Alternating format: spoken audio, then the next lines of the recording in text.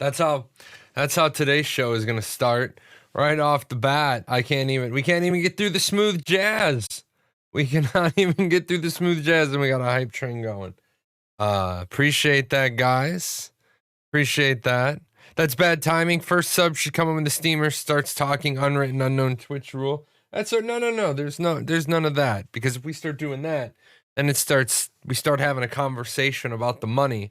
We don't want to have a conversation about the money. We just want to say thank you for it. I want to say thank you for it. By the way, look at that. Look at that nice. Oh, where is it? Look at that. That's the Paradox Gaming Network work shirt. Not a work shirt. Paradox Gaming Network shirt. I did the back. I think it turned out pretty good. So that's one of the things I've been working on. I want to thank you guys right off the bat. We got a hype train going. How is the new AC? Oh, look at this. You guys just throwing bits all over the place. Grumpy old man. Subscribing at T2. That pushes us up. This thing right here. This is the new air conditioner. That's the new air conditioner. It's about 3 feet tall. It works. It's loud.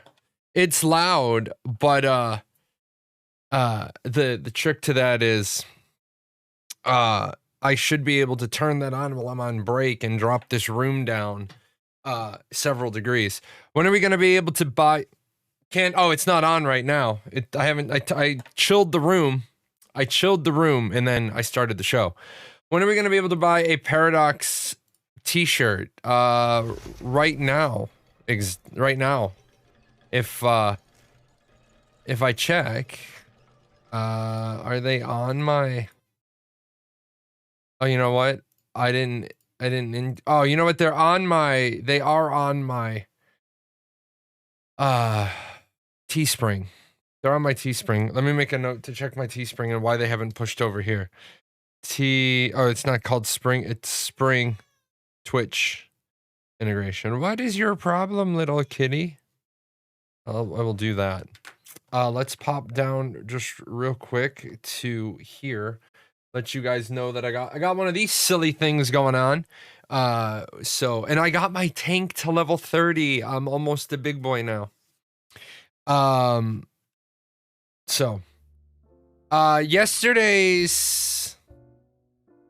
Yesterday's MMORPG article on the verbal NDA being lifted. Why are people so toxic and misinformed? It's sad how people have a hate boner against pretty much anything Steven does. Steven's not the only person. Steven's not the only person who's got the hate boner problem. Happy Pappy and I were here. Would you shush your face? I'm doing the show. You're the producer. I am producing. He's being bad. Happy Pappy and I were talking. People have a hate boner for anybody that they don't like, anybody that they can't be. Wolf Lover giving out a 5-pack. Oh, we're just starting with the money. The party never ends and the money never stops flowing around here. That's gonna pay for more jazz, guys. With that said, Happy Pappy and I were talking. If you guys have never gone to Reddit, probably a good thing. Some content creators would probably say, I need your help on Reddit getting bump ups. I'm gonna say this, just stay the hell away from Reddit. Reddit is the most toxic shithole of a platform I've ever seen. Because why are you on a Reddit?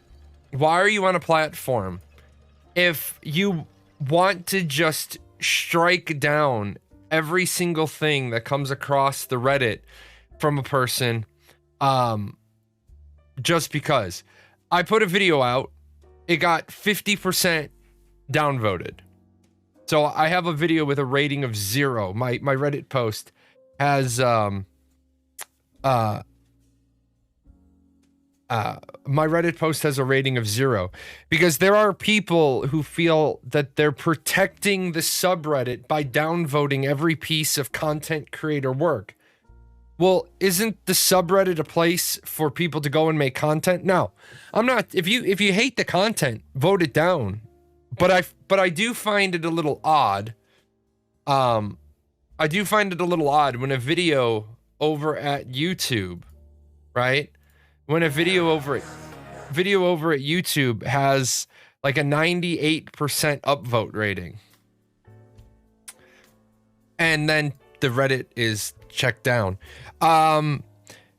People just downvote you by default because of your abrasive nature. I was going to say it's not abusive. Yeah, here's the thing.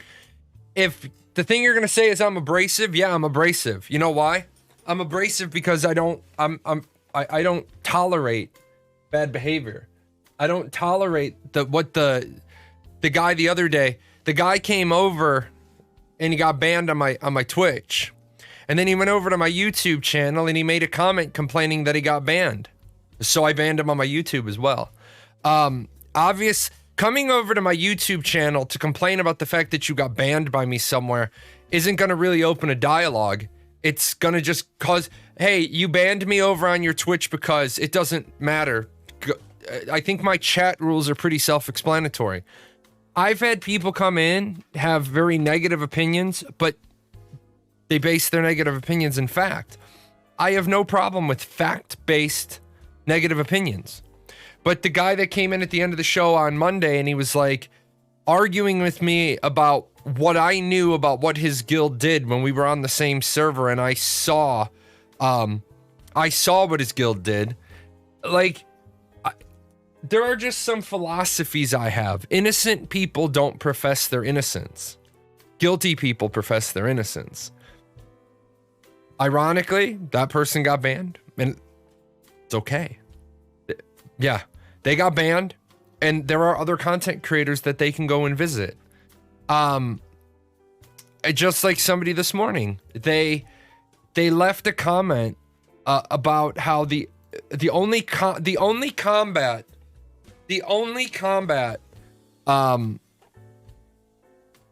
that looks good in MMOs is BDO, and that's fine. But there's a way to say I like BDO style action combat, right? There's a way to do. There's a way to say I like BDO styled action combat, and then there's a way to come off as a twat waffle. And the truth of the matter is that the guy says, all other combat is shit. Well, that's not going to be a good way to get like the majority on your side, because the majority of the MMORPG genre doesn't want BDO style combat. My Monday show will go on YouTube today. I didn't want it to compete with the video that I put out, because the video is performing very well. And yeah, it's like when people say that the genre needs to move to BDO style combat, I say, well, what are you basing that on? Because the two most financially successful MMORPGs are WoW and Final Fantasy. And then some people will turn around and they'll say, well, BDO and Fortnite, and I'm like, but BDO and Fortnite aren't MMORPGs. BDO and Fortnite are different games. It's like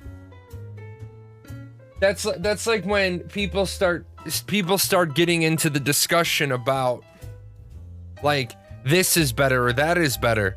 You know, why are there a lot of hot dog places right outside of sports stadiums? Because you leave the game, you grab a dog and a fry and a Coke for the train ride.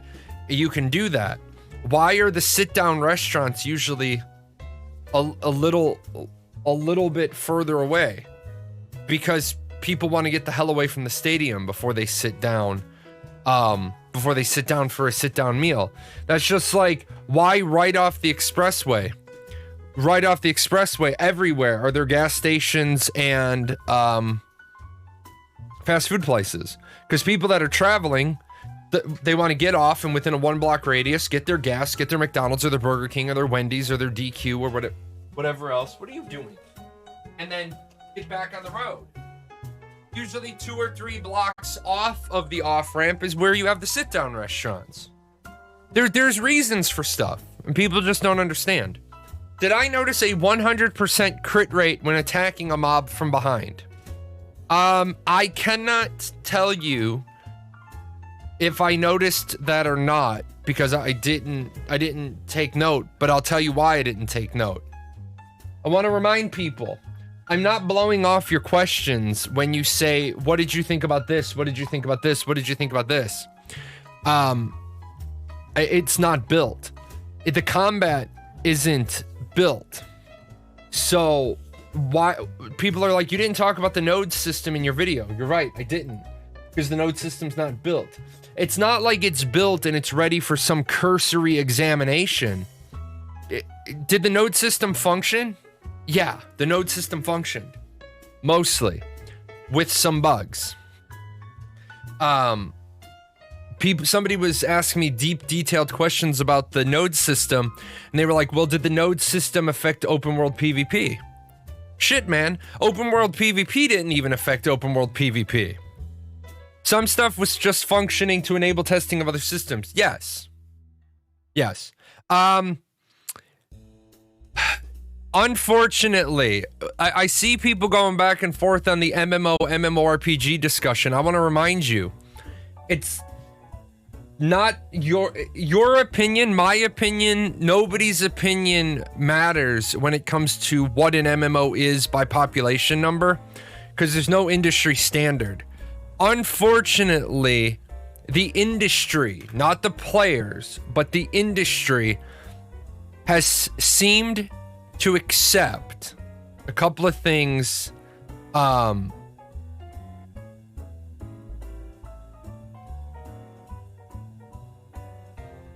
A couple of things. Number one, people, if it's a battle royale game that has 100-person matches, then that gets considered to be an MMO. Okay? That gets to be considered an MMO. Now, with that said, I don't have to agree with that statement. However, the industry says if it's 100-person free-for-all, then that's an MMO. Another one is that you don't have to have a bunch of people in one fight. You just have to have a bunch of people playing the game in different arenas. I will say this. I don't think Heroes of the Storm qualifies as a massive multiplayer online battle arena. But I will say that if the industry considers MOBAs MMOs, then until we get the industry to accept a common definition, we have to accept that there's MMOs / MMORPGs. And when it comes to MMORPGs, I think that genre has agreed upon thousands of players on a single persistent server. But you can't scream at the other guy and say your definition is wrong and be like, okay, well, where's the dictionary? And there's no dictionary. Node system was built just like most other things in the game. It's still an alpha though, so while it's there, it's not really functional. But that's not what they wanted to test, so it ultimately doesn't matter because those systems aren't fleshed out enough. Yeah, you're right.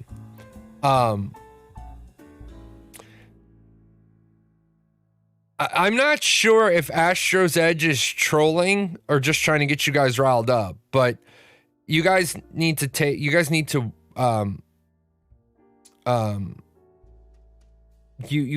to wait for the better bait. But MOBA stands for arena. Why would it suddenly be lumped into sandbox? First of all, nobody lumped it into sandbox. I don't even know where you got to that conclusion. And we were talking about the fact that you can put an extra M on the front of MOBA, massive multiplayer online battle arena, which is what some developers in the industry have wanted to do because they want to get covered under the MMO umbrella. There's no difference between MOBA and MMOBA. It's just arguing semantics over we want to be here too. The problem is people start talking about the differences between a nope, feet are on the board. It's sitting up straight. Had therapy yesterday.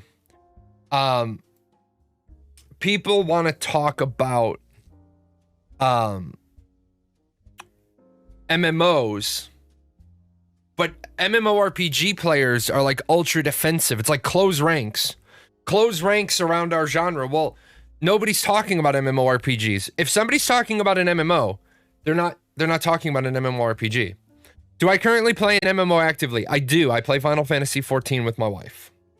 Final Fantasy 14 is like I play game. I don't make content on it. Now that I think about it, more players interact in the same map in a battle royale than in WoW and other theme parks. Yes, that is a very astute point. Other than to run my raids, I don't interact with other players in Final Fantasy. How's the wife doing today? She's doing okay. Her other condition that I'm not going to talk about, they are going to try a new thing to try to get her some relief, but it's really hard to troubleshoot what's wrong with my wife. Troubleshoot. You can tell I was a medical equipment technician, not a medical technician. Diagnose. The problem with diagnosing what she has is that they have to diagnose via treatment. The treatment and the diagnostic is the same. So take these pills. If you start to feel better, this is what it is. If you don't start to feel better, well then stop taking those pills and we'll give you something else to take. I mean, regardless of the RPG aspect, there's a big difference from Planetside 2 and Apex in my eyes. And that's fine. And you can, in your eyes, you can say this, that, the other. You can have an articulated opinion, but what you where that stops is where that stops is you telling the other guy that you can't tell the other guy that Apex isn't an MMO. You can say, I don't feel Apex is an MMO because even in that genre, other games have done it on a larger scale. Case in point, Planetside 2, 1,200 people. World record for the most people in a whatever they have the world record for. They don't have the record for the largest. They have the record for a very specific award. Planetside 2 is also persistent. That is also a difference. Planetside 2 is Planetside 2 is more a MMO FPS RPG. Massive multiplayer online first-person shooter role-playing game. Yeah, just like Defiance was. Defiance was a first-person shooter and an RPG. You can do that, but you got to make sure that then everybody accepts it. You don't want the first-person shooter community to not accept it and the RPG community not accept it. Good morning, and good morning. Let's see, where we at? Oh, headset was shipped out yesterday, one of the 4. Today I'll be giving away another headset to a US resident. Sorry, the rest of the world, I have to pay for the shipping out of pocket, and these headsets cost about 3/4 of the value of the headset to ship them anywhere but the US. Hell, shipping this to the US was $15. The headset's barely worth 4 times that amount. And I have a gift card, one last gift card to give away today. And then I'm out of that pack of 10. Also, if you're just joining us, welcome. I haven't pushed Monday's video over to Twitch yet. But I did make a video yesterday. I had the whole video done. Before I had to go into town. And there was a transition error, and then I couldn't get it loaded before I left. But it's doing really good. It's probably the best performing video I've had all year. Will there be sharding at launch? No, there will be no sharding in Ashes of Creation. There will be no sharding. Even Rift decided to go MOBA to supplement their lack of open world PvP. I'm not sure if that's a fair statement. I don't know. I'd have to dig deep. Was Rift's original plan to have robust open world PvP? And I'd have to dig real deep to remember that. I will say there was open world PvP in Rift. Except Rift was also half theme box and dungeon crawler, and the dungeons weren't open world. What is sharding? Sharding is where you have clones of an area so that people don't have to compete with each other. So you have, say, that's not the right one. The hell one did I open? You have those areas over on the left, those divine gates and the starter camps. Well, you have Shard 1, Shard 2, Shard 3. They all exist, and then people can move between them when populations get high.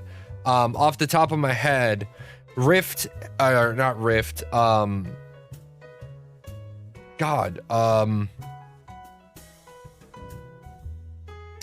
has it, Guild Wars 2 has it. When there's too many people in an area in Guild Wars 2,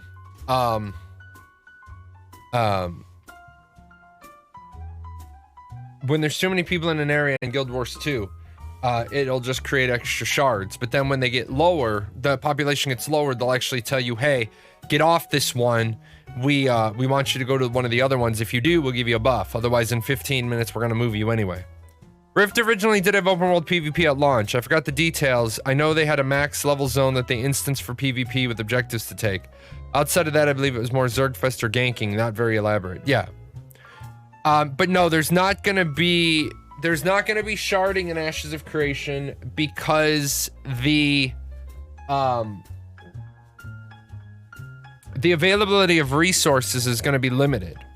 And when you do sharding, the problem is that if you're creating duplicate shards, then that means you're doubling the availability of resource nodes, which means your entire economy gets screwed because you're only supposed to have 500 iron ore available in an area, and now suddenly because you have a shard, you have 1,000 iron ore available in an area. And then you start running into the situation of well, how do we make it fun for the players? How do we make it fair? Okay, well, we won't put resources on any of the other shards. Well, what if a gatherer gets stuck on shard 2? They can't do any gathering. How is the player count going to be controlled? Good old queue times. Good old queue times. They're going to have 15,000 accounts per server, 10,000 concurrent players at launch, and then they'll do the standard MMO ramp up of how many accounts they allow per server. Herein lies the problem. Everybody wants to complain about queue times, but everyone wants to complain about population problems, and everybody wants to complain about their server dying, and everybody wants to complain about this, and everybody wants to complain about this. But the problem is there's no easy answer.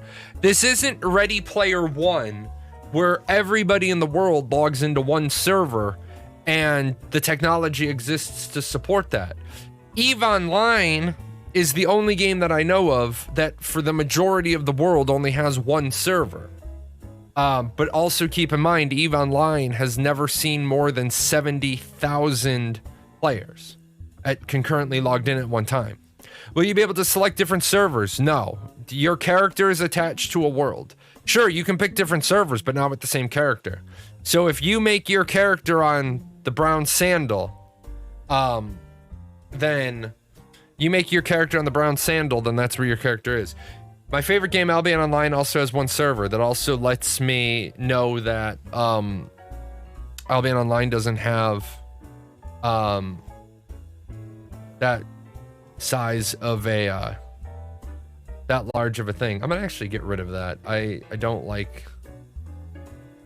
that at all. That's gonna sit there, but that's gonna be the last time that happens. I'm getting rid of that.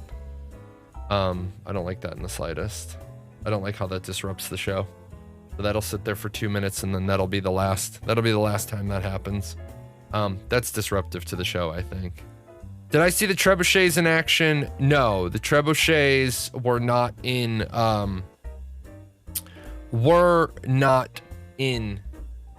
because sieges weren't in. A lot of people were asking, where were the sieges? Where were the sieges? Where were the sieges? Well, I'm actually really embarrassed by the quality of testers, right? I'm embarrassed by the quality of the testers. There were testers that said legitimately they didn't want to spend 20 minutes walking across the map in order to get to a lighthouse or get to a ferryman so they could go, they could get to the area where there's no rubber banding. I don't understand what people were expecting from a Western Development Alpha. Some of the ignorant ass comments that I saw on content creators' videos, my own video, the Reddit, different like MMORPG, different places. How many times could the developer say, this is a bare bones alpha, this is a developmental alpha, this is a Western alpha, and then still people are like, man, this sucks. I'm not going to take 20 minutes walking across the map. Okay, you're part of the problem. You're part of the problem. You don't want to spend 20 minutes walking across the map so that the developer can get data, can get video footage, or can get information. What do they have to fix? What do they have to fix? What do they have to, change? How many times did it have to be said it was a testing environment? Yeah. Steven could not have made it any more clear. Yeah. I saw somebody asking where the tutorial was. Yeah. First of all, Ashes of Creation is going to have a very, very minimal tutorial. Ashes of Creation is going to have a very, very minimal tutorial to begin with. They're gonna tell you, figure it out. This is, and you guys know I rate games on 4 things: graphics, soundtrack, ease of gameplay, and immersion. And ease of gameplay got me. My foot was off the board. Ease of gameplay. The camera is blurry. What is going on with my camera?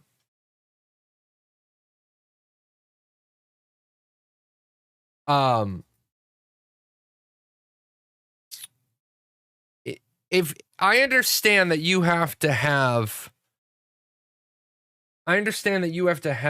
a player acquisition experience, right? You have to have some level of a player acquisition experience. But these people complained about everything. They didn't realize that things aren't going to work right. Things aren't going to work out of the box. You're testing. You're there to break shit. Is what you're there for. Why is that doing that today? You haven't been doing that lately. We'll just do that for the time being. Oh, hold on a second. Did you somehow?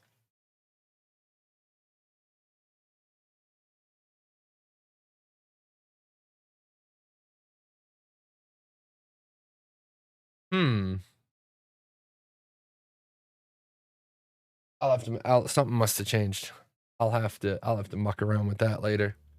See if I do that, if that fixes it. If my main character becomes a citizen in a node, what happens to my other characters? Are they automatically citizens of the same node as well? Yes. All of your characters must share citizenship. I asked this because I heard in the last stream that only one citizenship is available per account. No, if you heard that here, you misheard. You can only have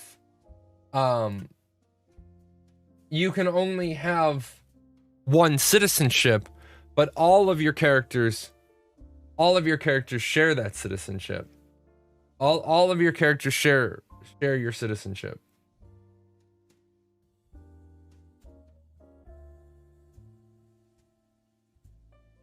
So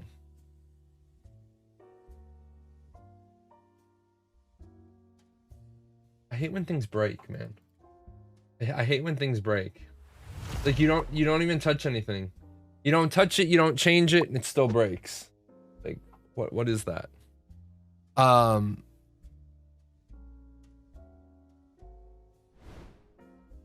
Was there something in the test you liked the quality of? Yeah, I liked the quality of the development. I like the quality of the development that they're actually doing iterations while we're there, while we're live, while we're they are talking to us while we're testing. This isn't, would you stop? Get down. This isn't a situation where you do testing over the course of a weekend and you never hear from the developers. We heard from the developers constantly. They're like, oh, what's happening? This is happening. Okay, let us take a look at that. Let us look into that. Let us make a tweak. Let us restart the server. So, will there be local pricing for countries which don't use the dollar or the euro? Some of them, but not all of them. And I want to say this real quick for the people who are like, but my country this, and my country this, and my country this. Remember, I get it that first of all, not every country has as strong of a currency as the euro. Let me back that up, because currency strength is a bullshit theory. Not every country has the buying power of the dollar or the buying power of the euro. With that said, Intrepid still needs to be able to afford to put the game up in your country. So some people are like, well, they can take their profits and they can make a localized server available for my country. And I'm sorry, but we got to have a little bit of a discussion there. That's a massive sense of entitlement. You want people in America or people in Europe to subsidize your server. When Steam can adjust prices, they can as well. Hold up a second. Hold up a second. Steam can do it because you're asking one group of people to subsidize you. This isn't, if you're going to come into the channel with that point of view, I want you to realize you're asking one group of people to subsidize your gameplay. You're also talking about two different things sometimes. Are you talking about an online game, or are you talking about a standalone game? Are you talking about a Cyberpunk, or are you talking about a Final Fantasy XIV Online? The reason I say that is a Cyberpunk installs on your computer. You play it on your computer. They've already built it so when they start normalizing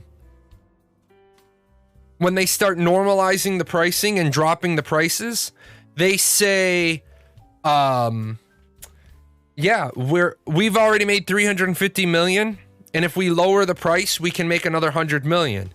After they make that 100 million, they say if we lower the price again, we can make another 50 million. Okay, I want people to realize this. Number one, if you can't afford $15 a month playing video games, maybe you shouldn't be playing video games. Number two, I also find it funny when people say stuff like, I want to be able to play Ashes of Creation. Oh,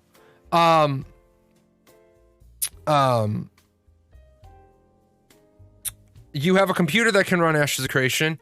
You have high-speed internet, fast enough to play Ashes of Creation, but you can't afford $15 a month.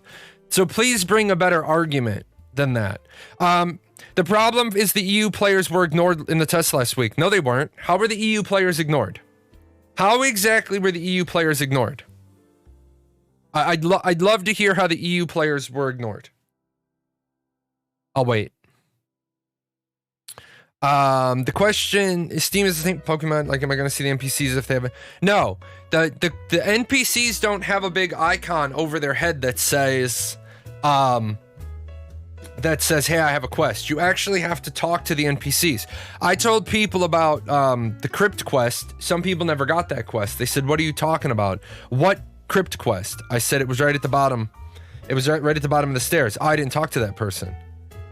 I have an off-the-wall question. If I wanted to play a specific race, but have the housing and armor style from a different race for roleplay interests, you can't.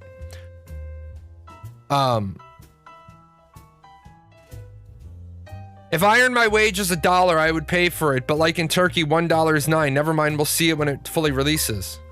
I mean... So basically what you're saying is you want Intrepid to subsidize your video game playing. Because you want them to charge 1/9 of what their cost is, or you want other players to subsidize your ability to play. I don't necessarily believe I agree with that statement. I agree that there should be some level of maybe price localization and price normalization, but here's the problem. You open a server in Turkey, what are people going to want? They're going to want localization. That costs a lot of money. They're going to want local native speaking GMs. That costs money. And so now all of a sudden, you're not even charging enough to break even. So that's called bleeding. You're bleeding profits out of one area to put a server up in another area. Yes, no, that's not. Yes, that is.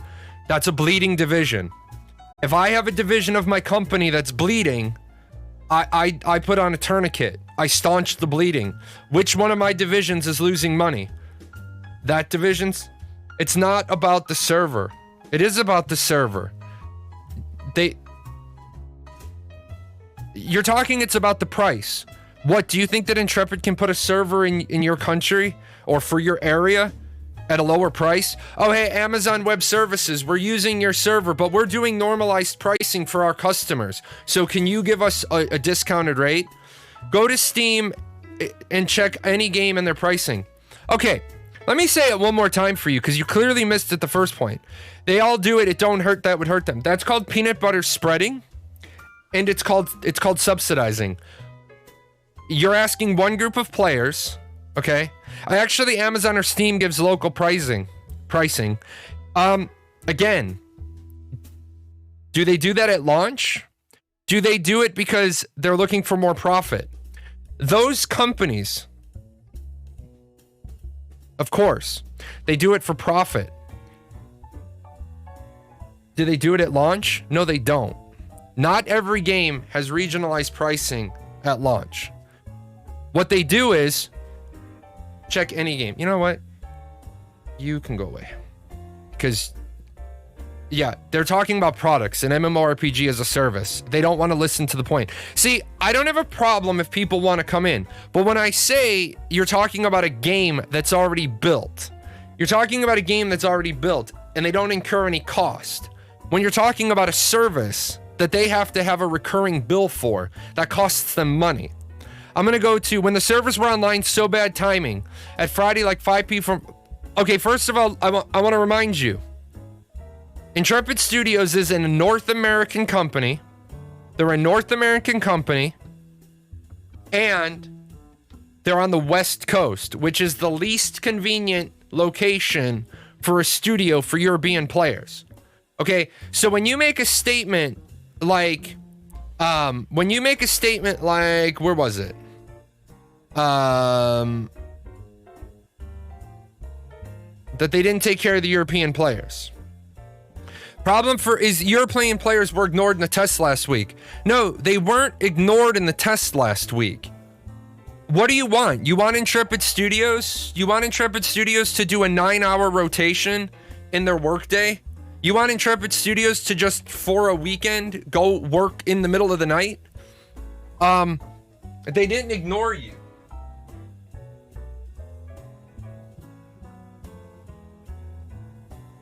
They did. It's like, this is the sort of shit. This is the sort of shit that, you know, pisses me off. On Saturday, they closed the server much faster than in Friday or Sunday, like 2 a.m. I don't know, because the server was broken? Because it's an alpha? Because the build was broken? So that, why can't they keep them online so people can play the game? Did you say play? You're part of the problem. You're part of the problem. They did X amount of testing. They got this. No, see, now you're changing it. Now, oh shit, he called me out. Now I'm going to say test. Here was Saturday. Here was Saturday. Here's all the data they had. They have all this data. Guess what they decided? You got the engineering team. You got the live ops team. And they're looking at all the data they have. And at some point they said, Steven, any more data is going to be irrelevant. I don't need any more data. I have all the data I need. I need to parse the data I have. I need to make changes. Guess what? It is a testing environment. It's a testing environment. We found a problem we need to fix. That's all Steven needs to hear. That's all Steven needs to hear. Okay, guys, you know what we're going to do tonight? We already have identified the problems. We want to go ahead and we want to make some changes. People are like, well, I should have been allowed to at least run around. Why? That's not the purpose of the test. Remember, every minute they have the servers up, they're incurring cost. They incur cost to have us connected. I'm sure Steven would love to just put the servers up and be like, play whenever you want, guys. Have fun. The point is, this is why I weep for our hobby. Because you make a statement like, I didn't expect to play the game, but to test the game. I watch enough of your streams or Steven to know that. But then why do you have the attitude you have? You actually said that they didn't respect the European community. I don't understand how you even get there. The European players were ignored in the test last week. No, they weren't. Just because you and your guild anecdotally only had 5 people play. I wish Z was here. Z rotated her life schedule. She rotated her life schedule to be up. I think she said 9 at night till 5 in the morning. She rotated her sleeping schedule to test. Not everybody can do that. Guess what? Not everybody should have jumped into an alpha test. But when you make a statement, see, those are the statements that gain traction. Intrepid Studios Intrepid Studios ignored their European community. I am pretty certain that Checkmate was online all weekend. You know, how many times did I start playing a game launch at midnight? Yeah. Use negative form questions and double interrogation marks, man. Regardless of what your intention, people will see that as attitude. Oh, absolutely. If you had said, why can't, that was a little, yeah, it was a harsh statement. Exactly. Now, if you said something along the lines of,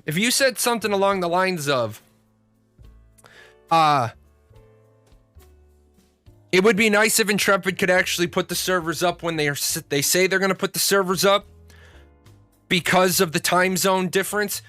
I would say I agree with you, but such is the nature of testing. It's the nature of testing. It sucks, okay? But this also isn't persistent testing. When we get to persistent testing, it'll be different. It'll be better. For most Europeans who usually CEST +1, it was from 9 p.m. to 5 a.m. Yeah, and I'm not saying that doesn't suck. I am saying that absolutely sucks, right?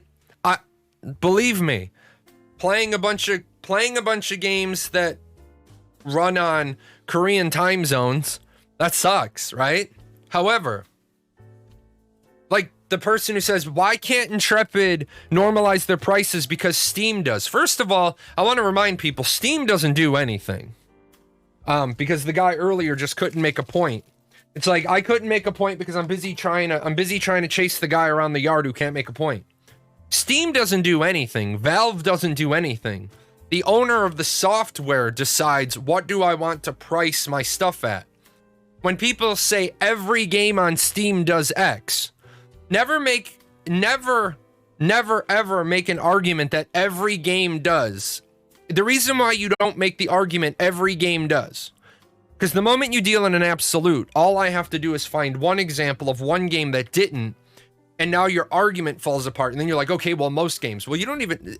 If you have to change your argument, your first line argument, then I get to hit you with, well, you don't know what the fuck you're talking about.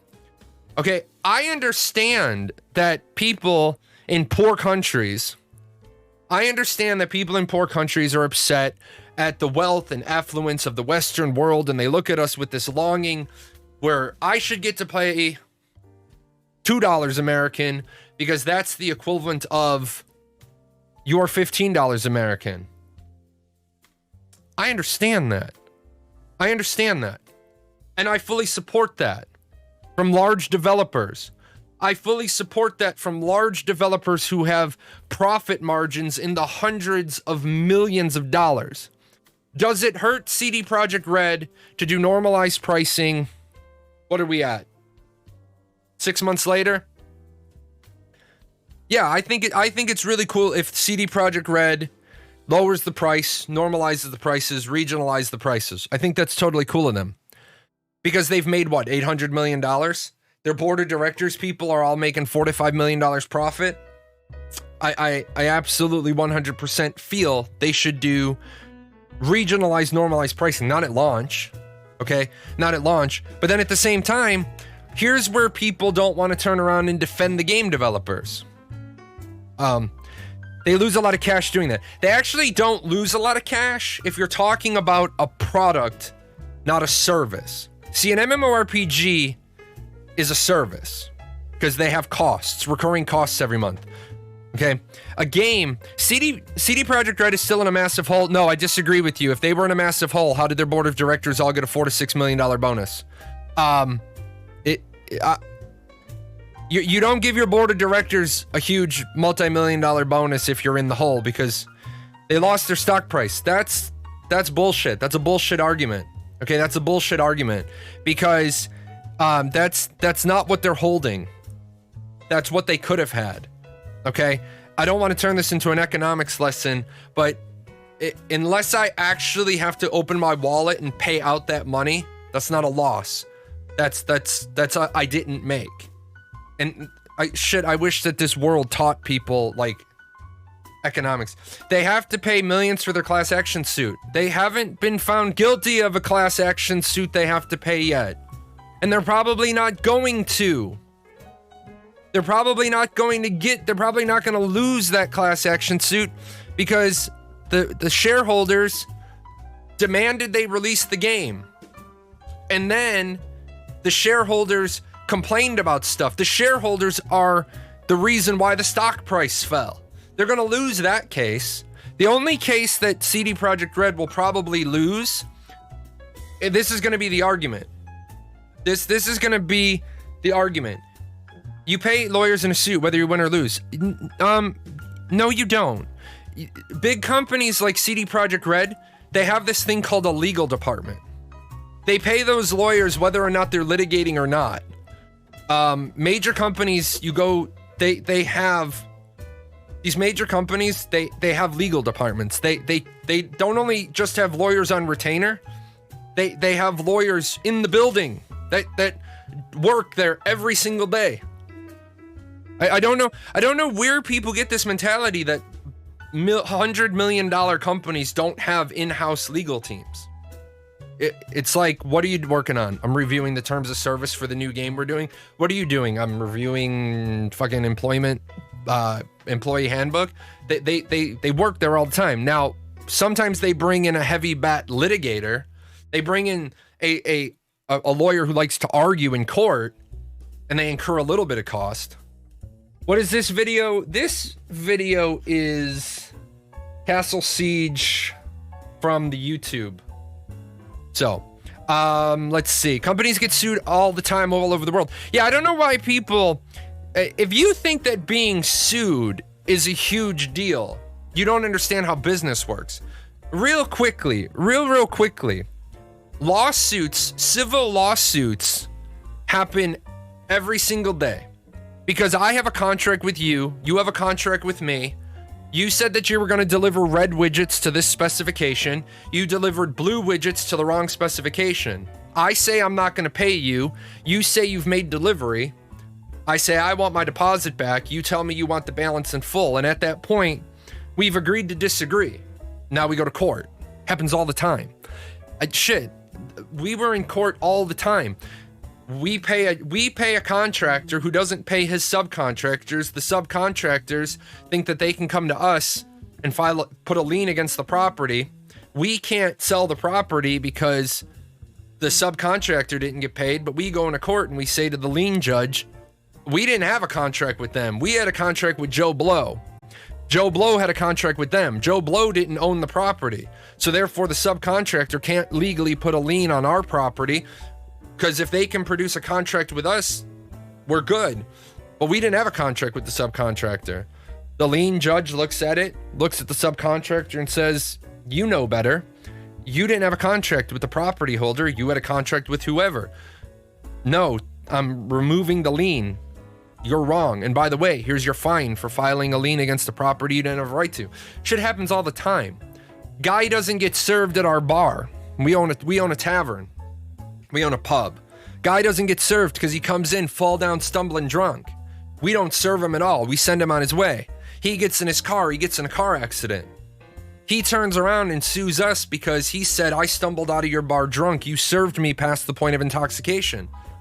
We walk into court and we're like, Your Honor, this is a stupid lawsuit to be having. We didn't serve him. He can't produce any proof we ever served him. We bounced him because he walked in intoxicated.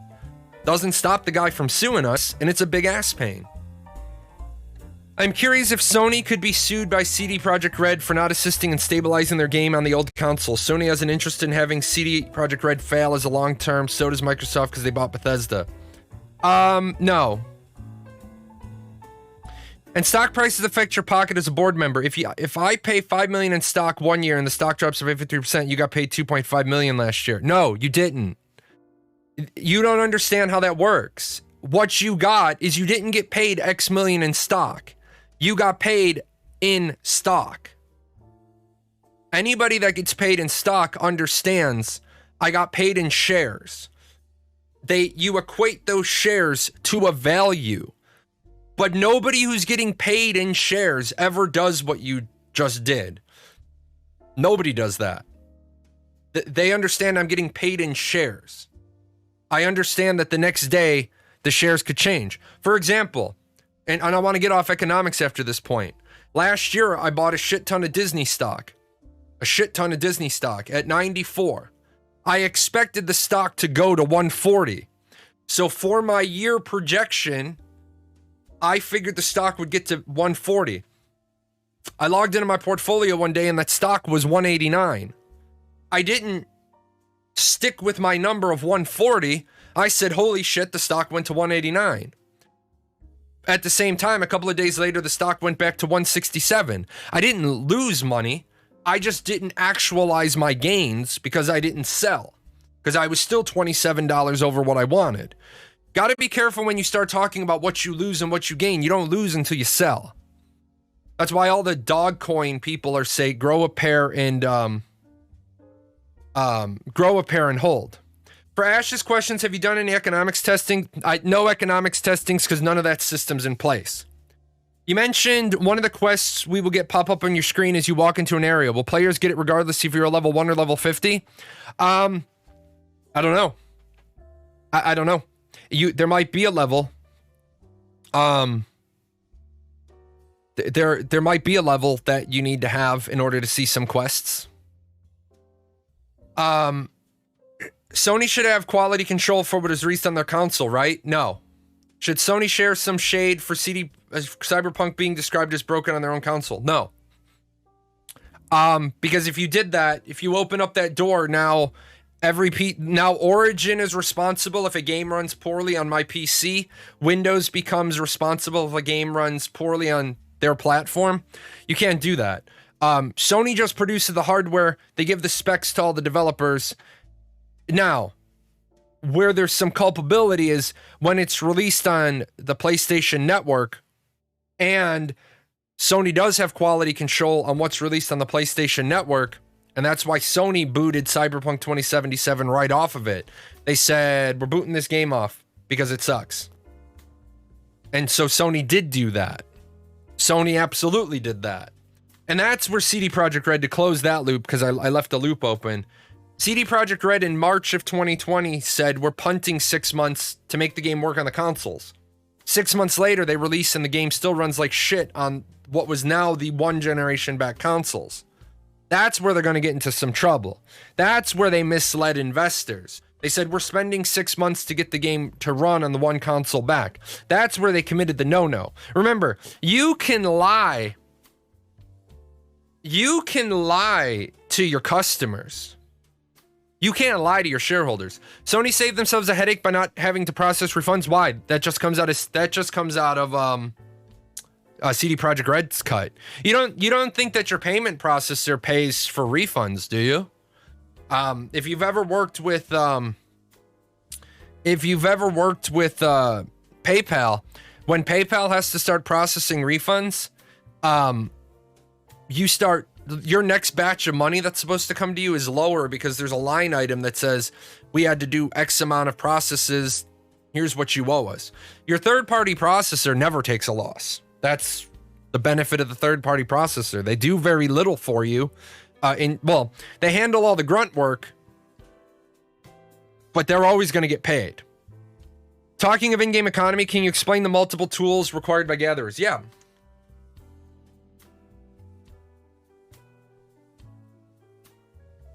So, one of the cool things was at the starter area, it was actually weird, and this is why I want to remind people, Ashes of Creation is a game that is in development. It is not final form, right? It is not final form. Went to the grocer to buy tools. It was weird. It was funny. Like the higher quality tools were actually on the grocer. There was, I don't remember the names. There was a copper pickaxe. There was a steel pickaxe. Iron pickaxe, and you needed a different pickaxe for what you were going to gather. There was a shovel, there was a cultivator, certain crops you could get, certain crops you could pick up if you had the right tool. Yeah, there was a diamond tipped pickaxe, but it wasn't in game, or at least it was tiller. That's it. Copper, iron, steel, right. And then Diamond wasn't available. Whether or not it would have been available at a level 4 node, we don't know. However, I also want to remind people that those probably won't be available at the vendors. Those will probably be a requirement for the crafter, and not the crafter, the gatherer to make. Remember, gatherers make their own tools. A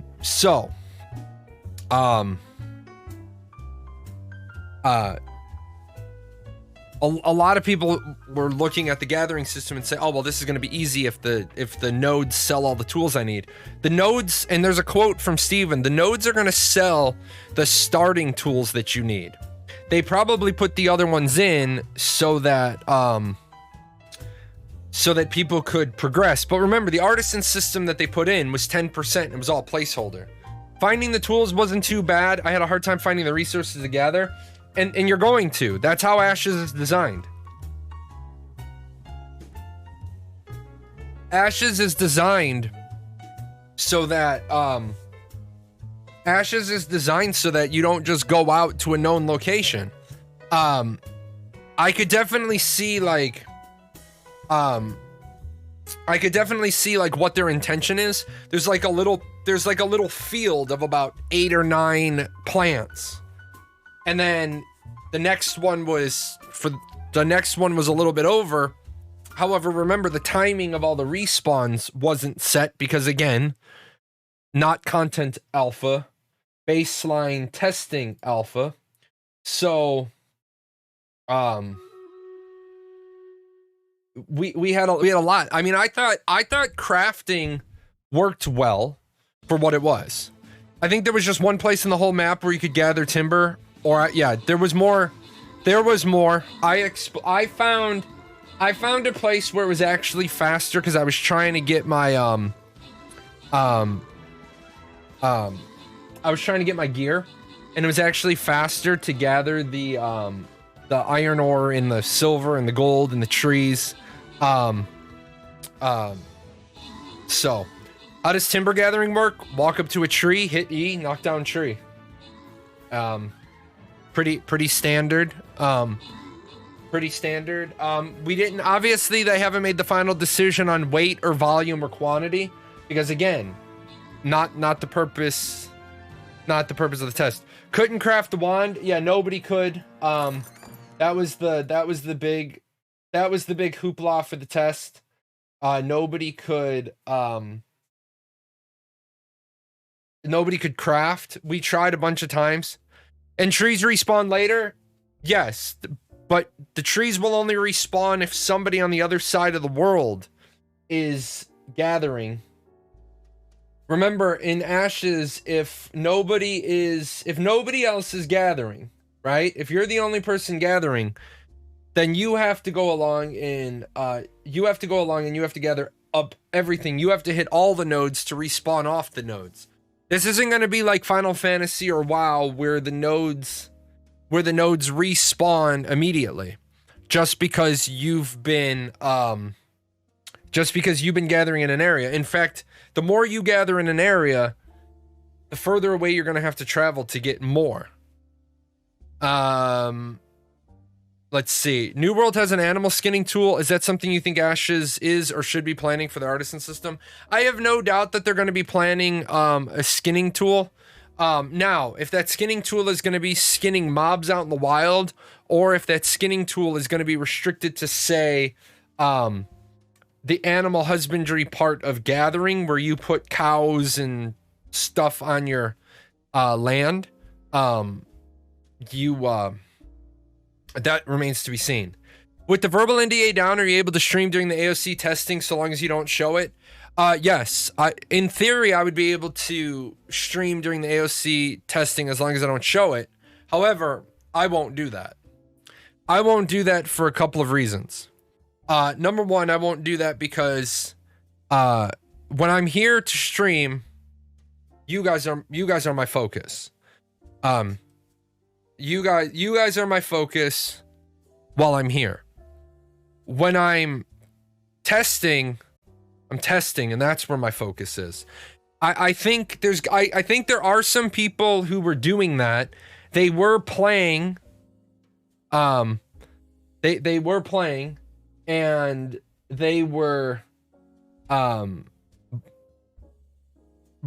breaking the NDA because they did get spanked.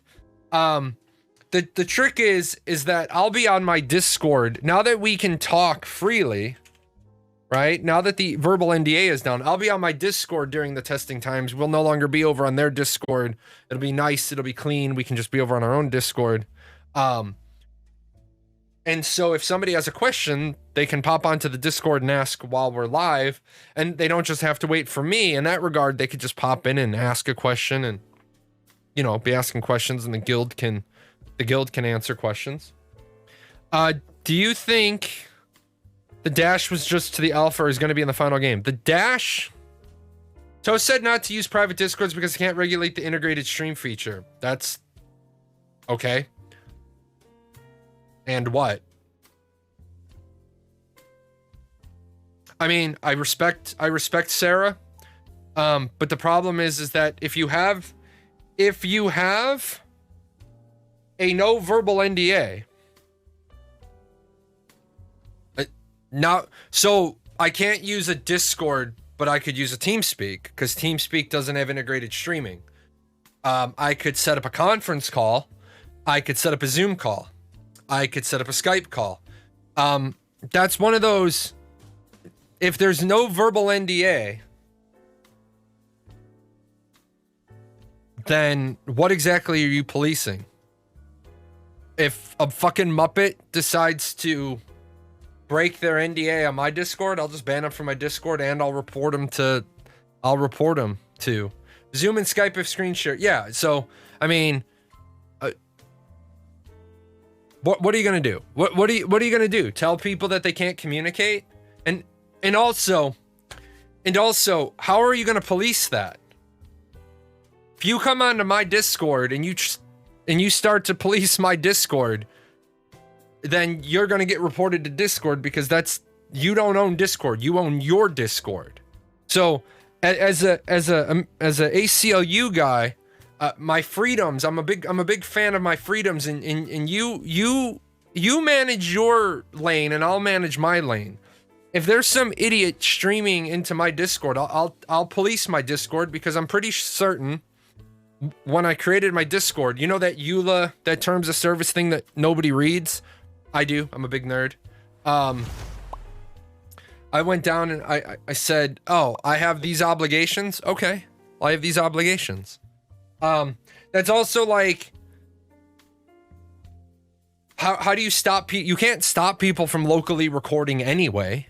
So it's like, hey, we're gonna stop people from smoking in the theater, but not people from, you know, lighting off highway flares. It's like, why are you policing the least of the dangers? So I did get a lot. I got a lot of feedback on that video. Most people have been pretty rational. There have been there have been some people whose behavior, whose attitude has just been off the wall.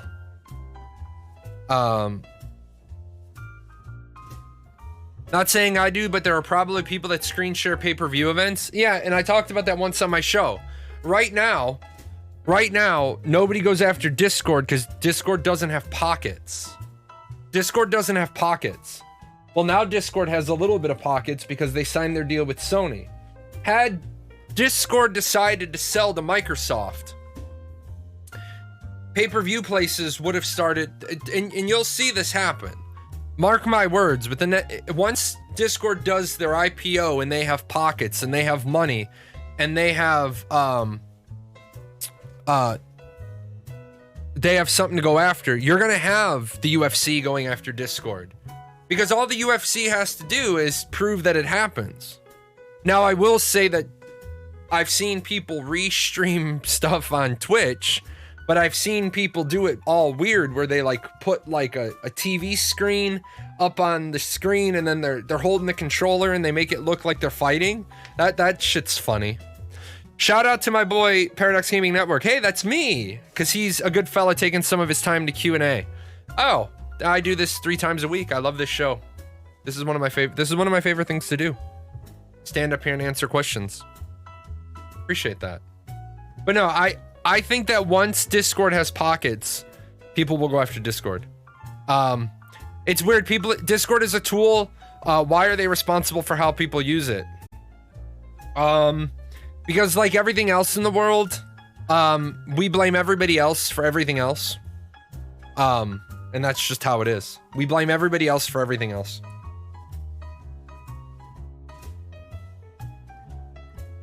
I mean, there's really unfortunately, there's no way to stop it.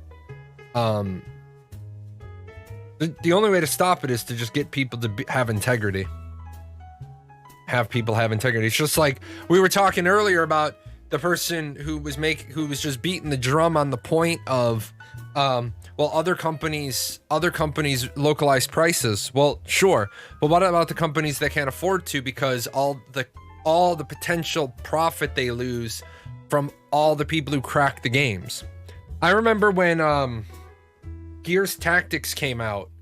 Gears Tactics was still in content creator evaluation. It was in content creator evaluation and somebody cracked the full game. So somebody got a content creator version of Gears Tactics and cracked it. So it was cracked before it was ever available for sale. I mean, you could take a video with your phone, not gonna blame the phone producer. I mean, I agree. Yeah, what? Yeah, when Gears Tactics came out, it was content creators were given Gears Tactics, I think, 2 days early, so that we could review it and so that we could get ready to showcase it off. And yeah, within the 2 days that it was in the content, it was in the content creator program evaluation period. Somebody cracked it and put it up on whatever, because I don't pirate games, because my brother's a software developer, so I sort of have respect for games. You know, all it takes is one person sharing their screen from Discord or a private Discord call or another account to toast or some shit, and you could stand to lose a shithole. Yeah, I mean, also keep in mind that you can see it on the lower left-hand corner. You can see it on the lower left-hand corner. They do have some logging. Also, keep in mind that even if you're smart enough to put a blur over your character name, there's not so many people that they can't figure out who you were. Remember, they're logging all the actions right now. So they can look at a video and they can see a series of events that you take, and they could be like, oh, that's the series of events you took? Oh, that seems to line up with the video we have. And then, you know, yeah, they can track you by your damage done and stuff. Absolutely. And, you know, yeah, the unique identifier moves around a lot. It does. Their backend must be generating gigabytes of data. It does. That's what's causing some of the rubber banding. Because they are parsing so much data. Do I know when we're going to see the next archetype video? The next archetype video should be Ranger. And it won't be for a while. And I'll tell you why it won't be for a while. Because right now, they're on all hands on deck with the baseline structure. They're not going to start adding more stuff to the test. They're not going to start adding more stuff to the test before they have everything going with what they have. So they want to do another test on the iteration changes. We're going to be testing again on tomorrow. Unfortunately, I will not be doing much testing tomorrow because I'm taking my daughter to see Spiral because we've watched all the Saw movies together. And then beyond that, I may have to move this show. I may have to move this show to a different time or a different day because, you know,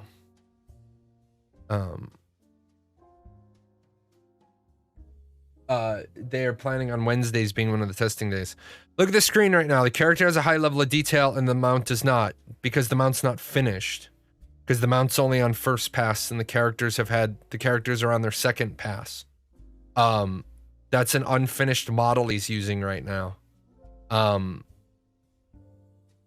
I guess it's hard for some people to understand the idea that there are multiple passes that has to happen. You work on an asset. The asset, it's like people think that all the graphics get worked on at the same time. Just like the people who for years they were like, just like for people that were saying for years and years and years and years, they're like, I don't understand why the faces are bad.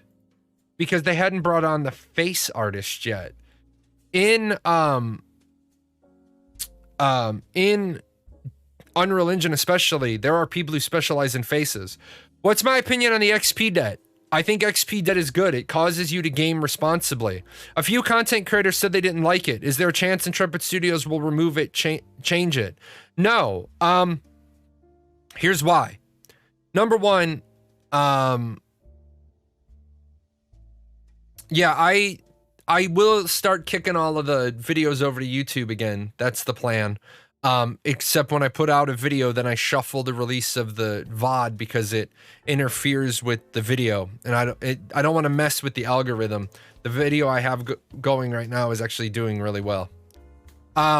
First of all, the XP debt is going to be there to stay.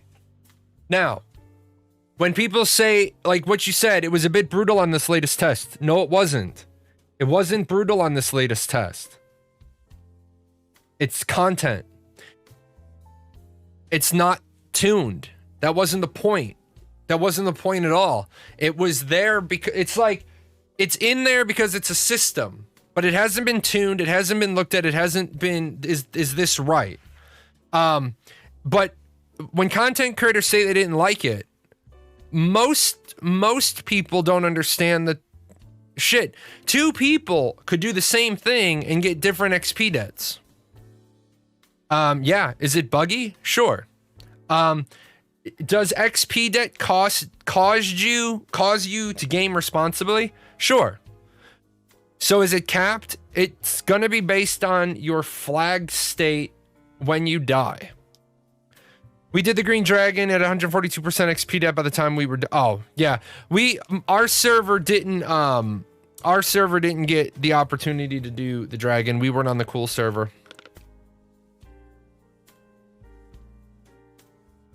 I had to get a caffeinated beverage today that wasn't coffee.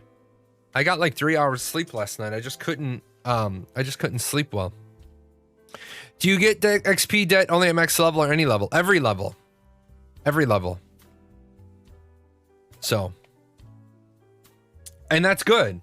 It's really, really, really good to have. It's really, really, really good to have XP debt, because if you don't have XP debt, then people just brute force shit, and that's never good. Do you only get XP debt when you die from PvP, PvE, or both? Both. Whenever you die, you get XP debt, with the exception of when you're in a PvP themed event. So if you're in a siege, arena, war, you don't get XP debt because the expectation is that you're going to die. But open world, you will die. Does XP debt dampen skills? Yes. On release, it will dampen your hit points, your mana, your loot drop rate, and your skills. I preferred the loss of XP versus debt because you could die after you leveled up for a free teleport back home.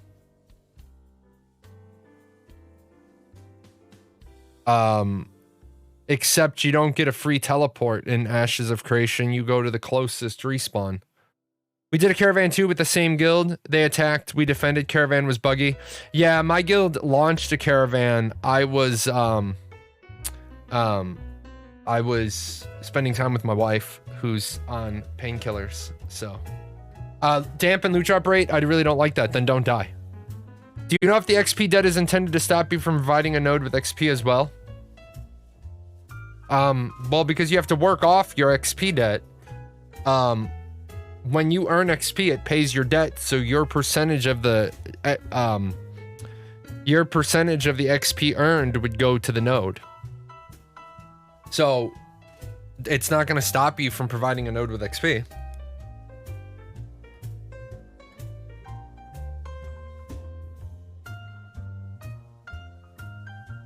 So, do you incur XP debt if you're resurrected? Right now, we're waiting for an answer on that. I believe the answer is you still incur XP debt, but the amount of XP debt you get if a cleric reses you is lower than if you respawn. And there will be, clerics will have res, bards may have res, but we're waiting for all those answers. But everyone gangster until larger, more experienced guild spawn camps you to loot drop hell. So first of all, if you're being spawn camped, why were you an asshole? Because I have found in 20 plus years, that the only time you get spawn camped is when you done pissed somebody off. And the only trick to that is if you're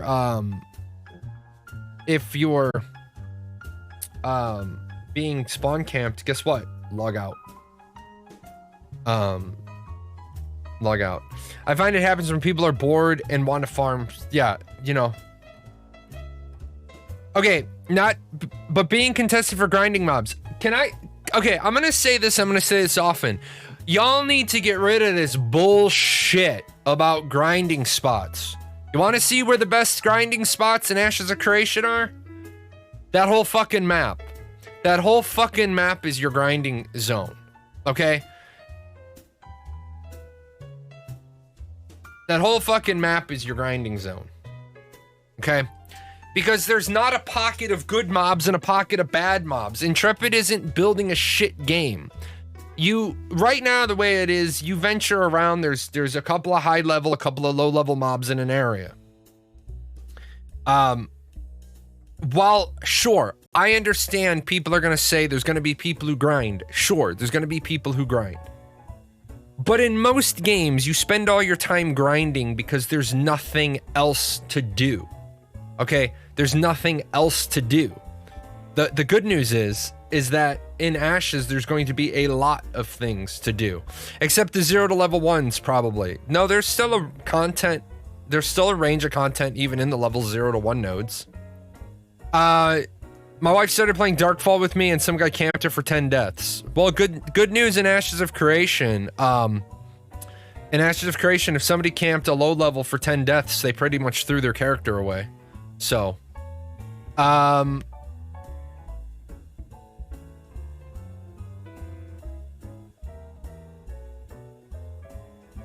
let's see. My only gripe about XP debt was the potion crypt quest. Curious what would happen. Drank the potion and died and got 40% XP death. Yeah, good. Did you read the book next to the quest giver? Because if you read the book next to the quest giver, you should have known not to drink anything in the crypt. Let's see. The crypt quest was not balanced yet? Yes, it was. Why are people calling this Alpha 1 testing when it isn't? It is Alpha 1 testing. I'm a little concerned. I'm a little confused as to why you think it's not Alpha 1 testing. Is it better to level up by mobs killing mobs or doing quests? Both. Isn't it considered pre-alpha 1 because of the day? Oh, if you want to get, I don't play that fucking buzzword bingo mental gymnastics. I don't play that. It's alpha 1. If you've already done your alpha 0, then you can't have a pre. Like, I called them out on that, and Steven didn't, Steven and company didn't like it, but then I turned around and I said, I really don't particularly care. Alpha 1 preview spot testing. Cool. That's fucking mental gymnastics. It's alpha 1 because it's alpha testing after your alpha 0. 95% of the time, I toe the party line. But when you start playing mental gymnastics, I'm just going to say no, it's alpha 1 testing. It's not alpha 0. It's beyond alpha 0, and it's beyond alpha 0, so it's alpha 1. If they didn't want it to be alpha 1, they should have called it alpha 0.9, and I said that on their Discord years ago. What about novice protection from level 1 to 5? No, why? Because then somebody will say, well, why not protection from 6 to 10? And then why not 6 to 15? And then why not till 40? It's a game that you're capable of being killed in. Get used to that from day one. You're not walking into a petting zoo. You're walking onto the savannah. You need to be ready to fight and run and juke and jive. Let's see. Pre-alpha equals internal. Technically, no. Even pre-alpha isn't actually a design state. If it's internal, it's either called internal, it's called tech testing, or it's called F&F testing. So this is the problem with people just creating words for marketing purposes. You either have tech testing, you have friends and family testing, or you have internal testing. So yeah, there was no pre-alpha internal testing. It's always ongoing. There's no pre-alpha internal testing and then it just stops. Yeah, they're always doing internal QA testing. At the end of Alpha 2 and before the betas, everything should be in the game, right? With the amount of remaining things to implement, how long do you think Alpha 2 will last? Over a year? Well over a year. We won't even get to Alpha 2 until the end of the year, and then we'll probably spend all of 2022 in Alpha 2. I understand the PvP mechanics and corruption. Is it possible for someone to build up corruption and then just have one of his friends kill him to reset it and keep killing? Sure, except a couple of problems with that. And I'm gonna give you some reading material because this is a classroom and I am a jerk of a instructor. I want to make sure that people understand this. So yeah, there is a lot to the corruption system. So say you kill 10 people and you get, I'm gonna make up a number here, and say you kill 10 people and you get 500 points of corruption. And then your buddy kills you. You cleared your corruption, but now you have a death penalty of 300 to 400% what a normal player takes. And so now you have to grind up that XP to get back that negative XP to get your character back functional as a level 50. So you're a level 50, you go on a murder spree, you get a bunch of corruption, then you die. You might only be a functional level 49. You're still level 50. But you're only functionally level 49. And now you decide to go kill 5 more people or 10 more people. Well, because you already had 10 murders on your soul, those next 5 murders give you more corruption than the first 10. Then you made a mistake and you killed a low level, and holy shit, you got a big murder penalty for that. So eventually, if you're trying to live that red life, you're going to find that your character is no longer effectively a level 50 or a level 49.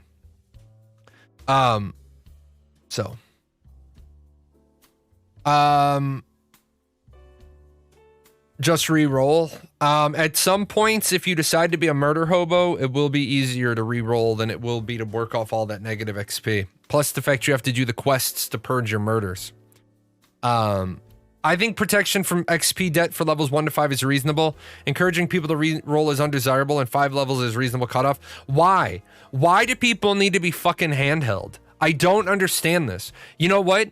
You don't want to die? You don't want to incur XP debt? Don't fucking die. It's not like content at level 1 to 5 is going to be so riveting and so challenging that you're going to die a lot. So, I mean, I don't want the shit watered down. Also, if you die at level 2 and you get a death penalty at level 2, it's going to be a couple of XP. Holy shit, what's this red bar? Boom. It looks like you've died. Hey, traveler, it looks like you've died. Let's take a minute to introduce you to Death XP in Ashes of Creation. Click, click, click, click. Okay, got it. Don't die. In fact, I would almost go so far. I would almost go so far as to say they should kill you at level 1 or 2. They should straight kill you at level 1 or 2 so you get the here is death XP. If you hit max level, could you potentially lose level due to XP debt, or is XP debt only for future gain, not previous gain? You can't lose your level. You cannot lose your level, but you would no longer function as a level 50. If you decide to brute force a dungeon and you get a bunch of deaths, you might leave the dungeon, you're still going to be level 50, you can still wear level 50 gear, but your skills won't be that of a level 50, your HP pool won't be that of a level 50. It's more like gaining negative levels than losing levels. It's not gaining negative levels, it's having debt against your stats. Oh, if you were level 50 with no negative XP, you'd have 50 intelligence, but you now have 47 intelligence, and you have 200 missing hit points and 100 missing mana, and your loot drop rate is 3% affected. Get out of negative XP. Gear has level requirements. Yes. Negative levels as in the D&D PF term. I don't like using specific terms because not everybody plays D&D and not everybody plays Pathfinder. So I don't like to just grab random terms. I like to say, let's just explain it. I like to explain it without giving an analogy to something that not everybody's going to explain. Everyone's going to understand. This is something I have concern because players are really diverse in difficulty. In most cases, players want things easy, and some MMOs usually tend to nerf and cater the majority voice. I hope Ashes stays challenging and satisfactory. It will be. I don't think that's anything to be concerned about. Are those XP debt debuffs in the alpha yet? Yes. Those XP debt debuffs. No, the penalty. Okay, here's the answer to your question. If you ask me if a piece of content is in Alpha 1, the answer is no. If you're asking is a piece of content in Alpha 1, the answer is no. Because even if a piece of content is in Alpha 1, even if it's in the version we're testing, it's not the final version. It's a placeholder version so that we could do what we did this weekend. So, is this in? No. No, it's not in. It's not in. Because it's going to change 15 times between now and launch. Hell, it's going to change 15 times between now and Alpha 2. When's the Alpha coming? July 9th, right? I'll be able to stream it on July 9th.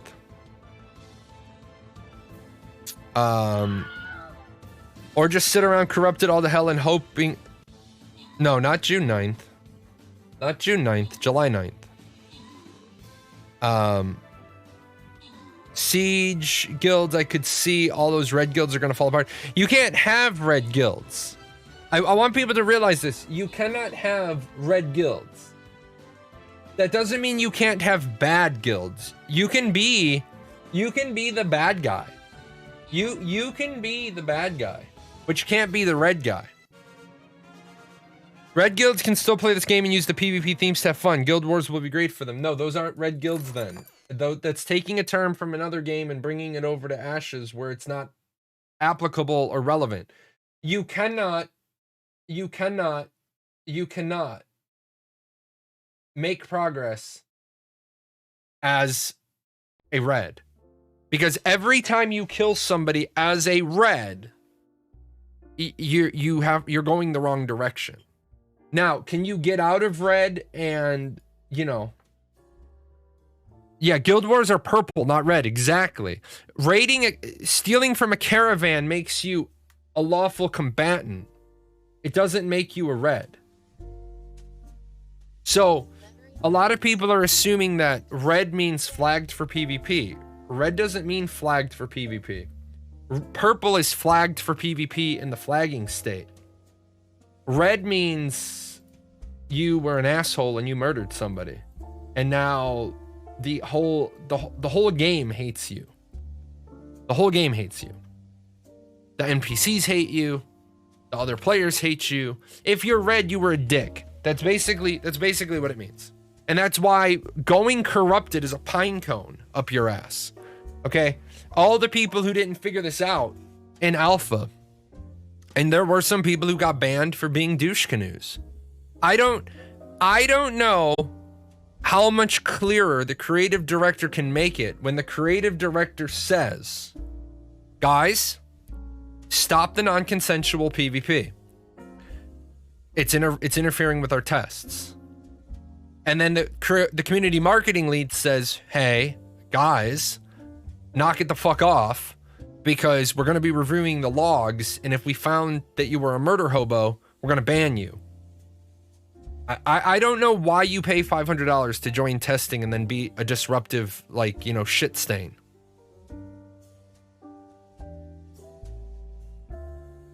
Do I think the art aesthetic will change much? All the characters look so human.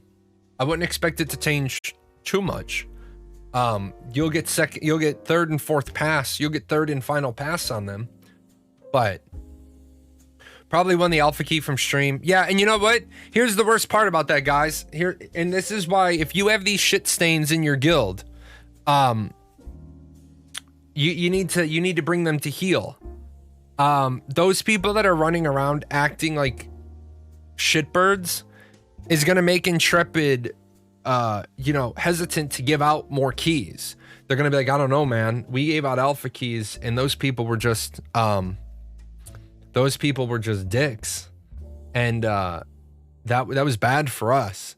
Like, hey Jay, I know we told you if you got back in the content creator program, we would give you some beta keys to give to your audience, but man, we're not sure we can do that. Speaking of which, there's my coherent, organized fashion thoughts on Alpha 1. Typically in those guilds, there would be rotations on who's red, while there's always greens, and people who were previously red will work off the debt corruption. That's not going to work. So I've heard people make this argument that we're going to rotate who's red. Really? You're going to rotate who's red? So you guys are going to take the time every day? This is the thing. You're going to take your time every day, number one, to flush your reputation. Because remember, Ashes of Creation is a game of not only PvP consequences, but social consequences. So you're going to take the time to be a PKing guild, and then you're going to have to deal with all the social repercussions that come with that, all the political repercussions that come with that. Number two, how are you going to stay ahead of the people that you're picking on? Because every day while you have to run around and do quests to clear all your murders, and you have to grind extra mobs to get rid of all your negative XP, they're making positive progress. So remember, you might live in one of the areas of one of those circles, right? You might live in one of those areas. More specifically, you might live on the southern continent, okay? You might live on that southern continent, but your guild isn't the mayor of any of those nodes. So how do I punish your guild because your guild is a bunch of shitbirds? I talked to the other two node mayors on the southern continent. I said, hey, this is a list of 5 names of the guild leader and their officers who are just shitheads. Make them enemies of the state. And now the next time your guild leader and your guild officers log in, they're red to every citizen who lives on the southern continent. Which means we can attack your guild leader anytime we see him without penalty. But you need to flag in to attack us. We're greens killing your guild leader. If you flag in to kill us, you get corruption. Imagine how that's going to work. And now I want to go with a better statement. What if it's not your guild leader and your officers? Because if you have a guild that's running amok in shit stains, that's probably led by shit stains. What if you do it to their care bearer arm, their logistics arm? What if you do it to the people that are online during the day? You cause them to bleed members. Hey, you got these people that are online during the day, that the rest of that guild isn't there to protect them. Oh, we'll just declare them enemies of the state and just drive them off the continent. So when is PvP okay? PvP is okay in any of the 8 PvP themes. Okay?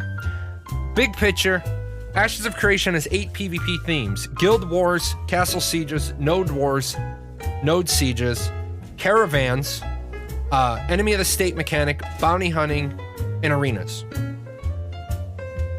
So those, yeah, I gotta retrack this audio. I'm getting the other 4 songs this week, and then I'll rebalance everything nice and neat. So you have 8 PvP themes. That's when PvP is okay. When's another time that PvP is okay?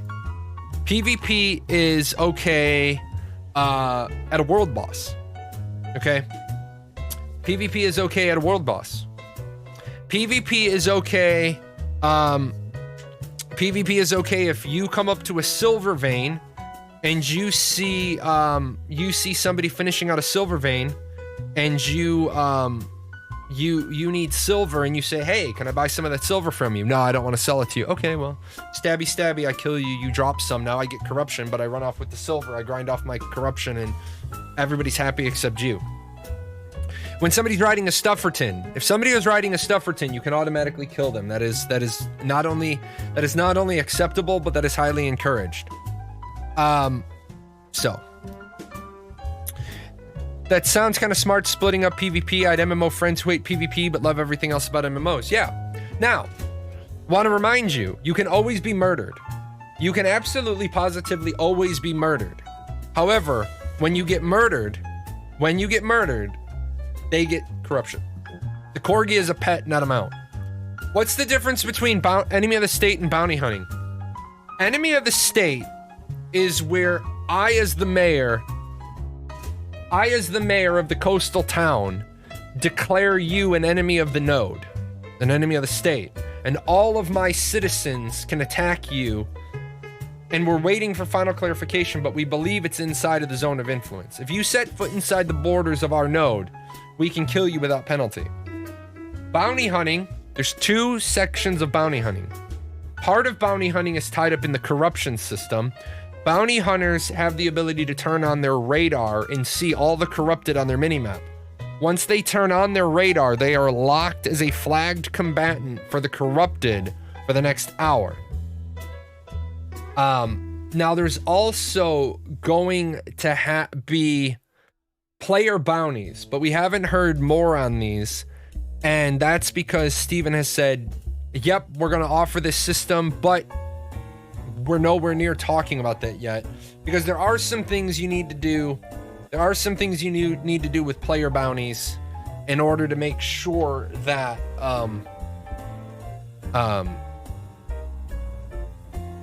it's not abused. EVE Online player bounties was abused early on in the first few years. Like, you get a bounty on your head of like 100 million. So you just jump into a clone with no implants, fly up to your alt kills you, pods you, sends you back to the station. You get $100 million-isk bounty, and it costs you nothing. They ended up changing it, so if I remember off the top of my head, you couldn't clear your bounty on 1 kill. It was a rolling thing, and it was based on a percentage of the loss you took. So if you had 100 million bounty on your head and you died to a mega clone, you only took that value of the bounty off your head. Why was that a big deal? Because if people saw that you had a bounty, sometimes they would intentionally try to pop you just to get the bounty, even if they lose their ship in high sec. They were going for the pop. So Oh yeah, can I rant for a second? I want to rant for a second. It has nothing to do with game. Has nothing to do with the game. I want to rant for a second. We talk about medical insurance and health insurance on the show all the time. I have dental insurance. My kids have dental insurance. Fucking dentist's office calls me yesterday and they said, we've contacted your dental insurance and they say that you don't have coverage. I said, but I do have coverage. And she says, well, I called the number and it was disconnected. So I looked around and found a number. I said, hold up a second. You think that a major dental provider's phone number was disconnected? I said, this is the federal retiree dental program. And you think their phone number was disconnected? She's like, well, I'm going to need you to figure out what's going on. And I said, okay. So I called my dental insurance. I said, this is my name. This is what's going on. And she's like, Jahlon, you have coverage. Your kids have coverage, and nobody has made any nobody has filed anything against your account or your kids' accounts. So I called back the dentist's office. I said, so you have denial letters for my explanation of benefits? And she said, yes. I said, where the fuck did you file them? And she's like, excuse me? I said, where the fuck did you file them? And where are you sending my personal information? Well, to your dental insurance group. No, you're not, because I just called them and they haven't gotten anything from you. They don't even know who you are. Well, I talked to somebody. No, it's not a scammer. It's the dentist's office. It's the same people I call to book the appointments. So she says, well, you're going to have to figure out. And I said to her, no, respectfully, you're going to have to figure out, because I know what my insurance policy says. You can't pass the bill on to me, because if you pass the bill on to me, I'm going to file it as fraudulent billing. Sounds like a you problem. Sounds like you need to do your job. Here's the phone number. You call them. You call them. Providers prefer cash over dealing with insurers? No, they don't. They absolutely do not. They absolutely do not. They love to take people with insurance because then they negotiated their rate. That's the big thing about insurance. Insurance isn't about having somebody else to pay the bill. Insurance is about having somebody to negotiate the rate for you. So, I've been licensed insurance sales for 9 years. Anecdotal evidence is great. You've been around my channel long enough to know that. Might want to be careful, because if you're about to base an argument on I've been licensed insurance sales for over 9 years, I'll turn around and I'll turn around and tell you, we have doctors in my family that have been doctors their whole lives. And I'll tell you right now, my cousin who's been a doctor for 25 years doesn't prefer cash patients. You know what the problem with cash patients are? They don't like to come in until they've got like 900 things wrong with them. You know what the problem with cash patients are in the medical field? It's really hard to get them any, isn't using your cousin. Hold on, we'll get there. You know what the problem is, you know what the problem with cash patients is? It's really hard to send them over to a diagnostic center to get any testing done. Because you know what the diagnostic center wants? Cash up front. Go into a diagnostic place and say, I'm a cash patient. You know what they're going to tell you? Yeah, we need about $5,600 from you before we'll even draw the blood and do the tests. Follow that up. I'm ex-military medical. My wife's ex-military medical. Yeah, $5,600. I am going cheap. I'm just assuming it's basic blood work.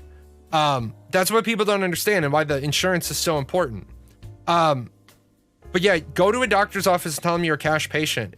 You almost will pay more than a lawyer retainer fee, especially if you have to go get blood work.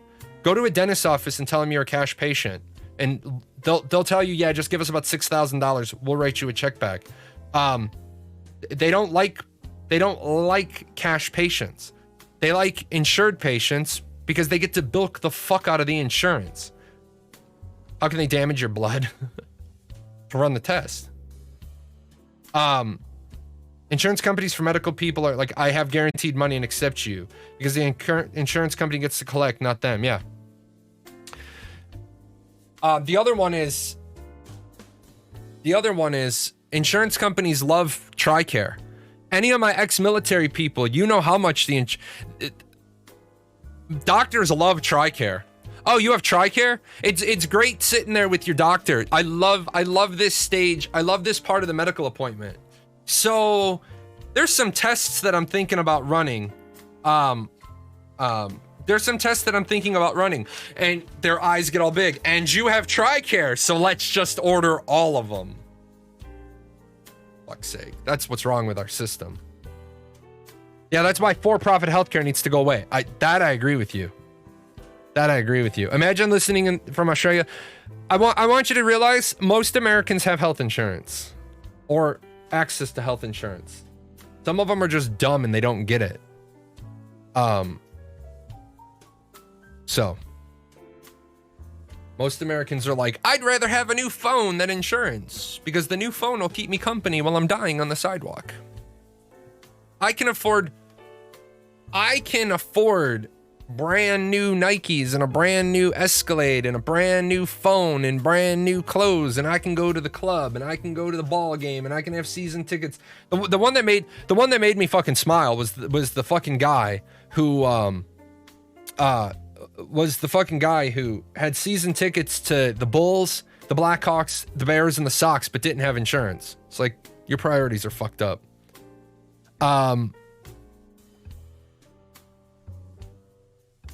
Yeah, the VA is fucking horrible about that. The VA is horrible about that. That's why I don't use the VA. Anyway, jumping off the whole do your fucking job, people. It's like, do your job.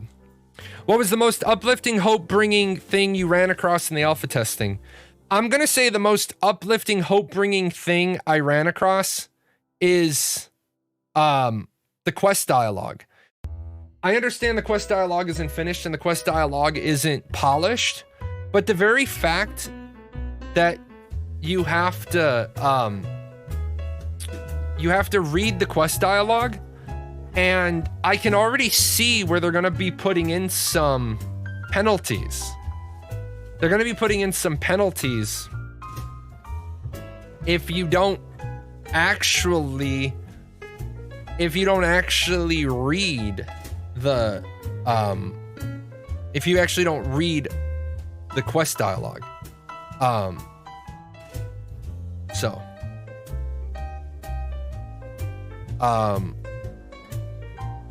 Was there religion in some of the quest lore? No.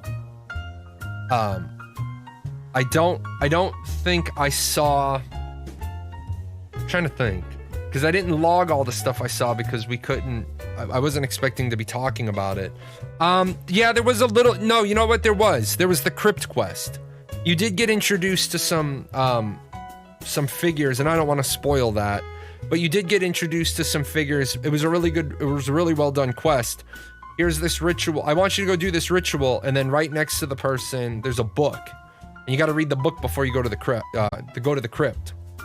Do you think they'll implement quests where if you choose the wrong dialogue option, you'll be unable to do the NPC quest? I hope they do. I really hope they do. I hope that if you go to do the ritual, and you haven't read the ritual book, I hope that the answers aren't even visible to you. It's not just like we had a quest where you had to go and use a compass, and you had to go track down these points and use a compass. But the truth is you could just brute force it by picking. I hope that they turn around and they say, no, that's a failure. I hope you actually have to go to the place and use the astrolab and get the answer right. Or he says, no, go do it again. Because it's not like they were hard. It's not like they were hard. Most of them were like only one right answer. The other two were clearly wrong.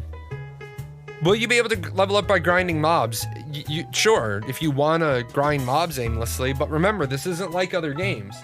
You could have a high XP per hour rate grinding mobs, but you're going to have a low income per hour rate, because you're going to get XP, but your bag's going to get full, and you're not going to be able to carry any more gatherables. So, sure, you could have high XP per hour and not high gold, not equal out gold XP per hour. That was just like if all you needed to make gold, you went and you hit the resource nodes so that you could sell the resources to the NPC for gold. High gold per minute, but low XP per minute. Are mounts hard to obtain? Again, that's content, and I don't want to give you any insight into that. I will tell you that you can get a mount very early on. You can get a mount very, very early on. We didn't have the mount vendor in the starter area, which Steven said at one point was going to be there.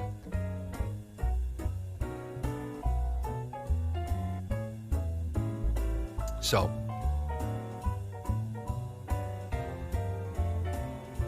I'd rather it not be you lost the quest and you're done, and it be that both choices reward different quests.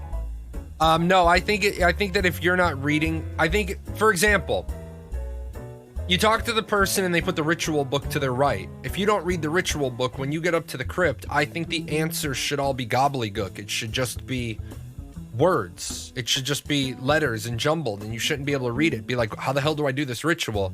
Because you couldn't be bothered to read the book. I think if you fuck up the ritual, then the ritual should fuck up. You should go back to the quest giver, and the quest giver should be like, good job, dumbass.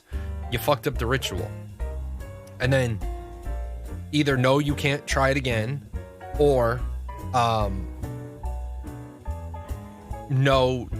you can try it again, but you get, I think there should be negative XP for failing quests because you couldn't be asked to read the quest stuff. That's just me. Yeah, we got mounts in level 3 nodes. Not sure it's how gonna work in the actual game. I know that you're not going to be able to buy all those mounts in a level 3 node, or a stage 3 node. A lot of people don't realize those are just there so people can see the skins. Steven originally said that you would get your first mount in the starter camp. Again, that's content. It's not there. So, not sure about negative XP versus not rewarding the XP for the successful completion, already sinking time. No, give you fucking negative XP because you couldn't be bothered to read the book.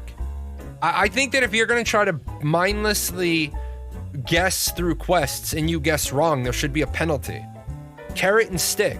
I also think that it would encourage people to actually pay attention. If you, and the thing is nobody forces you to quest. Nobody forces you to quest. You can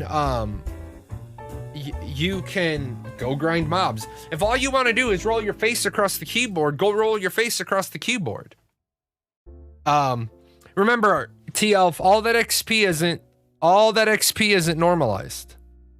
And 50 to 60 XP for mobs. Which mobs were you killing? Because I was getting 950 XP per mob. I was getting about 2,000 XP a minute. So just keep that in mind. But when you say that, just keep in mind, people are going to read that and they're going to be like, oh, questing is how you do it. You can't grind. Context. None of those XP levels are valid. The stats traditional strength, vite, dex, no. And we're waiting for the final combat revamp, so stay tuned for more on that. I think it would be cool if you messed up in the ritual. You can still use that failure to tell a story, but it's no longer a happy story. Instead of stopping undead, the undead rise. Yeah, but now you're talking about you have to write. The problem, Threather, is now you're writing content for fails as well. And you don't want to do that. Because now, since you have... if you create a penalty, if you create a reward for success and a reward for a failure, and you're going to say, but you didn't reward the failure, and I'm going to say, well, content is a reward. I agree as long as the quest completion requirement is clear, though I hope that I don't have to read a novel while playing the game. It's okay if the quest is well written. However, we all know MMOs have a rep for extremely boring quest dialogues. I agree. However, most quest dialogue in MMOs is boring simply because less than 50% of people read it. People don't read it, and so that's the problem. I always skip dialogue because it usually doesn't matter. Would love if it matters because then I'd be more immersed. Exactly. Do I have any information I can give you on info on the combat revamp? Not sure how much still needs to be done. All of it? This wasn't a content test over the weekend. This was not a content test. So nothing, if it's about content. You have to wait. You have to wait. If you want, how did it function? We can talk about that. I can talk about what I saw in the content, but the combat revamp isn't in yet. And so a lot of content creators were running around bashing the combat. And I was like, come on. As a military man, do you like your guildies to all have some kind of uniform, or is it fine everyone looks different? I don't want everybody to look the same. If I want everybody to look the same, I'll use default player appearance. But no, I want people to look however they want to look. Now, is it useful potentially for like a node siege? For a node siege, if all of my guild had the same uniform, so that I could see when they were starting to move left and right and they were starting to get away from each other. Yeah, I think that would be useful. Naval content, no. Naval content is until Alpha 2. How many gear grades will be in the game? 5. But that's going to expand when they break out legendary unique differently. Guild name is already a uniform? No. Have you ever been in a mass fucking gaggle fuck of thousands of people? You can't have guild tags up. You can't even see them. You don't even render them all. I used the staff with the third eye gear. I thought that worked really well. An MMO doesn't need to be filled with thousands of quests. I'd take 100 well-written quests over thousands of tasks. I agree with that. I agree with that immensely. Seeing voice to text is cheap these days. Of course, voice actors are always best, though not cheap.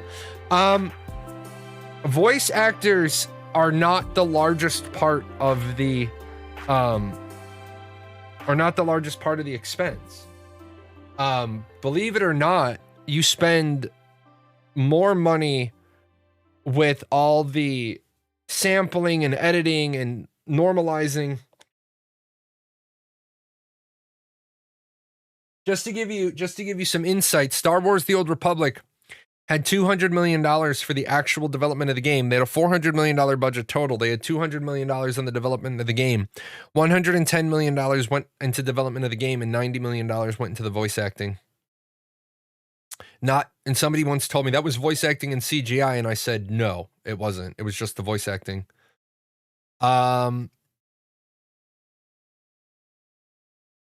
There's a huge amount of interesting, funny, and relevant lore and a lot of quests and MMOs that people come back later and say, what? I never knew that. And you have to thank those people for making it possible for content creators to make money just telling all the jackoffs what they missed while they were autopiloting through idiot lights. Yeah, I agree. I will be right back.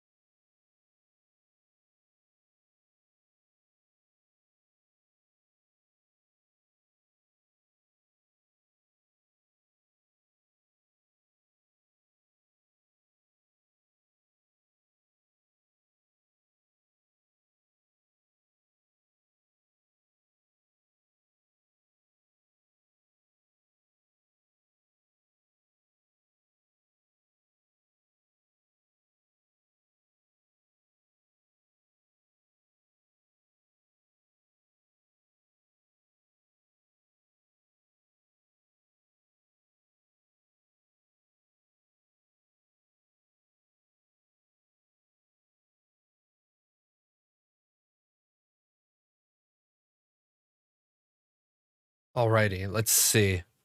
Where'd we go? In nodes, will nodes have a book of brothers or whatever it was in Game of Thrones about the best warriors? Yeah, the nodes will have a history. There will be a history for the nodes.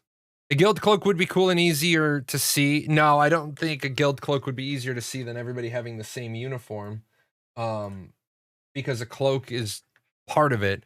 It would also be nice if for node sieges every guild was assigned a color, that your side could see your color, so you could see the formations. Do you think Ashes is approaching these tests in the right way? Do you think their method for stress testing will actually give them insight into prepping for a Reach server launch? Yeah, I think they're testing exactly how they should be testing. I think they're testing exactly how they should be testing, because I mean, at the end of the day, if the server doesn't work, it doesn't matter how good. It does not matter how good the content is on the server. If the server doesn't work, if the server itself doesn't work, then the rest of the game fails. Combat doesn't feel good because the server doesn't work right. Crafting doesn't matter because there's not enough people doing combat. So yeah.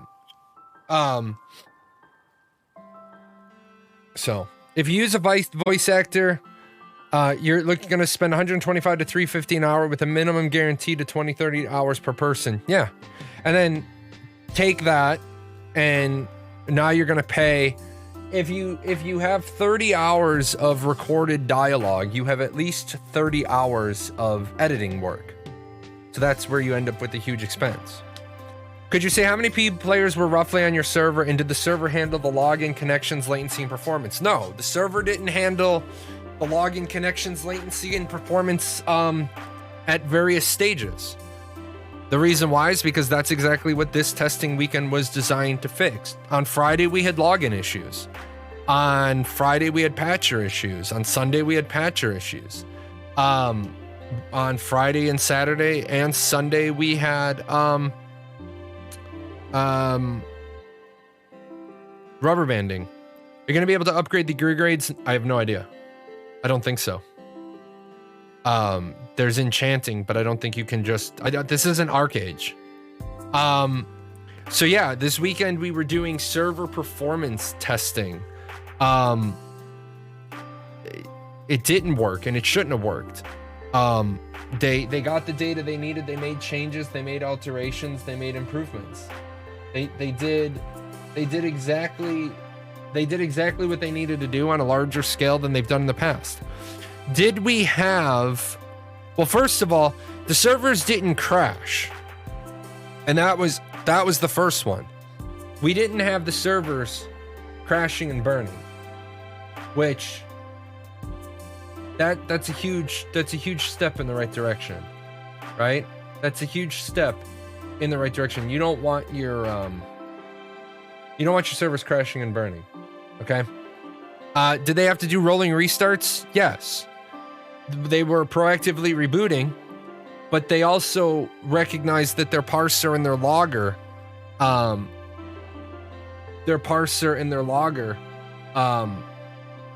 was putting undue stress. Did the servers crash and burn in the previous tests? I mean, you can probably figure that out for yourself. Alpha Zero, we used to have massive issues. That's where the joke about the windmill bug, the windmill boss comes from. You could make the connection to the server, but you couldn't get in. Yeah, the play button issue on Friday, the team figured that out really quickly. And remember, there are some ignorant as fuck people, okay? There weren't servers worldwide, to my knowledge. They are not targeting 15K per server. They're targeting 10,000 concurrent, 15,000 accounts per server. Here's the thing. Some of the Europeans said, you were going to put servers in Europe for Alpha 1. What do you want? What the fuck do you want them to do? Okay. And this is when I really want to just sit people down and ask them. It's like, it's easy when you've got the rabble all up in arms, but it's hard when you pluck one individual out of the rabble, sit them down in a chair and say, what did you expect them to do? How about they figure out what is going on with their server by only having one set of variables. And once they have the one set of variables, then they can look at multiple variables. Hey, I don't understand why we're getting different performance on this server versus this server versus this server.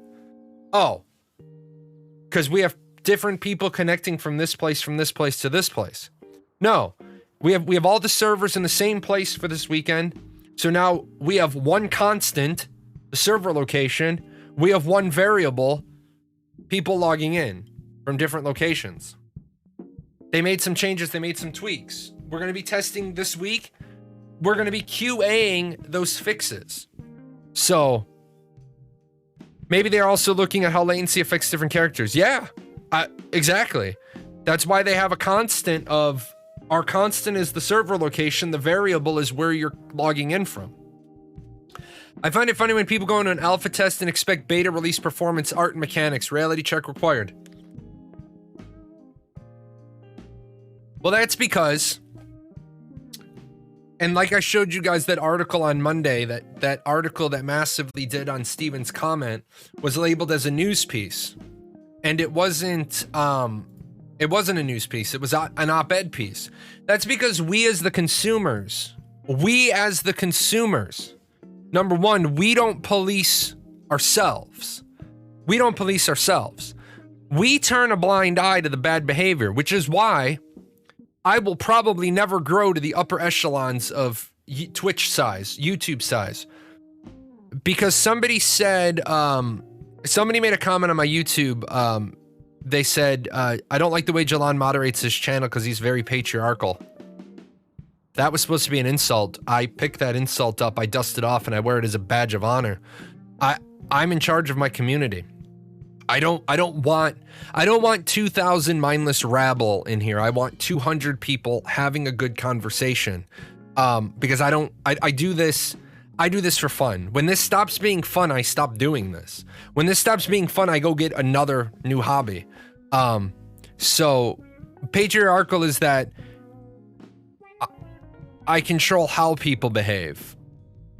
Yeah, patriarchal, it's my stream, yeah, ironically. So I only need soldiers. Exactly. Doom. I don't need anybody else but soldiers. You know, it's a debate stream in a nutshell. I love it like this. Yeah. And truthfully, I'm not going to knock other streamers that have huge communities, that those communities are out of control. But those communities are part of the problem. Those communities are sometimes those communities are great. I think, and I know a lot of people, I'm going to use Asmongold for a moment here because the common recurring theme is people say, I can't stand Asmongold, ... Well, it's really not him, it's his community. Sure. But I believe he uses that community responsibly. Listen to that again. I believe he uses that community responsibly. I don't think he's leading his community greatly. I don't think he's leading his community poorly. I don't think he's interested in leading his community. I think he's interested in using the voice that his community gives him, right? He uses the voice his community empowers him to have. If Asmongold and I say the same thing, Asmongold and I Zach and I could have the exact same opinion. I say it gets to about 5,000 people. He says it gets to about 400,000 people. I think he uses the voice that he has very responsibly. Now, some people say I can't stand his community. It's really hard to lead 40,000 people. Will we have Olympic Games types things? No, not to my knowledge. People are just not used to true alpha testing. Other MMOs have misled us into alpha and beta early access, which disorientates the concept of actual game and development. Overall, I think Ashes is breaching the concept so those who do not learn about it know the process actually work. I still think Intrepid Studios needs to do the marketing piece that I recommended, where they actually sit down and they do like game design journals, not about Ashes of Creation, but about the big picture words, alpha, beta, iteration, sprint, and do what Margaret tried to do in the November live stream and show the concept art from concept to implementation. And I think they need to do that so people understand how that works. But you're absolutely right. Albion is not a beta. Albion is a marketing event. Albion is not closed beta 2. They're calling it closed beta 2, but it's not closed beta 2. Albion is without a doubt, marketing. It's a language port test. Yeah. Did somebody already ask about crafting? I know it was limited and surely not definitive. Is there something about it you can share? Just got here. Crafting, only 10% of the artisan system was in the game. Only 10% of the artisan system was even in the game. And of that 10%, all I can tell you is, in the video I did, I go into a little bit more detail. I did a video, talk about all that. But it does look like you're going to have different schematics for different pieces. And it looks like you might be able to do, like, the item I was trying to make was the iron wand. And I had to make a handle and then the wand itself. And then the handle had requirements and then the wand itself had requirements. I have a feeling that you're going to be able to change the wand handle and get different stats. Does that 10% include gathering? Yes, gathering is included in the artisan system. Heard other streamers comment that Albion's closed beta 2 will likely be related to pre-orders. Playing looked fun though. Yeah, that's probably how they're going to go about doing it. They'll let people have beta access. They'll let people have beta access for a game that's already on a different build in Korea, Vietnam, wherever the hell it is.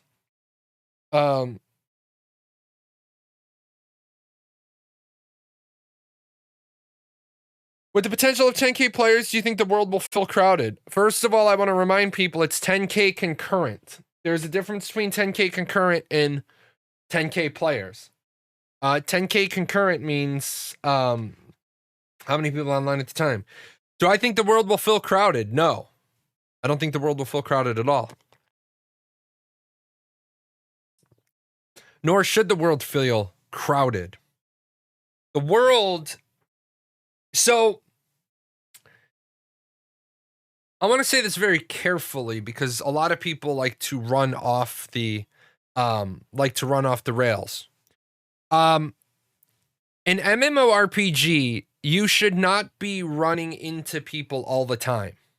The world should feel populated. But a world only feels populated if I actually have to deal with you. If I actually have to engage with you. Final Fantasy XIV doesn't feel populated because I don't have to deal with you on anything except queued up dungeons. With that said, Ashes felt populated. I ran into a group of people just on the road. I was walking, they were walking, we ran into each other. It was kind of nice. It was like I was solo. They were together. They were obviously doing something together. I was obviously just venturing around, looking at the world. Can you have different sets of skill points allocated for different types of content? No. You can have, sure, you can change your skill points on the fly, but you can't change your augments on the fly. So yeah, I felt even the alpha, which doesn't have the appropriate number of players, felt good. So I like the idea of a city feeling crowded, but the world feeling populated, but not overcrowded. I agree with that. The testing was good. It was fun. That I think is a key point. If the testing is fun, if the work is fun, then the play is going to be fun. So, give me 1 second. I'm going to walk out of the room for a moment.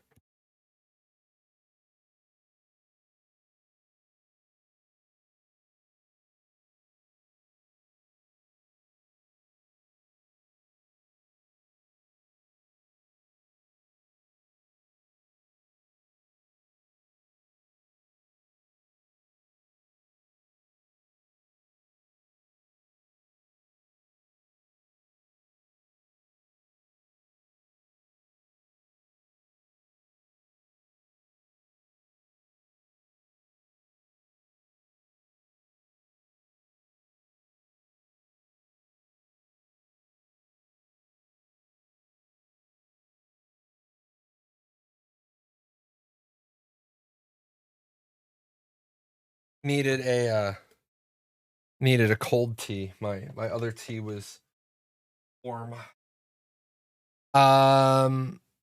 BDO does a great job with making cities feel alive, not gonna lie. No, BDO does a great job with making cities feel populated, but since I can't trade to another player, all those people is like Revelation Online has a great function. I hit F11, I make all the other people disappear. If I can't trade directly with you, why do I need to see you? BDO doesn't do a good job of making the city feel alive. BDO is like an airport.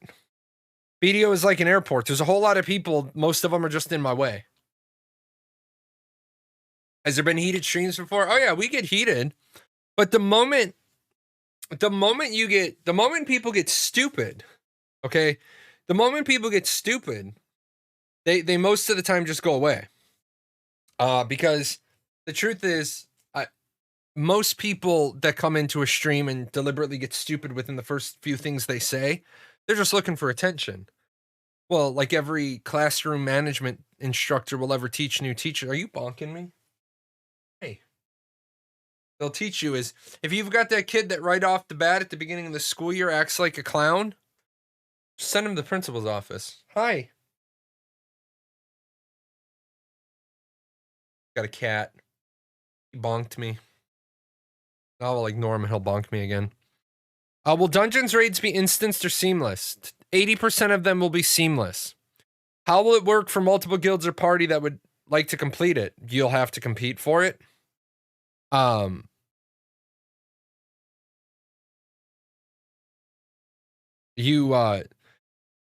know this is hard for some people to figure out, but in an open world game with open world dungeons, you might have to fight for your PvE content. I was very impressed with what I saw of how Intrepid handled the test. The only bad part for me was realizing the scale of the project.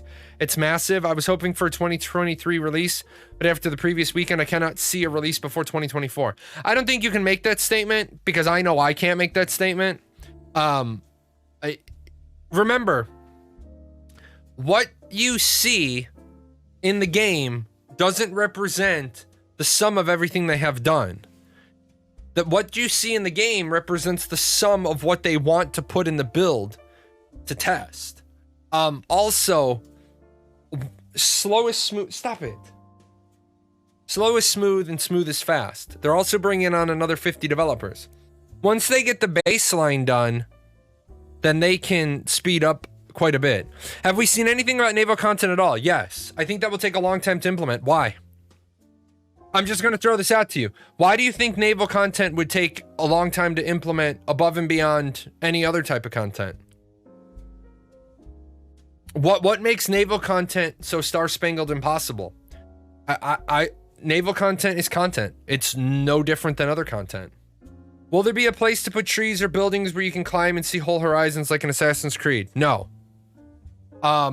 Rogues and rangers can do some parkour, but you know,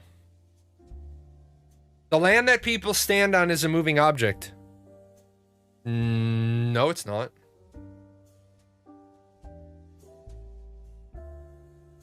Not as far as the code cares. As far as the code cares, you're standing on an XY coordinate. The XY coordinate moves. So does the rest of the game. The code doesn't care. You're telling the code, hey, that thing moves. So does your mount. So does the airship. So does the flight path. So does the teleporter. Can I be negatively impacted by other players? Yes, they can kill you. They can steal from you. Naval content is hard to create because often the ocean is an open, empty space. Too many games have failed to make an ocean feel alive, so players have low expectations of it. That is not even a rational argument. Naval content is hard to create because often the ocean is an open, empty space. No. Too many games have failed to make an ocean feel alive, so players have low expectations of it. That's more accurate. But naval content isn't harder to create because the ocean is an open, empty space. So's the land when you get started. I mean, and if you guys don't believe this, you can go into Unreal Engine and you can build an Unreal Engine for free. ArcH has a very good naval system. No, it doesn't. ArcH has a very piss poor naval system. ArcH has a very good naval system foundation. The foundation of ArcH's naval system is very good. However, in ArcH, it is far easier to board a ship and kill everybody on board than it is to fight ship to ship. That makes it a very poor naval system. I hope they have ghost ships that attack you like in Sea of Thieves. Those are hilarious. So, there are going to be pirates in Ashes of Creation. We already know that. That's already been confirmed. And they did have pirate mobs in Ashes of Creation. And those did suck. Oh my god. So this is why we don't talk about... This is why we don't talk about... This is why we don't talk about content stuff in a bare bones test. The damn pirates use potions. You can't stop them. Will there be enough naval content for you to play only naval stuff? No, and I don't think that's a fair question, because this isn't Ashes of Creation Sea of Thieves. This is Ashes of Creation. Naval content is a section of the game. It is not the game in and of itself. So no, there won't be enough naval content for you to play only... Well, hold on, let me take that back. Sure. Will there be enough naval content for you to play only naval stuff? Sure. If you start making everything related to the naval system as part of the naval stuff. The gathering that you need to do to build the boat? Well, sure. Will there be mechanics for competitive play, like 2 teams competing in 8v8s, 1v1s, objective fights? I just watched a Chinese cartoon about a esport MMO. That's why I wonder. The name is King's Avatar.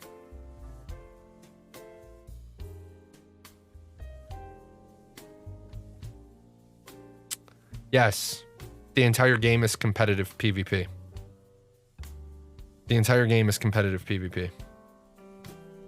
Enough for people RP being a pirate, I mean. So, sure. You can RP being a pirate. If you're gonna RP, you don't need any other content. You don't need any other content if you want to RP. RPing is your content. So your position relative to the boat stays the same when you're moving, but the server cares about your absolute position, so it has to move your character based on how fast the boat is moving and do calculations for where your abilities should end up based on where you're aiming.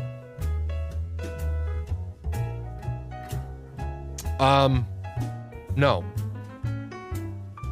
Because when you aim at an XY coordinate, you hit the XY coordinate. When you aim at a tab target person, you hit the tab target person.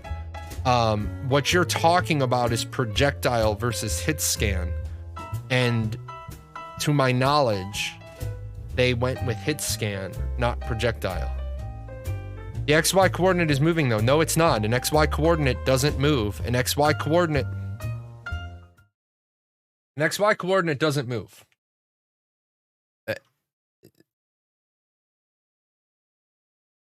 So, here's my boat. Oh.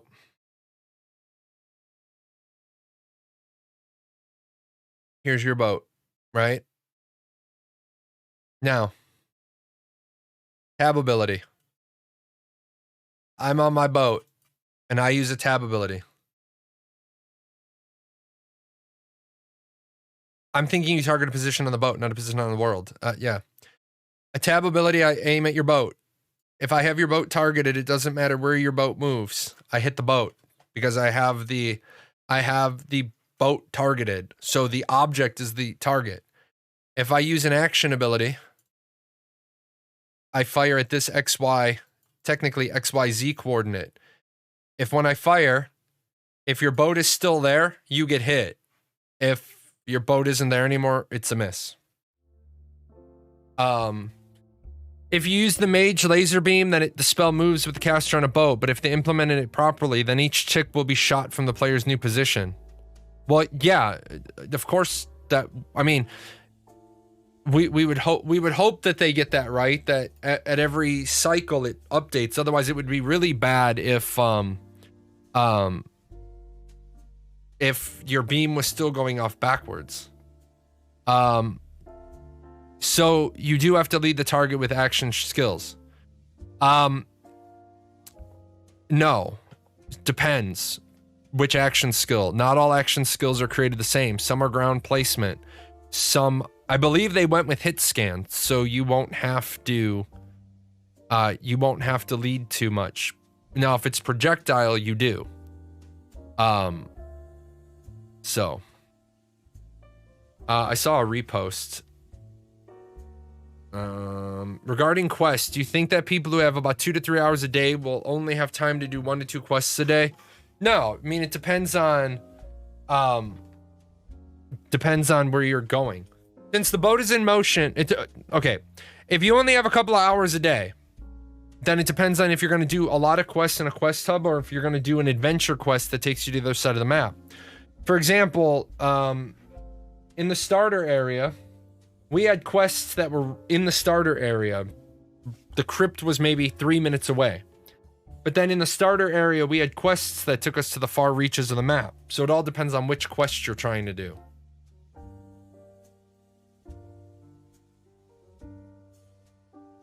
Since the boat is in motion, the projectile would curve. No, because you said projectile. If they go with hit scan, then it's no projectile. It's literally everybody has laser lights. Boom, I hit you. The moment I pull the trigger, I hit what I'm crosshaired on. Projectiles do cause a lot of lag because that's calculations the server is having to make. Is it more fun with projectile? Sure, absolutely. Is it more fun with projectile? Yeah, absolutely. Aoc, so when people say, well, what the hell was the point of Aoc? To figure out if they wanted to do hit scan or projectile. How does mob tagging work? If I attack something and someone helps me, will we both get XP or just the person who tagged it? You get the percentage of the damage you did. And then the percentage of the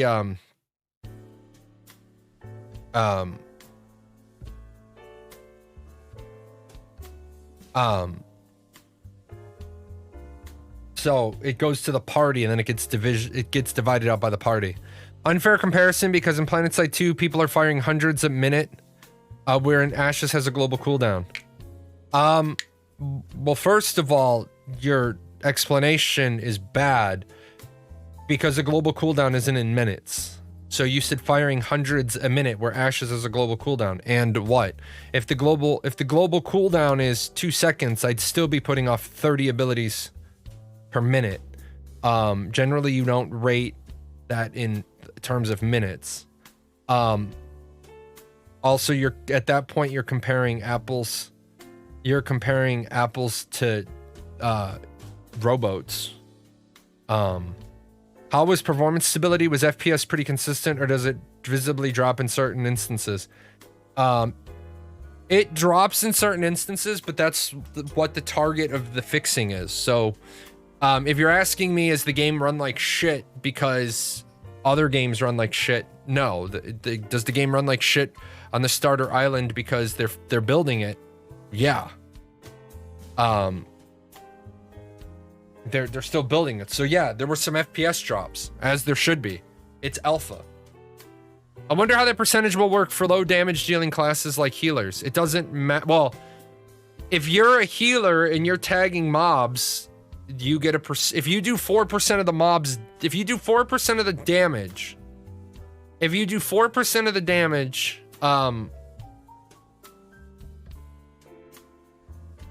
of a mob, you get 4% of the XP. But why would you make the assumption that clerics are low damage? That would be a really bad mistake to assume healers are low damage dealing classes. Healers, tanks, and bards can all build into a damage class, a damage spec. Yeah, also, Planetside 2 does have a global cooldown. It's just done differently. Rate of fire is a global cooldown. I know some people are like, well, I don't have to wait to fire. You're right. You don't have to wait to fire. But if your rate of fire is 2 rounds per second, then that's your global cooldown. You also have a secondary global cooldown when you reload. But yeah, when people say like a first-person shooter doesn't have a global cooldown, it does. The global cooldown is the rate of fire. I think what he's saying is if you're predominantly healing in, say, a raid and you only do 1% of the damage, wouldn't that incentivize playing damage? No, because it goes to the party, and then everybody in the party gets equal cut. But if you have one person outside the party and one person inside the party, I hit your mob for 4% damage, and then your party does the 96%. I get 4% of the XP, then your party gets the 96% of the XP, and then the factoring works out.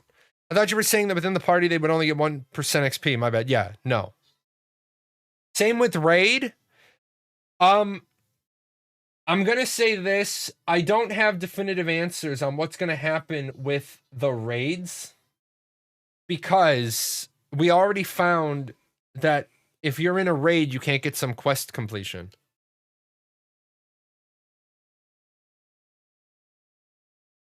Well, pets have active combat skills. Yes. Be for shitty pets if they didn't. Keep in mind, though, that combat pets and Ashes of Creation aren't additive. They take a part of your power. So, if you have,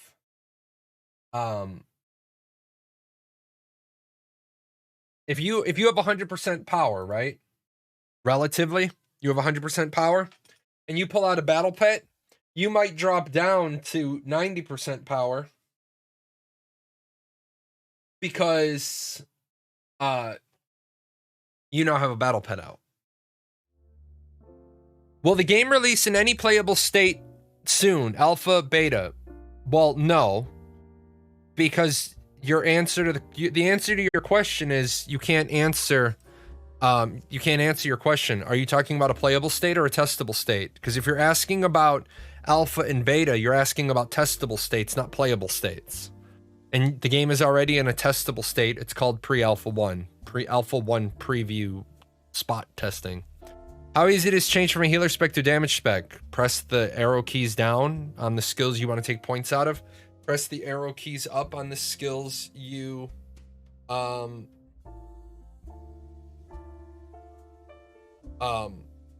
to take. So you want to move out, you want to move from healing into damage. Click down on all of your healing skills, and then click up on all your damage skills. Pretty simple. Oh. No, you don't have to go to a trainer to change your build. No, to change your augment and your spec and your subclass. Yes. Is the world going to expand outwards from the starting zones, or can you and your guild run into the middle of nowhere and spawn a level 1 node? First of all, stop thinking that your guild has anything to do with nodes. A lot of people got this in the head that guild and node have anything to do with each other. They do not. This isn't fractured where your guild takes over a town. Guilds don't own nodes. Guilds don't own nodes. Individuals are the leadership of nodes. Those individuals may very well be members of guilds. However, there is no guild requirement to be a mayor. Guilds can become the patron guild of a node. Guilds focus on castles, not nodes. So, you gotta put all those things in the proper perspective and the proper lineup. Is there a solution to low-level players? A group is doing a dungeon, 1 pack of mobs at a time. Level 1 rat pulls another pack and runs into the group to take heals, gets the mob into AoE so they take aggro of the mob and die. A group is doing a dungeon, 1 pack at a time. Level 1 rat pulls another pack and runs in. Well, first of all, the solution to that is a level 1 isn't going to... Are you talking about a mob? You got to write that in English. Are you talking about a player does that? Are you talking about a player does that or a mob walks off? Patron guild is the sponsoring guild of a node. If a very large server guild focuses on one node, wouldn't they potentially control the node by itself by electing a mayor they're choosing? Only one out of 4 nodes has popular election. The other 3 have different election types. Elections are on a 4-week cycle. Only scientific nodes have democratic elections. Other ones are you can buy the seat of power, you do the most PvE quests, or you do the most PvP.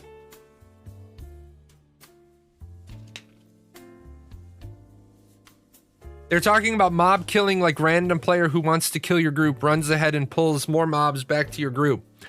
First of all, you're not going to be doing too much of that because the mobs aren't that forgiving. Number 2, if you don't have situational awareness, that's your fault. Again, I don't have any sympathy for people when it comes to, oh my god, this guy trained mobs into our AoE and we AoE'd and then we got aggro on like 9 more mobs. Okay. Why the fuck did you AoE when you saw the guy doing it? Wow. That dumb motherfucker got like 9 goblins behind him. All right, guys, hold AoEs. Guy runs into your group. Yeah. If you see a level run by in a dungeon, you better kill him before he passes you. No. If you see a level 1 run by in a dungeon, let him die. But if the rat is low level corruption, yeah, but you're creating a situation that's bullshit. If he's a low level and he runs into a high level dungeon, he aggro's a mob. Have situational awareness, right? Have situational awareness and don't be AoEing. And then when he runs into your group and you don't AoE, he has to stop to drop the mobs off. Also, keep in mind, or just don't flag. No, they're talking about not killing him. They're talking about, you run mobs through their AoE. Yeah, Gobby trains were definitely a thing in the past, but Gobby trains were a thing in the past. However, if you played Final Fantasy 11 and you knew what the hell you were doing, okay, you knew when somebody was trying to train mobs and you knew what the hell to do about it. I don't feel sorry. If you don't have situational awareness to know that a low level is trying to train mobs into you, then you're not going to have the situational awareness to know that that enemy guild just came in behind you and they're about to wipe you. So head on a swivel. Head on a swivel. How combat felt in class individually. I'm not really going to talk about how the combat felt because this wasn't a content test. I mean, what do you want me to say? It felt like alpha combat. I talk about combat. I talk about combat in my video more specifically. What I'll tell you is, did the combat feel good? No. Was I expecting it to feel good? No. Did it feel like alpha combat? Yes. In my opinion, should the cosmetics be level locked? Doesn't matter what my opinion is. What matters is how they sold them. They already sold the cosmetics as not level locked, so you can't level lock them. That's called bait and switch, and Intrepid would have the FTC up their ass with a poker. I understand that people have their opinion. Guess what? Steven doesn't share your opinion, nor should he have to justify his opinion. No, I don't think the cosmetics need to be level locked. I don't agree with visual progression. I don't think that visual progression is an actual legitimate thing. I will say this. People that say that they're all about visual progression, but then also say that they're for transmogging,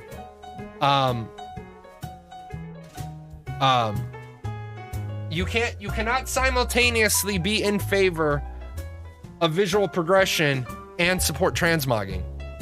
Those two things are mutually exclusive. You must pick one. Mobs can always change aggro. No. In what world do mobs randomly change aggro? If I have aggro and you don't touch the mob, why should the mob change aggro? I haven't done anything to piss it off. I offer visual progression and no transmog. Okay, you're like the 1% minority. I run into very few people. Don't think it's that terrible though.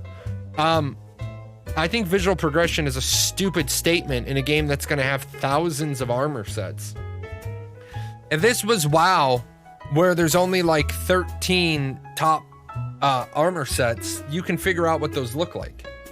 But if this is a game that has thousands of armor combinations, people who say, well, I want to be able to know what the person's wearing. Bullshit. In a game like Ashes of Creation, you're not gonna know what the people are wearing.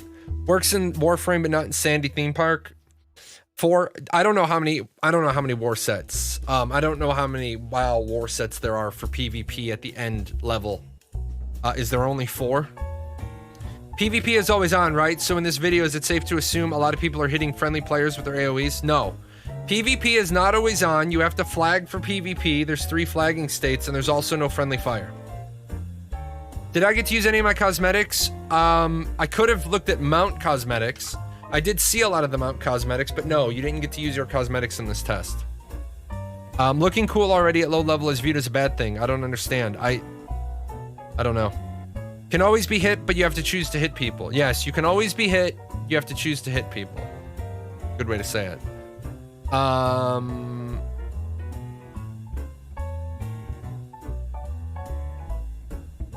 many kinds of weapons are there? 15. There are 15 weapons. There were some armor cosmetics you could see too. For instance, the Plague Doctor drop was available from a quest in Drythorn. Cool.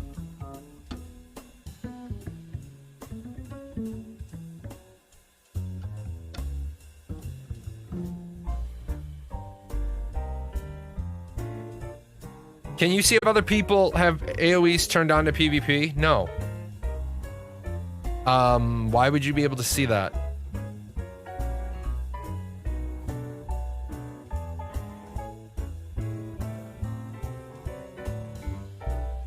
Was there a basic loot system in place? Yes, there was a basic loot system in place, and round robin worked, and looting, the other one worked, right? Yeah, the greed, if you set it up, that you could roll as well. How great will the difference between each archetype of the same class? 69.472%. You can see the flag state. No. You can see the flag state kind of in alpha, but that is not functional the way it's supposed to be. Did you test round robin with new party members? Did they go to the end of the robin? No, we didn't test that because this was not a content test. This was a function test. Need before greed and free for all worked too. Yeah, I knew free for all worked in need before greed, but need before greed is such a weird system because it's not a traditional need before greed, because everybody can use every armor, everybody can use every weapon, and they don't even have armor and weapon as drops yet. Stop. You're a good boy, but stop. Why are you harassing me? Why? Why you do this? Why you do this?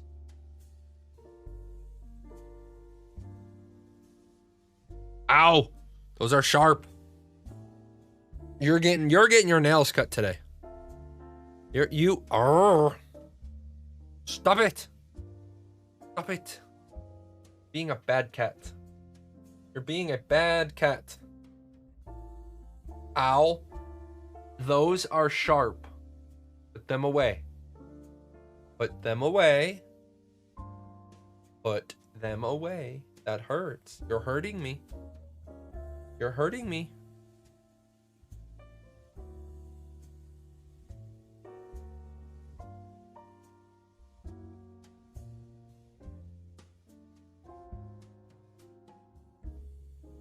My buddy. I gotta spend time with my buddy when my buddy wants to spend time with me. He's dying. At the end of his life, his kidneys are failing. He won't eat. What's up, buddy?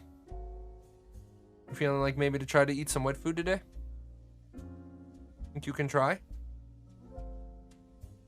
You won't eat your pate? We can try some meaty bites. Maybe eat some meaty bites, huh? Want to stay with me? You can stay with me. We'll try to clip your nails today too. Boy. Combat state is not equal to AoE safety state. That is true. That is true. You can be flagged for PvP, but not have your AoE turned on to hit greens. Were different levels of graphical settings noticeable, or specific settings that greatly improve the quality of the gameplay? I can't answer that question because I have a 5950 with a 3090. Why would I not play at Ultra? And it really wouldn't be a fair assessment for me to downgrade and look at anything. I'm running so far over. I'm running so far over the recommended specs. Is shield its own weapon skill tree, or is it sword and shield? Any chance for deployable tower shields? Deployable tower shields, no. I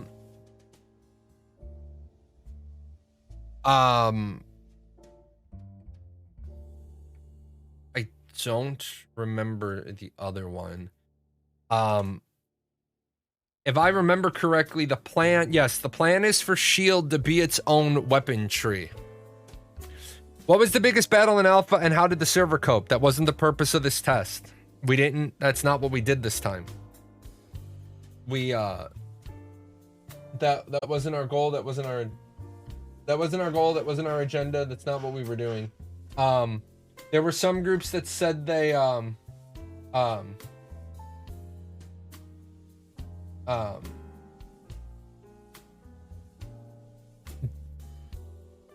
yeah, well, hold on a second.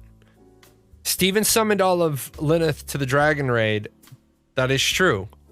I wasn't on that server, so I can't talk about it. That wasn't the purpose of the overall testing. Wasn't the purpose, but the final dragon fight was a huge fight. Sure.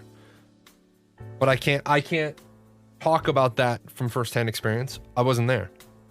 Is the next test the one with Guild Wars big battle stuff? No, you got it to grow, man. You got to let it grow.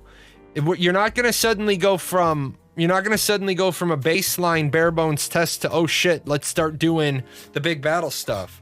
How can you have Guild Wars before you've actually built the guild system? I think a lot of people don't understand what a developmental alpha is, right? What a developmental alpha is and how you build. Server couldn't handle everyone being there. I was there, we kind of broke the island. Here's the thing, and this is why I didn't want to go into that conversation, but I'll go into that conversation. Lilith was running parsers and loggers differently than the other servers.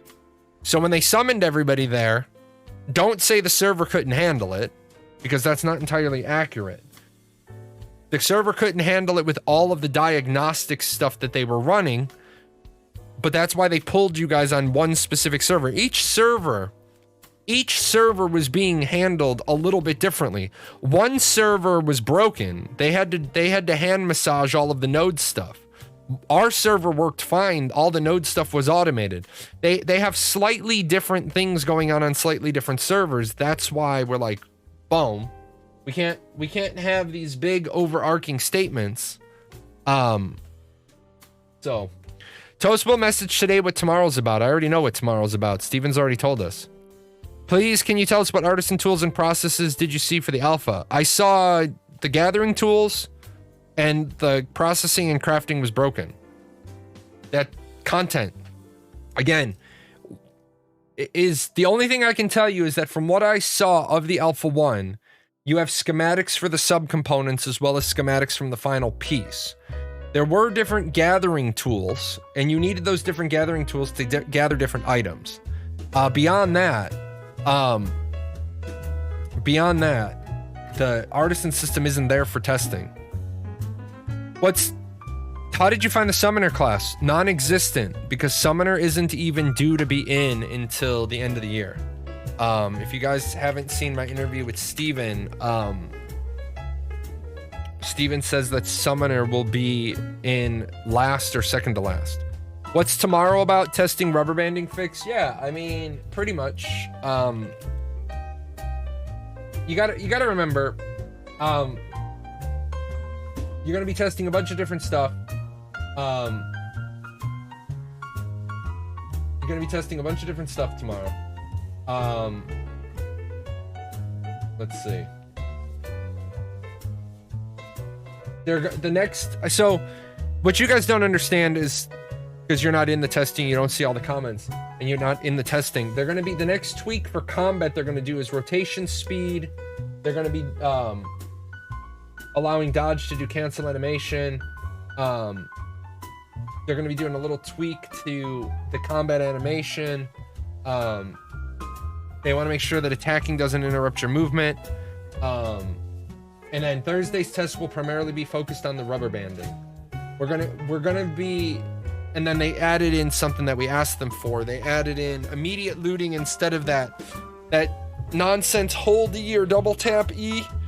That system just feels bad. That system just feels horrible. The game is not optimized yet. It was using 100% of my 3070, which is not normal when doing nothing. Really? My 3090 was only being utilized to like 30%. You were saying that even inside the same mastery, there's going to be different tools depending on the mats you're after. Are those mats going to be marked based on your level or how? Don't know yet. But you are going to have to carry several tools with you. You are going to have to carry several tools with you, and I can tell you I had three pickaxes, I had 2 gathering tools, I had 2 fishing poles.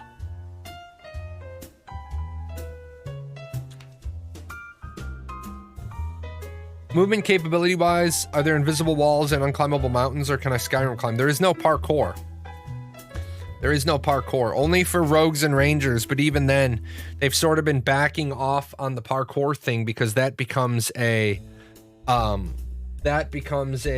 distraction to the developers. They do sparkle a little bit at the base. It's not a big fucking idiot light that says there's a gather point here. It's very small, it's very minor. I saw Steven said there may be auto loot soon. There should just be auto loot because manual looting is bullshit. It's such a piss poor quality of life thing. Do the tools take up inventory space, or are they in different they take up inventory space? The sparkle is also only for alpha. Steven said he wanted to make all the trees cuttable. No, he didn't. He's never said that. You're gonna have to cite that one for me, because that would go in contrast. That would go in 100% contrast to what they've talked about with resource nodes being limited. I've talked to Steven on a number of occasions about gathering, and he's never said that all the trees would be cuttable. Otherwise, they have too many fucking trees in the world. Otherwise, if every tree you see on the screen right now becomes cuttable, they're gonna have a very piss poor economy. Because then, yeah. How many trees are roll right now? Yeah, holy shit. Yeah, exactly. No. Certain trees are cuttable. Not every tree is going to be cuttable, unless you give me a quote for that. He said yesterday that they will at least add looting without the animation soon. Yeah, I can see all of the things that Steven said. I just can't,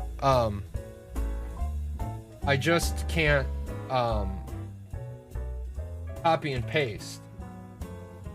I just can't copy and paste what he said. So.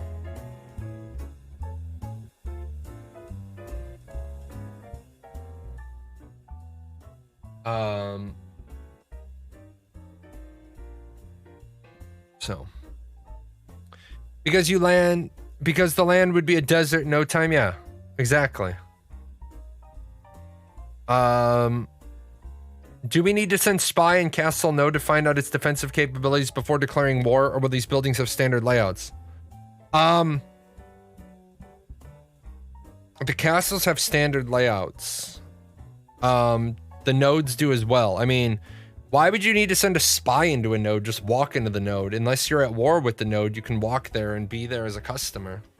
Can you kick a member from the group mid-dungeon? Yeah, why wouldn't you be able to? Why would you not be able to kick a member of the group mid dungeon? If you think that bullshit, if you think that bullshit that goes on with loot ninjas aren't going to be too happy with their lot in life as soon as people find out they're loot ninjas and they can't get anybody to run with them. Which function or mechanic are you most looking forward to testing? I can't. There's no most. Lots of them. I mean, there's... Go to Ashes 101, look at everything that I wrote, and all those things I want to test.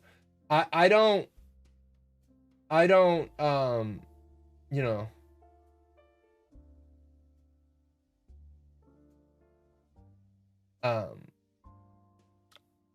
I don't like one thing more than another.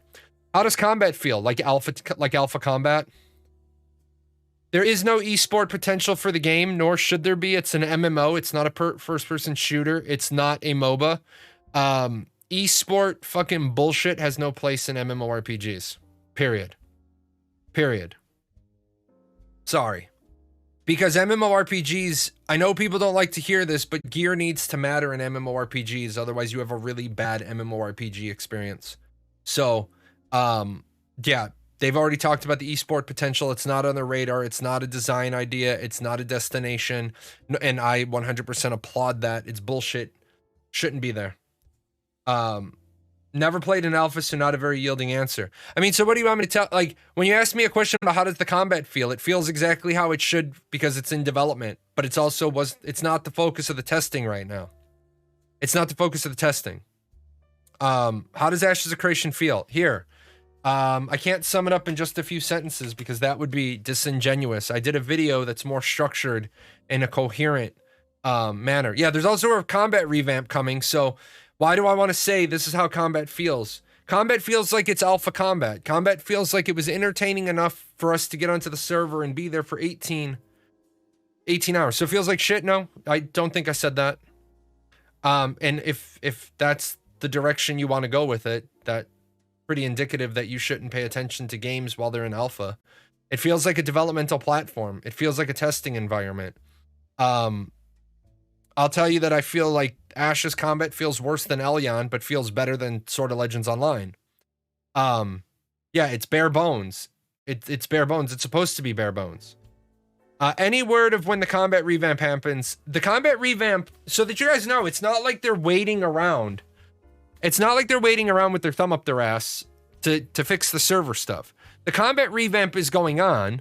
They're just not going to put it in until after they finish the server backend. It's like having different modules, because ironically, they're different modules. This guy works on this piece, they insert it. It works, oh good, we'll move forward. This guy's got this piece, but nope, we're not going to insert this yet because this piece doesn't work yet. Take that piece out, let's fix this. Okay, that works, put that in. If you can't spell words properly, not good for you. Sword of Legends combat is pretty fluid in my opinion. That's the other thing. That's the thing about combat. It's very opinionated. It's very subjective. I know that's why I'm asking when will they showcase it? When it's done. They'll showcase it when it's done. They'll showcase it when it's ready. Do you want that, like, not of you not know it? What? So they're not going to put the combat into a broken back-end world. They're not going to put the combat right now. The back end of the world is still being finalized and tweaked. If the combat, it's like this. If you put the combat in and the back end's not in, combat could feel like shit. And then you start working on the combat and then you fix the back end and all of a sudden you're like, oh shit, we wasted 2 months. We were working on the combat. The combat feels great now that the back end works right.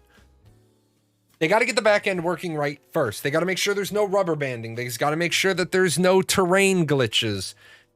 Once they get that, then they'll move forward with the combat. I hope they state the percentage of XP resource lost on death at the end of Alpha 1, because depending on the percentage, the game will be hardcore or casual, and so people playing it will not be the same. Why would they tell you at the end of Alpha 1? So they'll tell you that what the answer they would give you is then you guys are going to lose a certain percentage of your XP and your resources. Go. And you'll be like, but I want to know the specific percentage. How would they know that? Alpha 2, at the end of Alpha 2, shit, even something like the percentage, the drop death, that is still done in beta. That is fine tuning. Let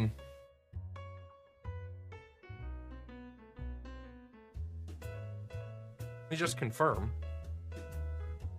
Let me confirm, because I'm pretty certain. Yeah. Beta. Your game is finished and now subject to testing to find bugs, fine-tune gameplay, and deal with any last-minute revisions. Tweaking the drop rate percentage would definitely be a beta viable, thing.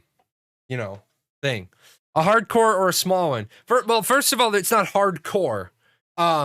You can't even say it's hardcore, because hardcore would be if you dropped like 80% or 100%. We know it's not full loot drop.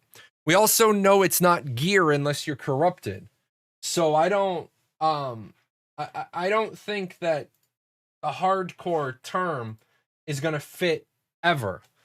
More hardcore or very casual. Well, it's not going to be casual either, because casuals don't like any loot drop. So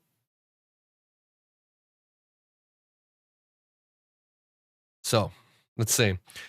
How does the scale feel, both on the natural man-made stuff? I think you had up to tier 3 nodes. Were there any notable in and of themselves, or just had more NPCs? Well, yeah, the higher level your node, the more NPCs your node has. The higher level your node, the more functions your node has.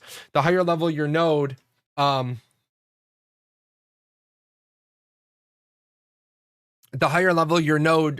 more mounts you could get, the better gear you could get, the more tools you could get. So yeah, I mean, it's definitely a man-made feel. The more you level up, the more stuff it feels like your node has. So in that regard, I think they did really, really well. Oh, hey, look at that.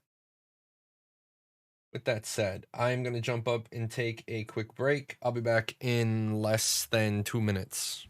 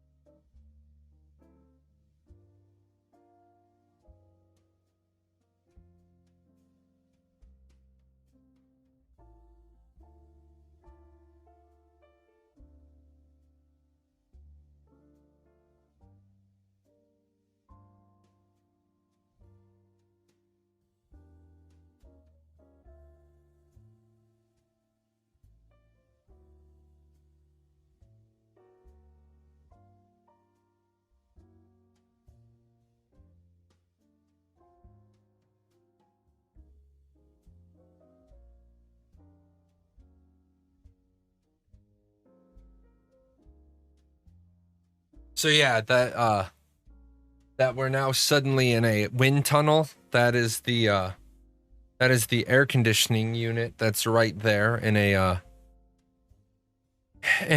attempt to keep this office from turning into a sweatbox. We've done pretty good today on the brakes. On the brakes, I can turn it up. I mean, exactly how bad is the background noise? Casuals also don't prefer open world non-consensual PvP. That's true. You can't hear anything? It's mostly filtered out. Oh, good. Even better then. That's perfect. If you guys can't hear it at all, then that's great. That is the magic of production. Perfect. I'm wondering where I put my computer at. Below the desk, somewhere further, so none of the noise gets into my microphone. My computer is about 4 feet to the right on its own. It's actually on my daughter's changing table. No, that's her dresser. That was my daughter's nursery. That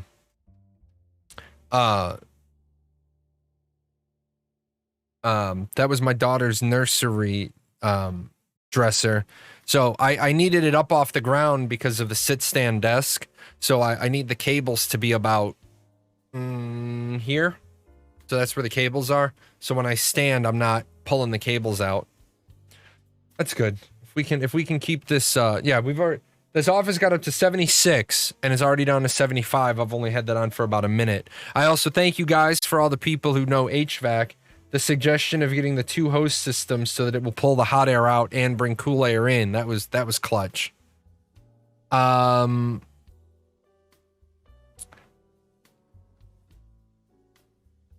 Drop loss and rate of resources. I believe this will end up being tied to the economic system. No, it won't be.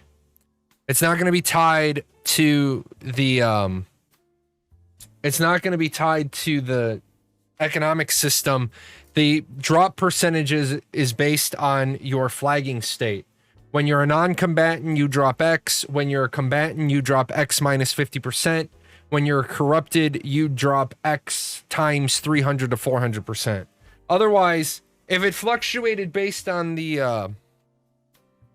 economic state, then you could go to areas that have a strong economy and be a jerk, or you could go to areas with a bad economy and be a jerk and have a different experience. So yeah, it's going to be based on it's going to be based on your combatant state. While traveling around the alpha, did the environment and lighting? The lighting isn't even in. The lighting isn't in at all. So that's one thing to remember. The environment you're seeing, like, we didn't have day-night cycles. So the environment has had like 1 or 2 passes on some things, 1 pass on some things, half a pass on some things, no lighting, no daytime changes. So Ashes of Creation has a free market. So Ashes of Creation has a free market. You'll be able to freely trade. Very little gear is bound. Will I feel burned out before the game launch with all this testing? Alpha burnout is a very, very real and significant thing. Alpha burnout is a real and significant thing. With that said, because Ashes doesn't have the features that like Fractured has, which are mandatory things you must do every single time you play the game. In Fractured, you have to go kill the fire golem to get your fireball and your fire totem. You have to go kill this guy to get this ability. You got to go kill this guy to get this ability. So it's like bullshit, because every time an iteration starts, you spend a lot of time doing that. That causes alpha burnout. I've been testing Ashes of Creation since 2017. And I'm still excited every time it comes up. I haven't heard you talk about bound mechanics before. Is there bind on pickup, bind on equip? Yes, both. Some items are bound on pickup, some are bound on equip, some are account bound, some are character bound. Well, everything that you buy from the cash shop is account bound. Some items are character bound. Like if you get the number one PvP arena cosmetic, that's going to be bound to your character that earned it. You won't be able to move that cosmetic to other characters. Will there be weapons like flail maces and armor for mounts? No, there's not going to be flails, and yes, there's armor for mounts. Anything that involves a chain or a whip is very, very difficult to make the animation feel good on. And every game pretty much agrees with this. A game like Vindictus got it right, but you also have to remember that that's not an MMO, so they can spend a lot of time on that.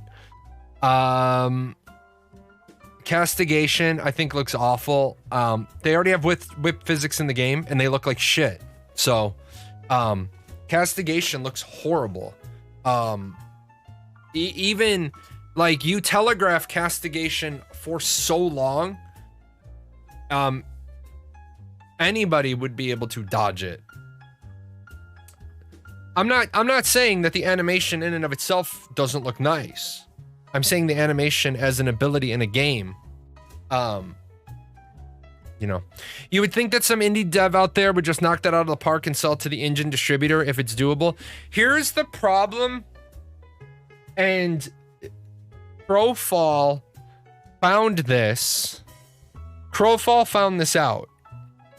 Did you know that when you use third-party objects, that sometimes those third-party objects can be the cause of your frame rate drop, because they fit, but they don't fit well?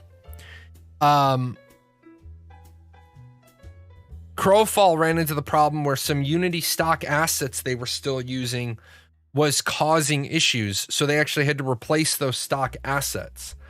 Unity is a different engine than Unreal Engine, and the Unreal Engine stuff usually seamlessly integrates. However, a lot of developers don't want to use third-party stuff. A lot of developers want to develop everything in-house. Also, remember, using somebody else's animation is great, assuming the animation can be tweaked. Sometimes it can't. Yeah, third-party stuff is the risk of eroding game identity. That is also true. Also, remember, you could make a really, really, really good-looking chain effect and say it's a 2-second animation. Well, now you have an ability that can't be affected by global cooldown speed up, attack speed, because now that animation looks jank as fuck at 1.7 seconds. So,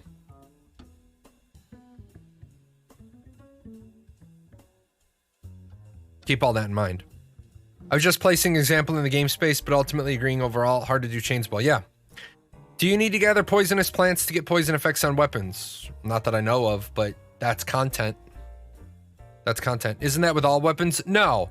Not all weapons, because speeding up a sword or a bow staff, an axe, doesn't look as jank as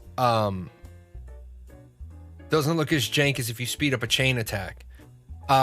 Just like if you speed up a bow attacks oftentimes look janky as fuck when you start speeding them up. Oh, it's a 2-second animation? That's fine. Well, first of all, you'd all say that's not fine. You'd all say, oh my god, a 2-second global cooldown.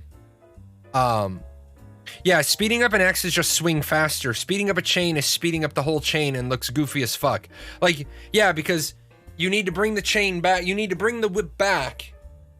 Like, if you guys have never used a bullwhip, you bring the whip back to a certain point, and then you bring it forward. Well, there's a very specific motion. If you start going like this, well, it's not going to work well. It functionally wouldn't work well. The more fluid an animation, the worse it feels sped up. That is basically the best way to say that.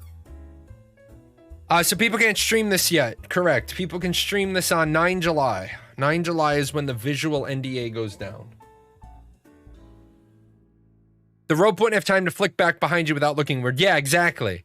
Like, it's like, because you know when you have like that good old fashioned, you got that good old fashioned towel snap, right? You gotta you gotta bring it all the way back and get a good snap. Well, if you were like, you're not gonna get a good towel snap here if I'm speeding it up. So some things take a minute, right? Some things take a minute, and that's the problem. I know some of you are like, Well, yeah, you'd go from a whip user to one of those ribbon dancers real quick. Absolutely. So I know some people are like, well, I really want the chain in the game. So do I. But no tall weapons either. But where do I want them to put the $50, right? We have $50 left in development. Where do we want to do it? Do we want to make a new quest, or do we want to tweak the chain animation? Well, I think the quest makes more sense, right? I think the quest, putting the money into something that builds content, is better than something that works on the chain. Was the 1 month pushback a direct response to Blizzard Classic Burning Crusade release on June 2nd? Yeah, without a doubt. And I'm gonna say this. I'm gonna say this outright. I did a video on that exact topic, and I said it was the right play. I said it was absolutely, positively, 100% the right play. There is absolutely no reason to get into the ring with Mike Tyson, right? So here's my delay video. And there's no reason to get in the ring with Mike Tyson. Daddy gonna knock you out, right? How old? Hold on. I just want to ask how old is Mike Tyson? Mike Tyson is 54 years old, right? Mike Tyson is 54 years old. I would not get into a boxing ring with Mike Tyson, because I would not get into the boxing ring with any guy whose nicknames were the Dynamite Kid, Iron Mike, and then the baddest man on the planet. Okay? I'm 41. I'm 41. He's 54. I'm not getting in the ring with the baddest man on the planet. I'll tell you right now, there are a lot of people that I will talk shit to, even if they look a little bigger than me, because I'm feisty. I'm a feisty guy in a fight. I'm scrappy, right? I'm scrappy in a fight. But if Mike Tyson is the guy causing the problems, you know what I'm gonna say? You know what, sir?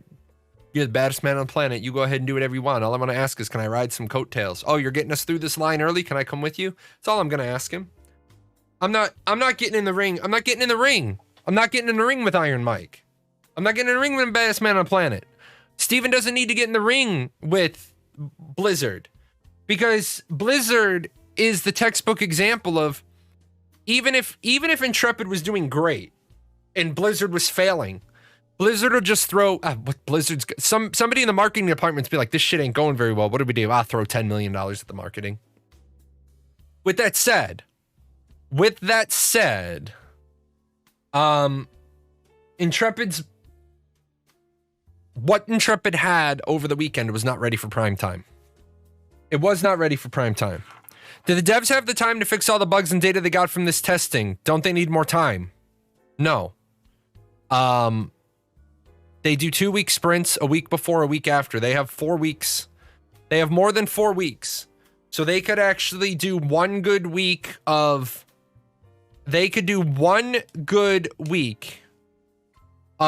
task management and data parsing. They could do a sprint. They could do a rehash. They could do a sprint. They could do a QA and a build and still have plenty of time to make 9 July. And I'm confident that's what they're going to do. And I'm confident Steven has finally realized that's what they needed to do, because they have more than enough time to do that now. Yes, there are jumping puzzles.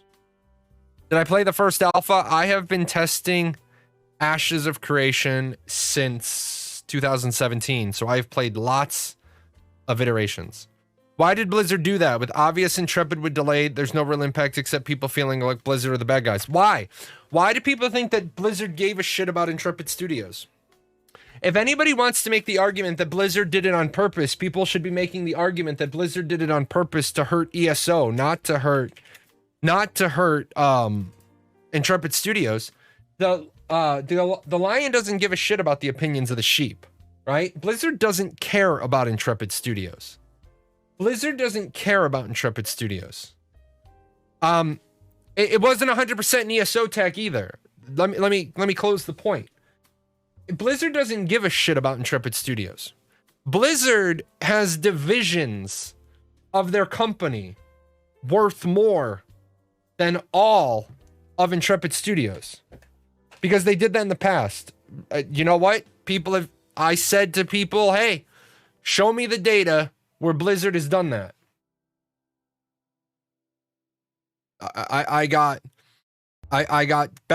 People came back and they said, you know what? I did the research and the ESO time looks like it's the only time they've done that. Let me also tell you, Blizzard is a fucking elephant. Blizzard decides I'm putting my foot down here. I don't care what mice are beneath my feet, right? Blizzard did it based on their own financial timelines coupled with monetary gain. That's why they released early. Blizzard realized, because remember guys, if you guys aren't familiar about this with Activision Blizzard, go back to 2016. Blizzard got not a paddle in, but daddy took off the belt. And by daddy, I mean the SEC. The SEC took off the belt and shaked it at Activision Blizzard and said, do it again. I dare you. Blizzard got caught fibbing. Blizzard got caught fibbing in a shareholders report. Remember, I've told you guys this all the time. You can lie to your customers. You can lie to the media. You cannot lie to your shareholders. When it comes to talking to your shareholders, your shareholder report is required to be clear, concise, and honest. If you lie in a shareholders report, you can get fined and you can get investigated and then fined by the SEC. And that hurts. And that hurts a lot. You don't want to get fined by the SEC. Blizzard got caught fibbing. These are our monthly average users. And then somebody went back and they took all of the news releases that Blizzard put out to the media. And somebody challenged during the shareholders call, somebody challenged the Blizzard numbers on the monthly average users. And they said, your numbers don't add up based on public figures. And then Blizzard started doing the marketing two-step shuffle. And they said, well, if you look at the dates that we reported, we never actually reported in the media any of our financial quarters. What we call quarter one and quarter two in the media is calendar year versus financial calendar year versus tournament calendar year. And they got kind of spanked. And the SEC got told, and the SEC showed up and said, do it again and I'll spank you. So then Blizzard has to be upfront and honest about their monthly average users now. And everybody knows that Hearthstone and that Heroes of the Storm monthly average user number is all shit because they canceled their Heroes of the Dorm and their esport tournament bracket for HOTS.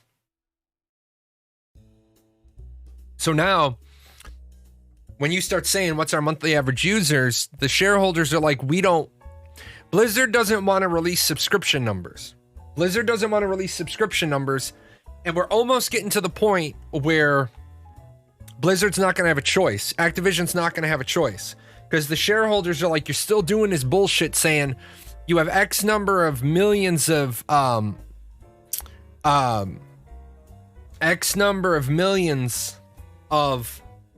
monthly average users, but most of those people aren't paying customers. Remember, they didn't say paying customers, they said monthly average users.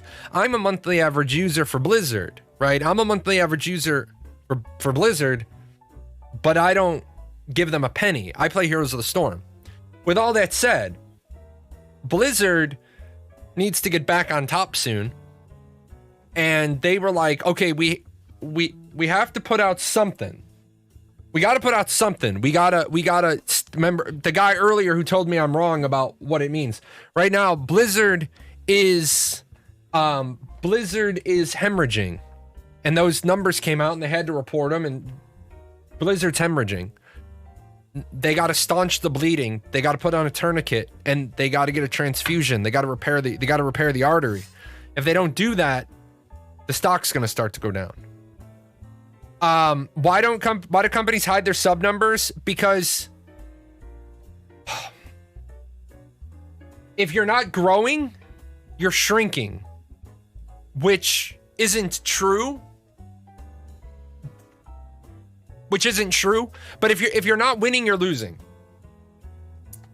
In business, there's no such thing as there's no such thing as holding pat. And it's just like somebody is upset. I have a stalker in the channel. They don't like me. They summarized my channel real quickly. And so I'll say it again, because they got offended. They don't like me because I said our Ashes of Creation Discord is full of a bunch of fucking morons. And I'll say it again. I tried to talk about the concept of negative growth once. I tried to bring up the topic of negative growth, and a person argued with me that there's no such thing as negative growth. And they said if it's not growth, it's loss. And I said, if you don't understand the concept of negative growth, I sure as fuck hope you're not in business, because you can have negative growth and not have a loss. It's like, they're like, there's no such thing as negative growth. I'm like, yeah, go look up negative growth. And they're like, well, there's a bunch of articles on it. Holy shit. You mean there's articles in business textbooks and business magazines about negative growth? You mean it's a thing? And then I really stopped going to the official Discord because it's full of a bunch of dumb fucks. I got better things to do with my time. I really got better things to do with my time than argue with people who, like, you know, they either spill the fries and they spill the fries and the salt and I have to wait an extra 5 minutes for my food, or I don't know, they get a little dribbling out of their mouth down by the docks while the sailors are getting off the boats. I don't know what these people do for a living, right? I don't know what these, there are Discords that aren't full of idiots. Yes, there's at least one. There's one Discord that's not full of idiots because I ban the fuck out of them when they show up. But game companies don't want to show you their numbers because loss of players is a natural thing. Loss of players is a natural thing. You're going to have ebbs, you're going to have flows, you're going to have uptime, you're going to have downtime. We don't need the company to confirm this because we know we have if we can look at our guild roster and see somebody hasn't logged in for 3 weeks. We can look at a town in a video game and be like, man, there used to be more people here. Now, some people like me do random census taking at the same time every day. How many people are in Ostera? How many people are in Ostera at 2:30 every day? Boom, just track the numbers. Here's the numbers. Holy shit, we see a downward curve. Oh, we see an upward curve. Oh, we see a downward curve. Lord of the Ring Online developers will straight up tell you the current numbers of subs every week. Yeah, some companies will. Albion Online will tell you now, but Albion Online will tell you how many players they have. But the last time I checked, Albion Online won't break that out for you, mobile versus non-mobile. Remember, figures lie and liars figure. If you can manipulate numbers all the time. You can manipulate numbers to do anything you want, right? Mobile is in beta, yeah, but they're still the mobile is in beta, but they're still counting those numbers, and I know they're counting those numbers because they released an article showing their population where they outright said we're including the mobile numbers here. I personally have 25 Albion on alts, and many have up to 60. Yeah, so if you're talking about alts versus players, now you start to get into that dicey, hair-splitting gray area. Well, technically you're 25 players because you have 25 alternate accounts. But you probably only log into one of them, do something for 2 minutes, and log out. That's like when I had 20 Arcage alts. Log it in, do the thing, log out. I'm in and out of those accounts in like 4 minutes. Takes me an hour to rotate all of my accounts. That's not like there's that. Yeah, tech.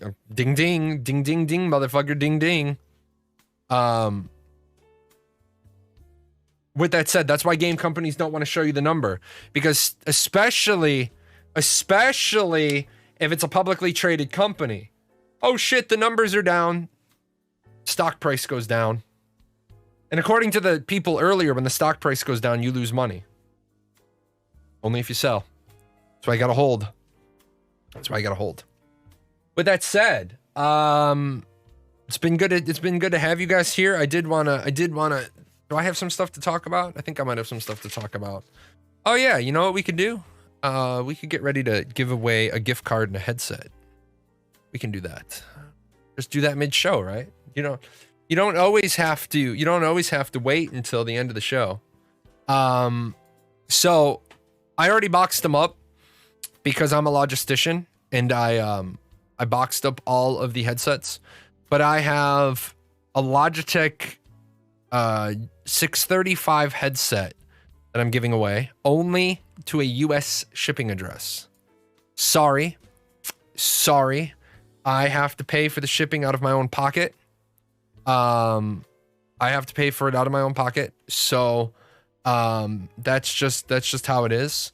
So how long does the show go for? I go for another 90 minutes.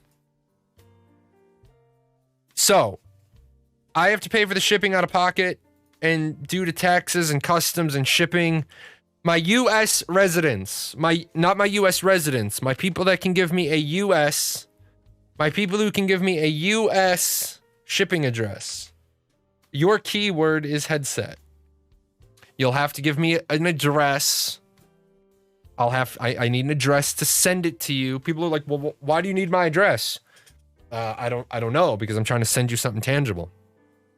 While we're waiting for that, the other thing I'm giving away today is a $20 Amazon gift card. It is the last gift card I have to give away for the time being. Right now, I know the EU people can roll for the gift card, but right now I am putting every available penny into things like this bad boy, office adjustment. Keep the office nice and cool, so I don't have any more brain aneurysms. Use the US forwarder address. You could, but then somebody has to pay for it. Also, remember, if you're shipping it into Europe or places with crazy ass customs, you have to pay the customs on it, and I'm not going to give you any of that paperwork because fuck customs paperwork. So I'm going to let that go in 30 seconds. I'm going to roll that. We'll do our battle. I'll give away a gift card, and then I'll still have a lot more show to do. Thank Stream Raiders for the wonderful donations. No exclamation point, just headset. Just headset. Shipping anything from the US adds another $23 for me. I know, right? Yeah, my AC came in, man. It's right there. Look at it. Look at this bad boy. This is Chonky Boy right there. The nice part is it takes all the moisture out of the air. I'm gonna roll this in 3, 2, 1. Oh, look at that. You're not even following my show. What a jerk. Not even following the show. That's okay. I don't like bloat. I don't like people to follow the show just for winning. The air conditioner is great, man. I can put it on for like 2 minutes. It draws all the hot air out. So it's a good time. I need my winner. I need my winner to contact me. Or I need my winner to say something in chat. The winner would say something in chat, then I can go ahead and PM you. Now that I can't really see anything. Where is my winner?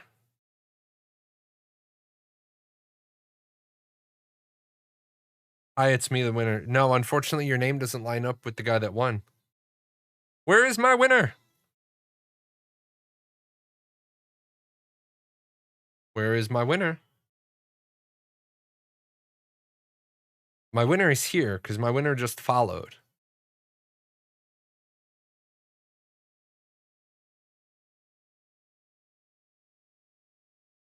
There you go.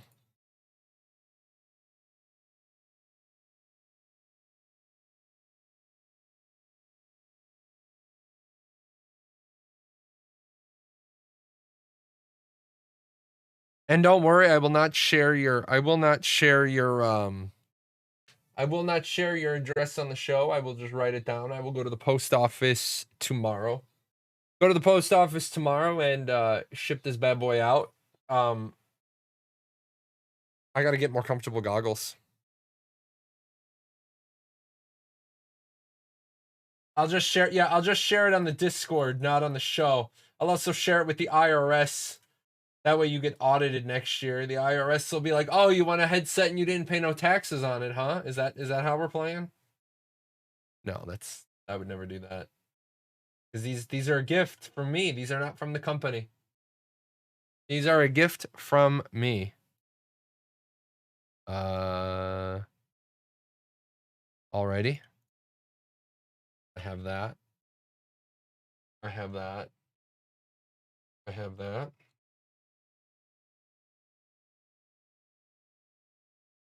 I will head off to the I will head off to, oh my god, I can't even see that screen. I will head off to the post office tomorrow and I will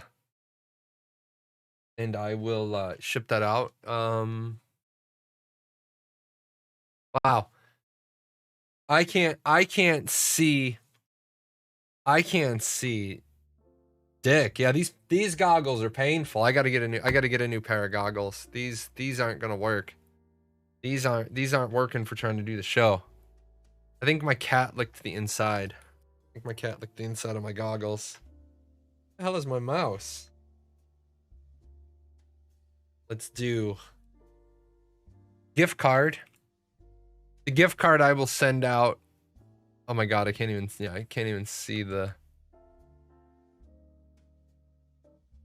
gift card is your keyword for the $20 Amazon gift card. I will ship that out. I will ship that out while we're live. Giving a little back to you guys, mainly because you guys earned these for me. These were the rewards from the Stream Raiders.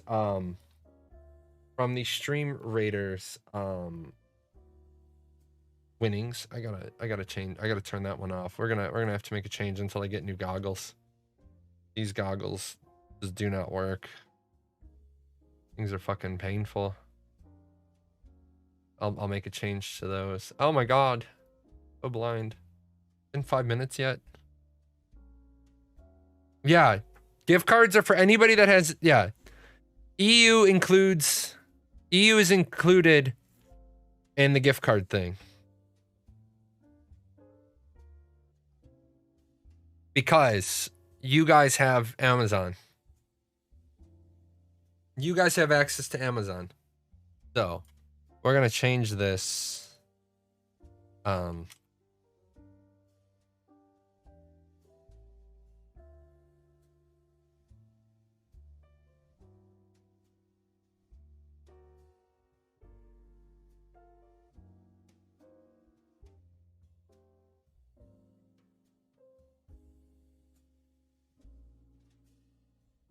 Oh no, if somebody does it, I will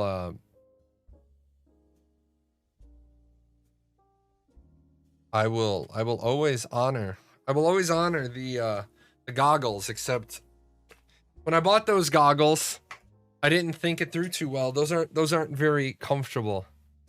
We go up.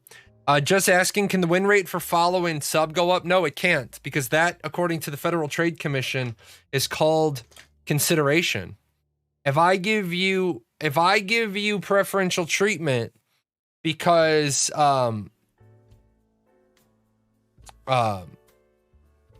if I give you preferential treatment because you're following the show or you're subscribing to the show, then what I've done is I've done consideration.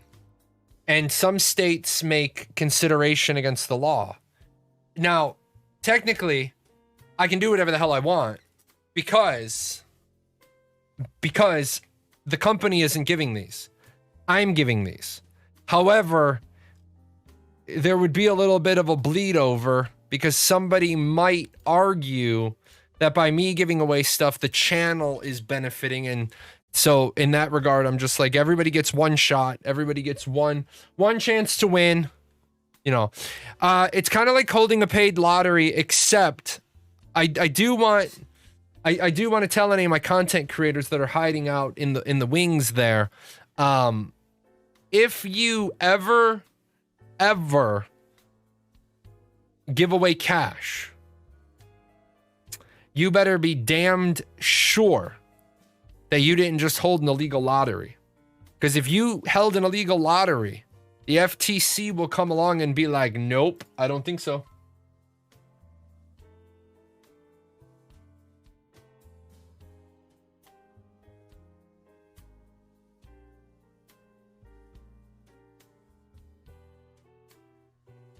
Quick question about Ash's test. No, animal husbandry is content. This wasn't a content test. Animal husbandry won't be in for a long time. Animal husbandry will not be in for a long time. A long time. That, in fact, animal husbandry probably won't even be in when they start the early testing. They won't have wifery, yeah. Wouldn't it be last? Yeah, it'll probably be one of the last things they do, only because of the complexity of the system. Fishing will probably be the last gathering thing they put in, because fishing is always the more complicated one. It was a stupid question. There are no such thing as stupid questions. Don't ever beat yourself up for a question. Questions are good. Questions are how we make progress. The fishing system now sucks. Fishing wasn't the test. No, fishing was not in the test. A fishing system was in the test. How is fishing harder than other systems? Because fishing people want sports fishing. Fishing people unilaterally want a mini game. Most of the other people, most of the other people in the world, they don't want mini games. Gatherers don't want mini games.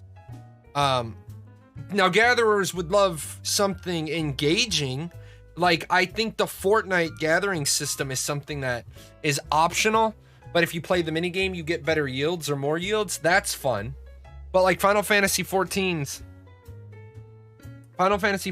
system just doesn't feel good.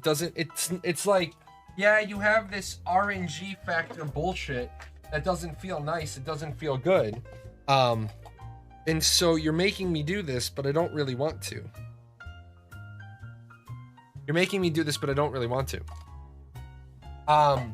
WoW does gathering nodes spawning for mob corpses, i.e. mine dead earth elementals. Yeah, I mean, they do that. I wouldn't say that's good. I wouldn't say it's bad. It's just something they do. Fishing people want there to be some sort of sports fishing. The rest of the gatherers don't. I heard you can see the health bar of other people's. Was that for the test, or they really want for the game? It's only for the test. It's only for the test. Because they haven't got the system in. I don't know the Rust system, because I don't play Rust.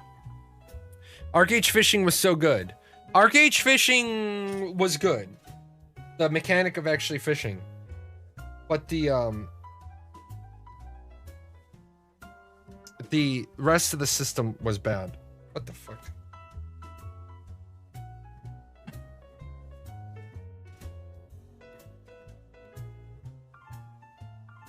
How does the inventory work? Item slots. It doesn't matter how the inventory works right now.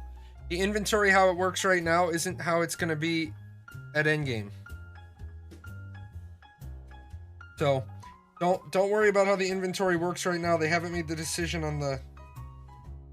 They haven't made the decision on the weight, volume, quantity of the gathering mats yet.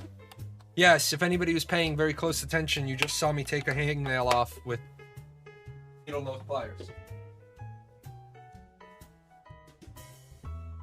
I should probably put out a public service announcement. You shouldn't remove hangnails with needle nose pliers. But I did anyway.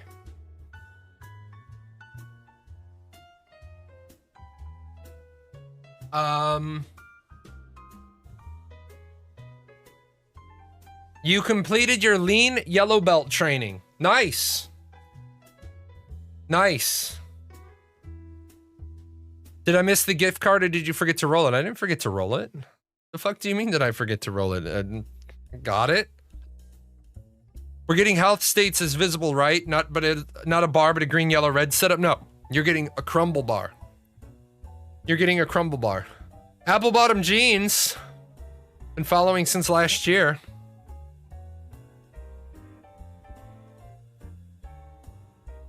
There you go. Is there climbing implemented? Well, climbing at most is only going to be on two. Climbing at best is only going to be on 2 classes. Parkour will only be on rogues and rangers at best. I was in the test and saw we couldn't inspect people's characters. Is that a planned addition? You will be able to inspect people's characters. However, people do not need to allow you to inspect their character. So you can turn around and say, I want to inspect Jay. But Jay can turn around and say, nope, I don't want to be inspected. So you'll try to inspect and it'll be grayed out. Again, not in yet.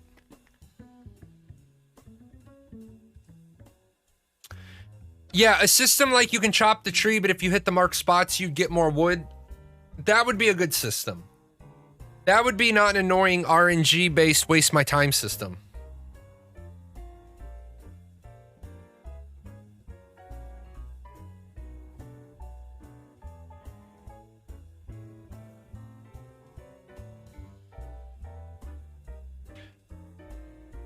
Like Fortnite? Yeah, like Fortnite. I've not played an older MMO yet except a sliver of WoW Classic. Getting excited for Ashes. Do you think it will be hard for modern MMO players to adapt to the Ashes version? Yes, it will, and here's why. Here's why. Most of you have been spoiled because you've been handheld. You've never had to earn it. Everything's been easy. There's been idiot lights. Everything has been, people, oh my god, I died and I lost XP. Yeah, that's called the penalty for death. That's called a death penalty. What kind of quests are there? Kill X, gather Y, or are they set up to be a bit more dynamic? So here's the problem. What's a dynamic quest? At the end of the day, there's really no such thing as a dynamic quest. Because at the end of the day, right, everything is a task. At the end of the day, everything is a bullshit, mundane task that needs to be done. Your job is nothing but a series of bullshit, mundane tasks that need to be done. A better word for might be unique. Yeah, again, here's the thing. Give me an example of a quest that's not go here, not go find this person, not escort this person, not go gather X of these, or go kill Y of those. And I say that to people all the time because they're like, I want questing to be better, but life isn't better. And the game can only be a reflection of life. Okay? The game can only be a reflection of life.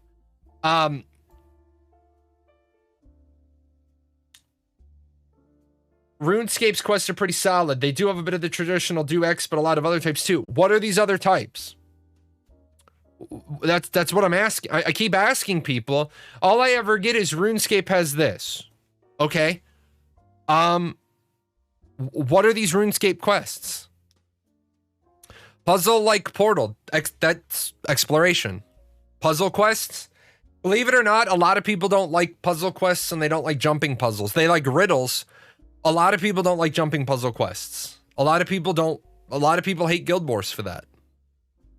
The quests have different style and like fetch, go this, gather, follow the clues to find the goal. I found a hidden treasure quest. Yes, but here's the thing.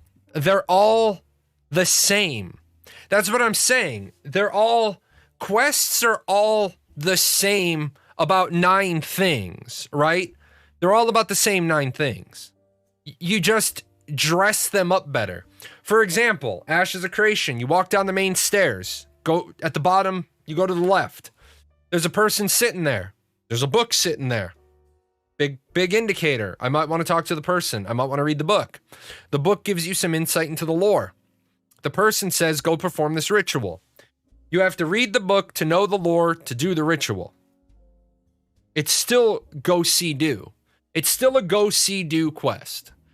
Go here, see what I told you to see, do what I told you to do.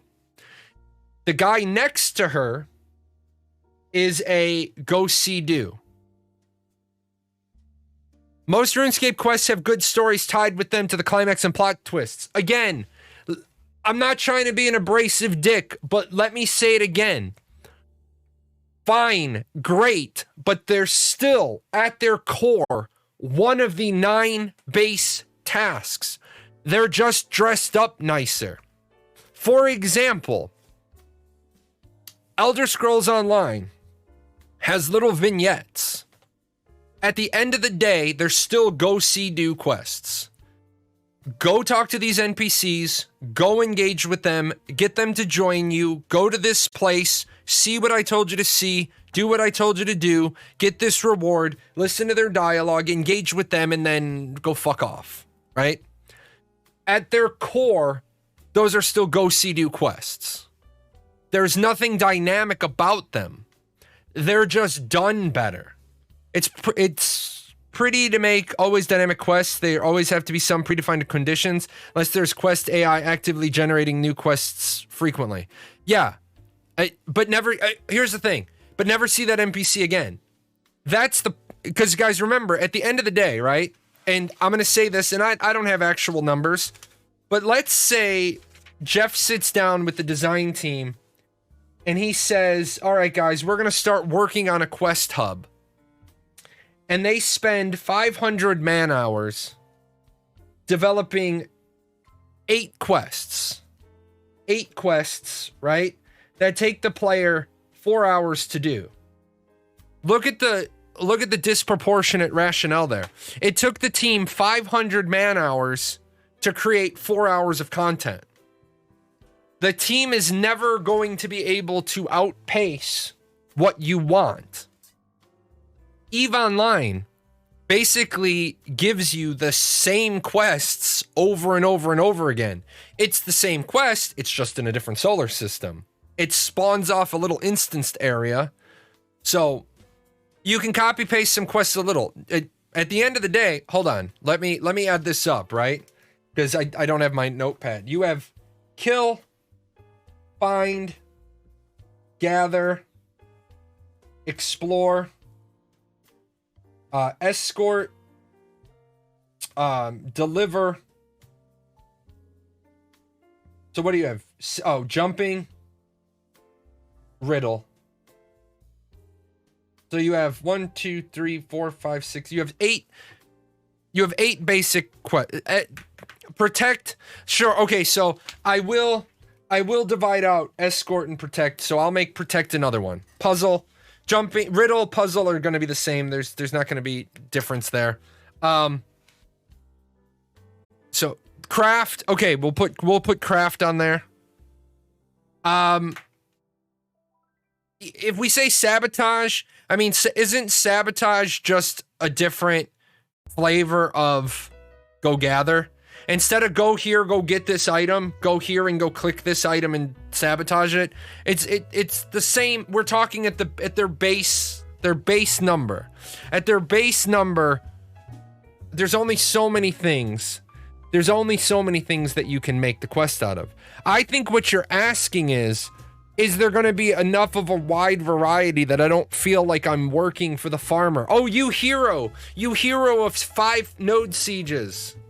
Go kill these 10 rabbits. And in that regard, yeah, they don't want want you to feel like you're doing mundane chores for pocket change. They don't want you to feel like you're doing mundane chores for pocket change. So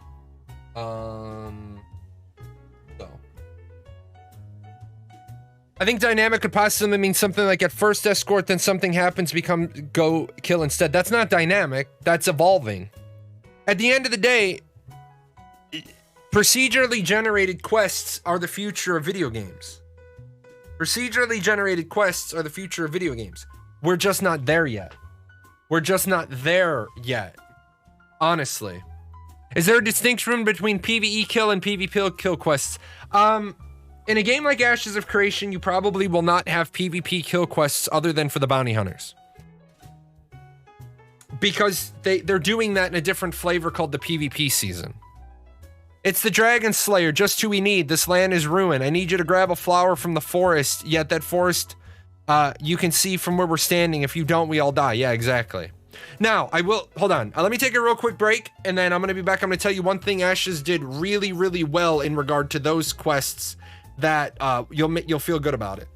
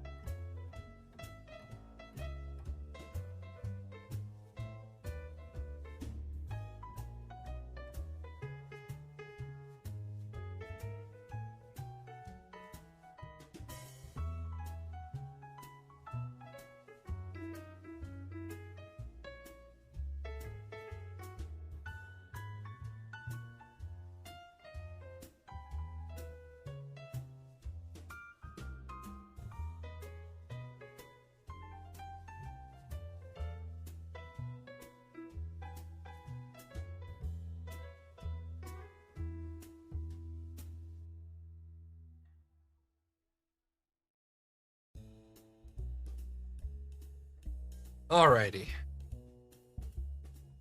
Let me what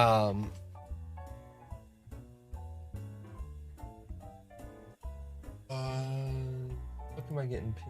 Oh, a mist went live. Okay, we have an hour left in our show, and then I'll drop you guys off with a myth.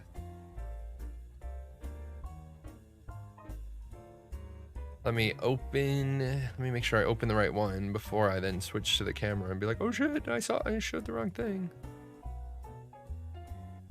Okay. So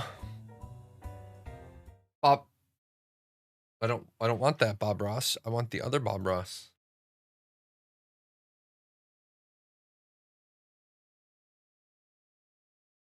There we go. So here is how much longer am I doing the show? I have 1 more hour to go. Even though I only slept 3 hours last night because I had an insomnia fit, it sucked ass. I took so much sleeping medication. I was like, how am I not dead? So, okay. Now, I'm not going to spoil too much for you guys. I'm not going to give you too many details. Because I want you to enjoy it. But here was our divine gate, right? Here was our divine gate. Right about here. Right. Here was our divine gate. And there was a lot to do here. There was a lot to do. One quest you had to come, and I'm not going to get all these exactly nailed out, but one quest you had to come up here. So one quest you came right here, you did a quest in this area, right? Standard thing, you did a quest in this area for the NPC, and then the NPC actually sent you basically like that, right? And then you did a quest for an NPC, you did a quest in here, got a quest to go up here, this quest sent you down here, right? You did a quest in town, and then the quest sent you up here, right? You did a quest in town, and the quest sent you up here. You did a quest in town, and the quest sent you here. You did a quest in town, and the quest sent you in and around there, if I remember. So, and this is like 40 minutes, right? This is 40 minutes go out in the world. And the nice part is notice I said you get a quest to go out there. Sure, there's a couple of quests right in at the beginning, right? There's a couple of quests right in the beginning that you go in, you go out, you come back, you go in, you go out, you come back. There's a few of those to get you started. But most of the quests were literally, get the hell away from me. Get the hell out of this node. Go explore. Go have fun. So we definitely, absolutely, positively had a bunch of time, right? But I ended up finding a quest hub right there. Now they didn't work. They didn't work, but I found a quest hub out there. I found a world boss here. I found another world boss here. We found there's a POI boss there. There's a world boss. I'm calling them world bosses. They're gonna beat the shit out of you, right? So there was a ton of stuff going on questing. There was a lot of stuff. Even with the mount, it's still 20 plus. No, this was like 40 plus even with the mount. Like this was a significant hoof even with the mount. My times are based on having a mount because I actually got my mount. I went back to the starter area. I found a lady who was like, I hadn't talked to her. And she, I don't know if she had a quest prior. I don't know if I didn't see her. I probably just didn't see her. This was One Punch Man. That fucking rock guy. He was an annoyance. But that quest was really good. There was, right when you get here, this was where that quest hub was that you see in this footage, right? So I did these quests. And this NPC, let me just tell you,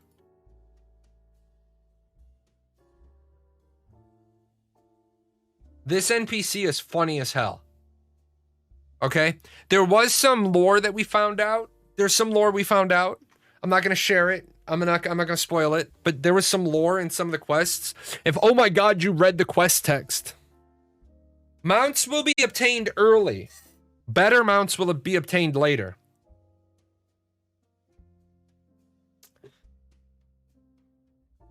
So, yes, you should have a mount. You should have a mount before you even leave the starter zone at live. A mount, not a good mount, just a faster than you sprint mount. So,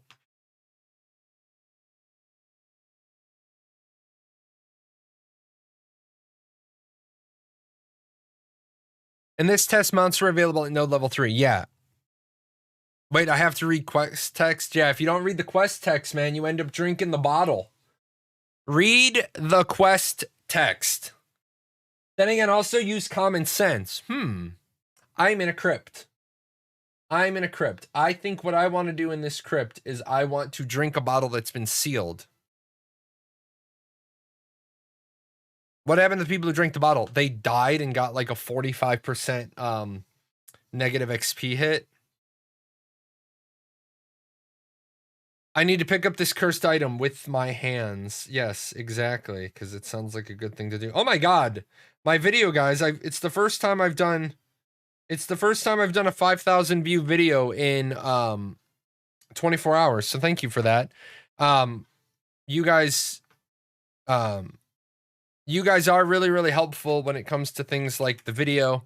And while I'm shilling that one, I might as well shill PGN music as well. If you guys like relaxation music, jazz, the stuff you hear on the channel, I have a YouTube channel. It's all DMCA royalty free. You can use it in your own projects. With that said, if the game doesn't make you read the quest text, it normally doesn't get read. Ain't that the truth, man? People are like allergic. People are like allergic to reading quest text. Why does my camera keep doing that? Camera, you need to stop. You haven't done that before today, and you need to stop doing it. It's irritating me. My camera is irritating. It's irritating me. You realize how you misspelled that video command line is? Not being asked, genuine question. Did I misspell something? Oh, I did. Holy hell. Yeah, I was barely awake. I was barely awake this morning. I will be honest, I don't like to I don't like to cancel shows, but it was 2:50 in the morning. It was 2:50 in the morning, and I was still not asleep after I had taken 3 rounds of sleeping meds. And I was like, this is not going to be good. So that would be a good troll. Go to this point in the south and get the item, then go north and turn it in. Maybe make the map only show the turn in the north. I will tell you that some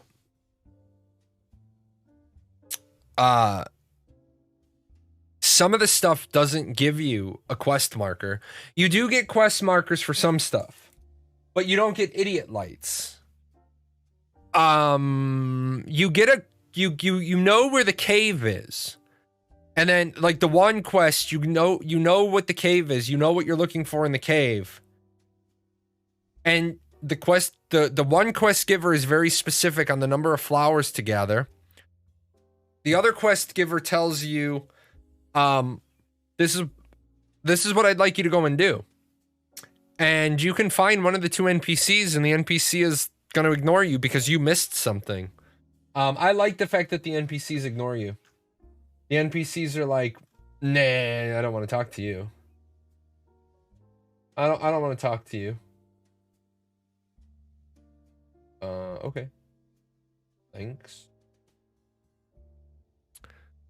This VOD is going to go viral. I mean, probably not, but some of my videos go.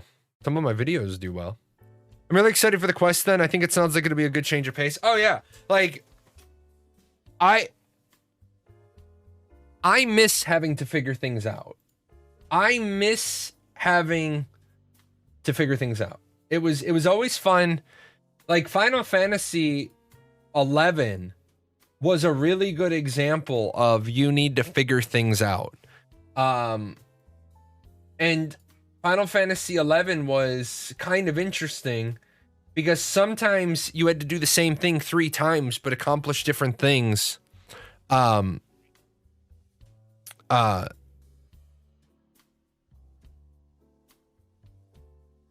had to accomplish different things when you went in there. So you had people that you would be like, hey, we're gonna go do the crag, and they were like, okay, and then you get in there like, I need to go left, you need to go right. Oh shit. Yeah, the 500 cabbages thing. Remember how much of a dick Matt was? Matt was just like, why are you talking to me? On your list of quest types, did you have crafting quests? Yes, I had crafting quests. If you want guidance on quest lines, don't expect the game to do it for you. If you need the hand-holding, wait for the wiki walkthroughs that someone else writes so you can just follow their instructions. Yeah. Yeah, I always hate when haters turn around and they say, people like me ruin games because I make guides. What does it matter if I make a guide? If you don't want to use the guide, don't use the guide. Other people need guides. Other people need help. Other people are not figure out people learners. Some people, you know, some people get frustrated. Some people, they're like, I can't figure it out. We had people in our own guild that couldn't figure out one of the quests in Alpha 1. It's a really good quest. It's a really good quest, and people needed help. People needed help because we haven't had quests on that magnitude for a long time. Better yet, wait for someone else to come along and help you through it. True. The wiki will probably help only in some cases because each server should have different with nodes, which means some servers will have quests while others won't. Yes, that is going to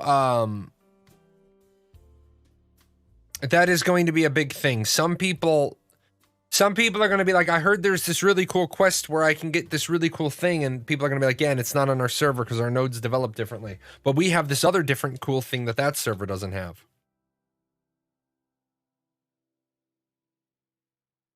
Make it more important by letting people help each other instead of having the game do it. I agree with that. A mentor system will probably be a thing as well. Already confirmed. Mentor thing is already confirmed. My favorite times in older games are working with others to figure out how to do something in game. You mean I gotta talk to other people?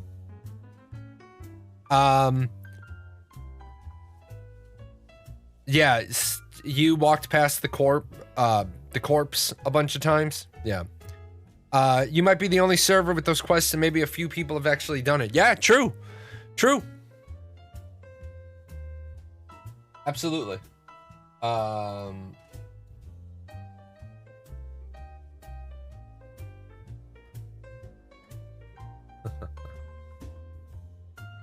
I guess it means the few people who have done it make them valuable. Yeah. That was just like, I remember in Final Fantasy 11.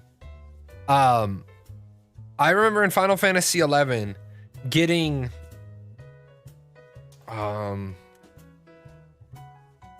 Hades. Getting my Hades summon. And people freaked the shit out because I had my Hades summon. Because it was a really big thing, and they're like, oh my god, how do you have that? I was like, oh my god, because I'm a summoner and I had my guild help me. They're like, but we can't figure out how to do the fight. And I'm like, oh, well, then try harder. Are quests in dungeon repeatable? Yes, dungeons are repeatable. There was one repeatable quest in the starter town. The dungeons are repeatable because they're open world dungeons. Yeah, just go win. Just go figure it out. Just go try. I could understand. Like, it's always funny when somebody's like, can you help me? Sure. I don't know how to do this fight. Well, what part's making you struggle? And they're like, well, can you just explain the fight to me? No, how about you go do the fight? How about you go do the fight? Now there are times that I will preemptively tell people, like Final Fantasy 14 is a good one for this, because they have like mentoring dungeon or mentoring roulette. There is one particular fight that I will say, hold up, which one of you is new? And nobody will answer. I'll be like, I know one of you is new. It is not possible to get this 8-man raid unless one of you is new. And the person will be like, I'm new. I'll be like, okay, you need to know this. The rest of the fight you can figure out. But this one key detail you need to have.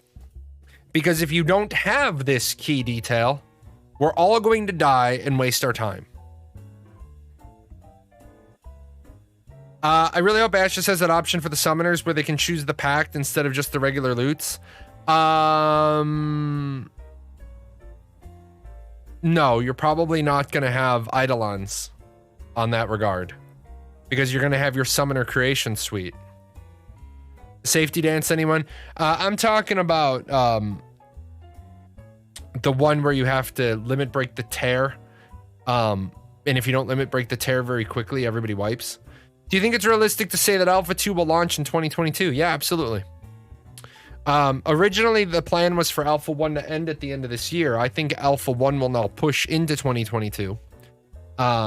We haven't gotten an official statement on that, but I do think that Alpha 2... I do think that Alpha 2 will commence next year. Of the 10% of the artist system, did you get to try any professions? Gathering ones. But, I mean, gathering was in, the professions weren't. This wasn't a content test. This was a bare bones test. So no, I can't talk about the artisan system too much. In that video, there's like a conscious stream of thought I put together for crafting. They're all bookmarked at the bottom of the video. But yeah, the system was so bare bones. The only thing I can tell you is the fact that you have a schematic for the wand handle and for the wand lets me think that you're going to end up in a situation where I can have an oak handle on an iron wand, I can have an elm handle on an iron wand, and that by having different stats as the handle, that's what's going to cause the weapon to have interchangeable stats. A very Star Wars Galaxies setup there. Very, very Star Wars Galaxy setup. So that should be a good time.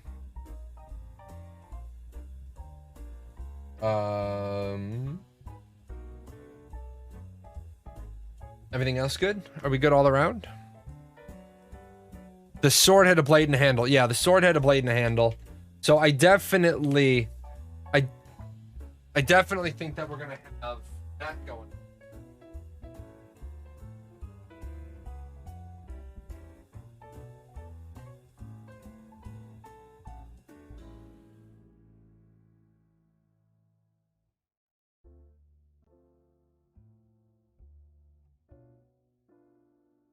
Alrighty. This is the point of the show where I turn off the camera and I snack on my lunch. Oh, my intermittent fasting is all jacked up today because I had to eat this morning. There was no way in the history of life that I was going to no, it's not a McDonald's chicken sandwich, it's Chick-fil-A.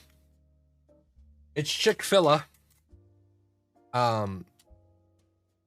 Unfortunately, because you guys know we're 20 miles from anywhere, my wife was coming in. No, I'm not turning my fucking camera on.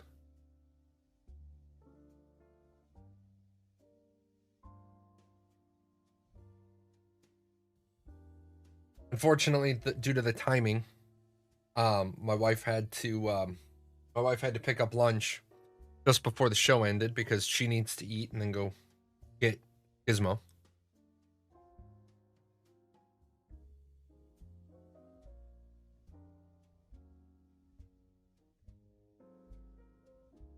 Just letting you know, man, you're starting to like cross that border of like creepy as fuck. That's a little creepy as fuck. Yeah. Don't make me regret unbanning you. But so after this, my wife will pick up her daughter. We'll go for a walk. And then maybe relax. Although, you know, if Intrepid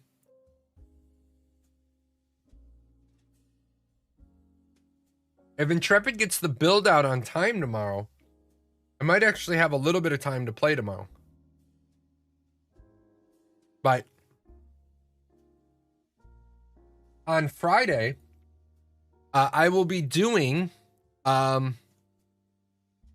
will be doing Stream Raiders PvP and I will be on the Golden Feather on Friday. And since I'm doing Stream Raiders PvP, I'll be in full PvP gear. I'll be in full cosplay gear. So yeah, I got the AC unit just in time.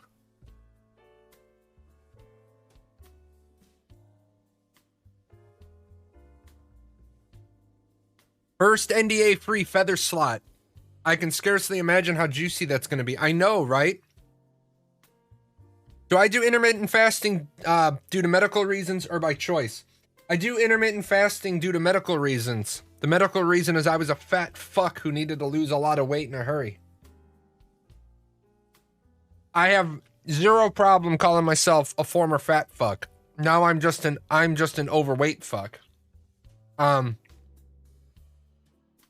I don't do 18-6. I do, unless my wife's not here, I do 16-8 because my wife's pre-diabetic.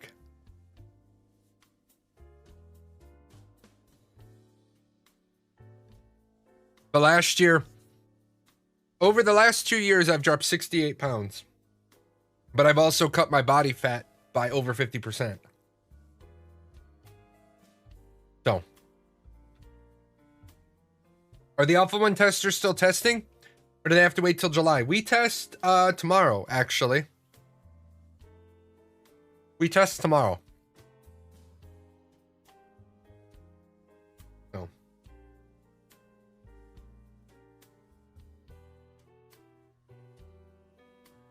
Let me tell all you young people this, and I say this, and I mean this sincerely. I know people look at me and they don't believe this. I'm 41 years old. Your metabolism will, your metabolism will go at 25.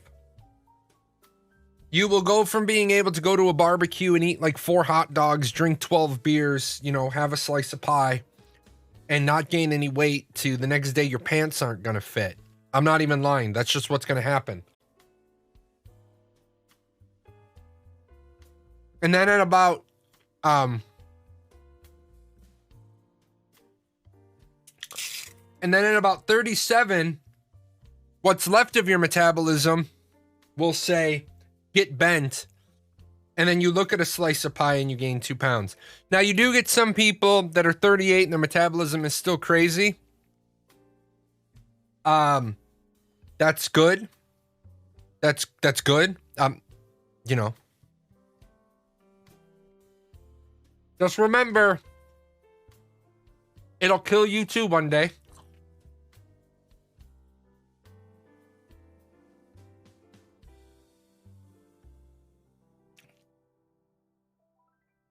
I was 23 and I was so skinny when I left for the military. When you get, sometimes in the military, you have people on the Fat Boy program. I was actually on the ice cream sandwich and peanut butter sandwich diet.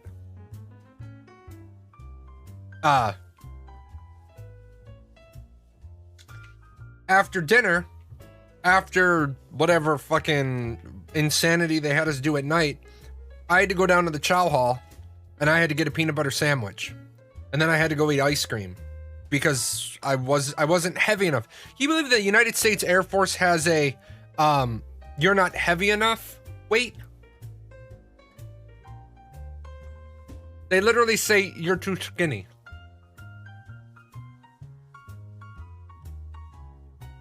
Does the Army have it too? I figured the Army would just make you do more and more push-ups. Do all forces have it? I mean, it makes sense.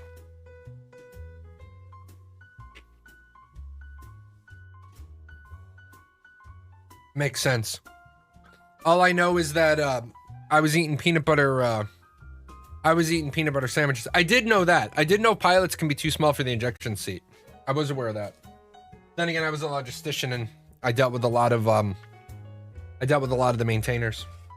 I got to learn a lot of cool things about the jets that I didn't give a shit about. The Space Force, did you guys see the Space Force commander got relieved of duty after his comments on a podcast? I can't get over sometimes, man. I can't get over how some people say some really, really dumb shit. What did he say? Space Force Commander fired. Space Force officer relieved of command after criticizing military diversity and inclusion trainings on a conservative podcast. Our diversity, inclusion, and equality industry and the trainings we're receiving in the military via that industry are rooted in critical race theory, which is rooted in Marxism. Lieutenant General Stephen Whitting, Space Operations Command Commander, relieved Lieutenant Colonel Matthew Lorimer of command of the 11th Space Warning Squadron, due to a loss of trust and confidence. Oh, so it wasn't the top guy. It was a lieutenant colonel. Man, remember I said the military tells you don't talk to the media? That's why. Don't you think everybody does that, says dumb shit from time to time? You know how much dumb shit I said in the military? A lot. You know how much dumb shit I said in the military while I was talking to the media people? None. Why? Because I didn't talk to the media. I didn't talk to the media. You can say dumb shit that isn't career damaging. Yes, you can. However, if you're talking to the media, realize there's a reason why you don't talk to the media. The reason you don't talk to the media is because then you don't say dumb shit that ends your career.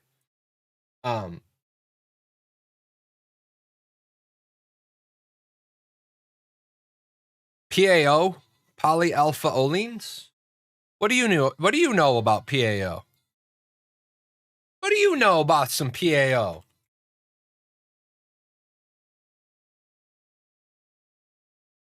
I know. Just so you know, it used to always. I always used to mess with the public affairs officers because that's PAO in the fuels world. We actually have a substance called PAO. So.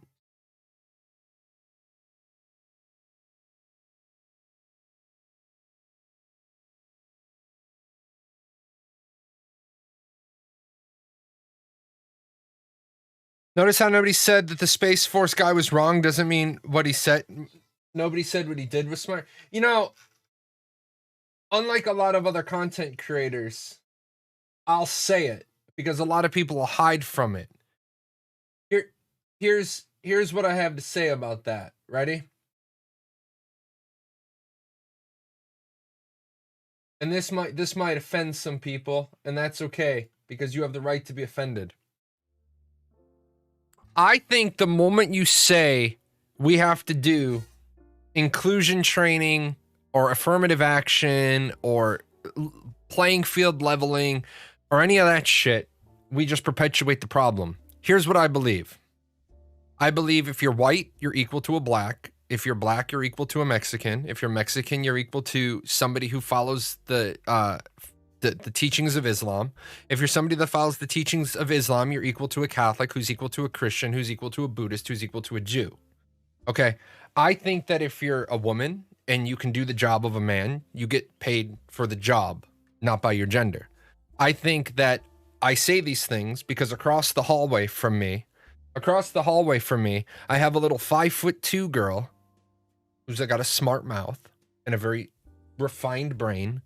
She happens to be female, disabled, Mexican, and bisexual. I say that because I don't think any of those characteristics should have anything to do with how much money she makes at the job she's qualified to do. If she's qualified to do it, she's qualified to do it. If she's not qualified to do it, she's not qualified to do it. If you have to carry a 90-pound rucksack, then you have to carry a 90-pound rucksack. Guess what? I wouldn't survive very long in the Army. Why? Because I have a fused C2, C3. I have other damage to my spine. A 90-pound rucksack would probably fucking kill me. Guess what? I know female infantry. I know female Marines that can wear their fucking gear and carry other gear and carry fucking ammo boxes and carry toolboxes and put people on stretchers, and they can do that. I'm so tired of everybody making excuses of why we can or why we can't get to just this common sense statement. Were you born as a human being? Yes, you're equal. But I like women, and I'm a woman. Okay, you like men, and you're a man. Okay, Dennis Leary back in the 90s. He says I like to fuck watermelons. Here's a watermelon and a gun. Go go. I like to fuck sheep. Here's a sheep and a Humvee. Go go go. Fuck them, kill them, and eat them, boys and girls. You're all equally worthless. I am hard, but I am fair. I am Gunnery Sergeant Hartman, your senior drill instructor. You are all equally worthless. Let's see. In what instance can you recruit NPC soldiers, and can they be as powerful as normal players? You can recruit NPC soldiers for defense of your freehold after a siege. You can recruit NPCs to escort your caravan, and that is about it.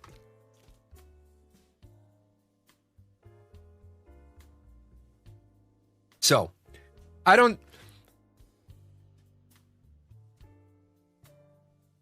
think what the guy said was right. I think what the guy said was stupid. I think what the guy said was stupid. I think you just start with, are you a human being? Yes, you're equal to me. We're equal to me. But then again, I think racism is stupid. I think sexism is stupid. I think discrimination is stupid. I ain't got time to discriminate against people based on sex, gender, orientation. I discriminate against people for a much better category. Are they fucking stupid? Look at that. And you can tell, guys, this is why my show will never grow. Just look at the sub count right now. Look at the nosedive the sub count did. Because I actually started talking about some meat for a second. Talked about some meat. Got rid of all the racists, got rid of all the sexists, got rid of all those people because I don't want them here anyway. Why do we need so many things to teach people to play nice in the playground? 100%. This guy isn't a racist, I'm unsubbing. I know, right? Holy shit.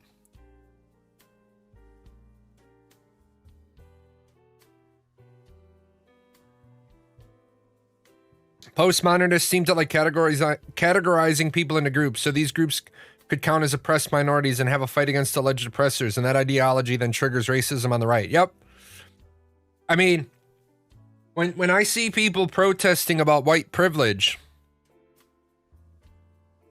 I look back in my financial accounting books to my 18th birthday, and I didn't get no fucking $1 million check on my 18th birthday. I'm trying to figure out where this white privilege comes from. We can have a much deeper discussion about that if we want to have a political science discussion. But I think the argument people want to have is rich privilege, not white privilege. You need to do your Irish citizenship paperwork. They're holding my $1 million check. Oh yeah, there you go. There you go. That's what it is. They forgot to send it to me when I was 18. Now they're holding it. Oh, well, he doesn't come back to Ireland. We're not giving him $1 million. And my Chick-fil-A, the chicken is great. The fries have been sucking lately. So, white privilege is easier. Ignore that trailer park. Yeah, right. Right.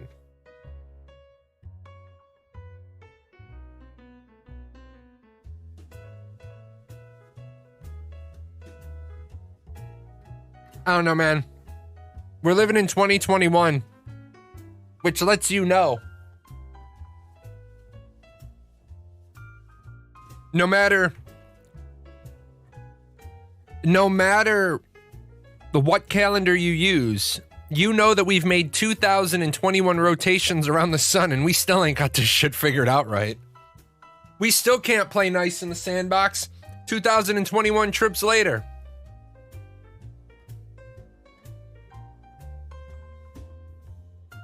I just want to earn enough money to play games and live an alright life. Yeah. You know, you're always going to have those people in your neighborhood. You're always going to have those people in your neighborhood that look down on you. I never get those people. People look down on me because I don't like doing yard work. The front of my house, appreciate that. The front of my house is in compliance with the homeowners association. Do I like doing yard work? No. Does Tamir like doing yard work? No. There's people here that look down on me. I've had people stop me when I'm outside of my house and they're like, "Don't you think you should clean up the outside of your house?" They don't like when I respond with, "Don't you think you should dust my dick when you get the chance?" What'd you say to me? Well, what'd you say to me? What are you saying? What are you saying? And they get all offended. I said, "You don't know me. You didn't, like, you guys know the story if you've been around my show long enough. Neighbor kid across the street. Fucking punk ass kid, right? Punk ass kid. I'm trying to do my audio visual work. I'm trying to record footage. This fucking kid will drive in, bumping the bass, way outside of noise tolerance. I tried to be cool about it and went outside. I said to him, "Hey, you know what? Can you turn your music down? You're in the subdivision. The subdivision have rules. The state of Illinois has laws. Fuck you. Fuck me? Okay, no. Fuck you. Hi, police department. Yeah, can you swing by this address and make sure you have your windows rolled down while you're rolling up because you're gonna hear somebody violating noise ordinance." Kid got a ticket. Kid did it again. Got another fucking ticket. Kid did it a third time. Kid got taken out of the car. Fucking tow truck came, impounded his vehicle, violation of state law. The fucking father came to my door wanted me to drop the charges because they need a complaining witness. And I'm like, no, it's nice and quiet now. He's like yelling at me. I'm like, you need to get the fuck up off my doorstep. You've never come over. You've never introduced him. You've never, ever introduced yourself to me. Now you care because your son's got a really expensive fine.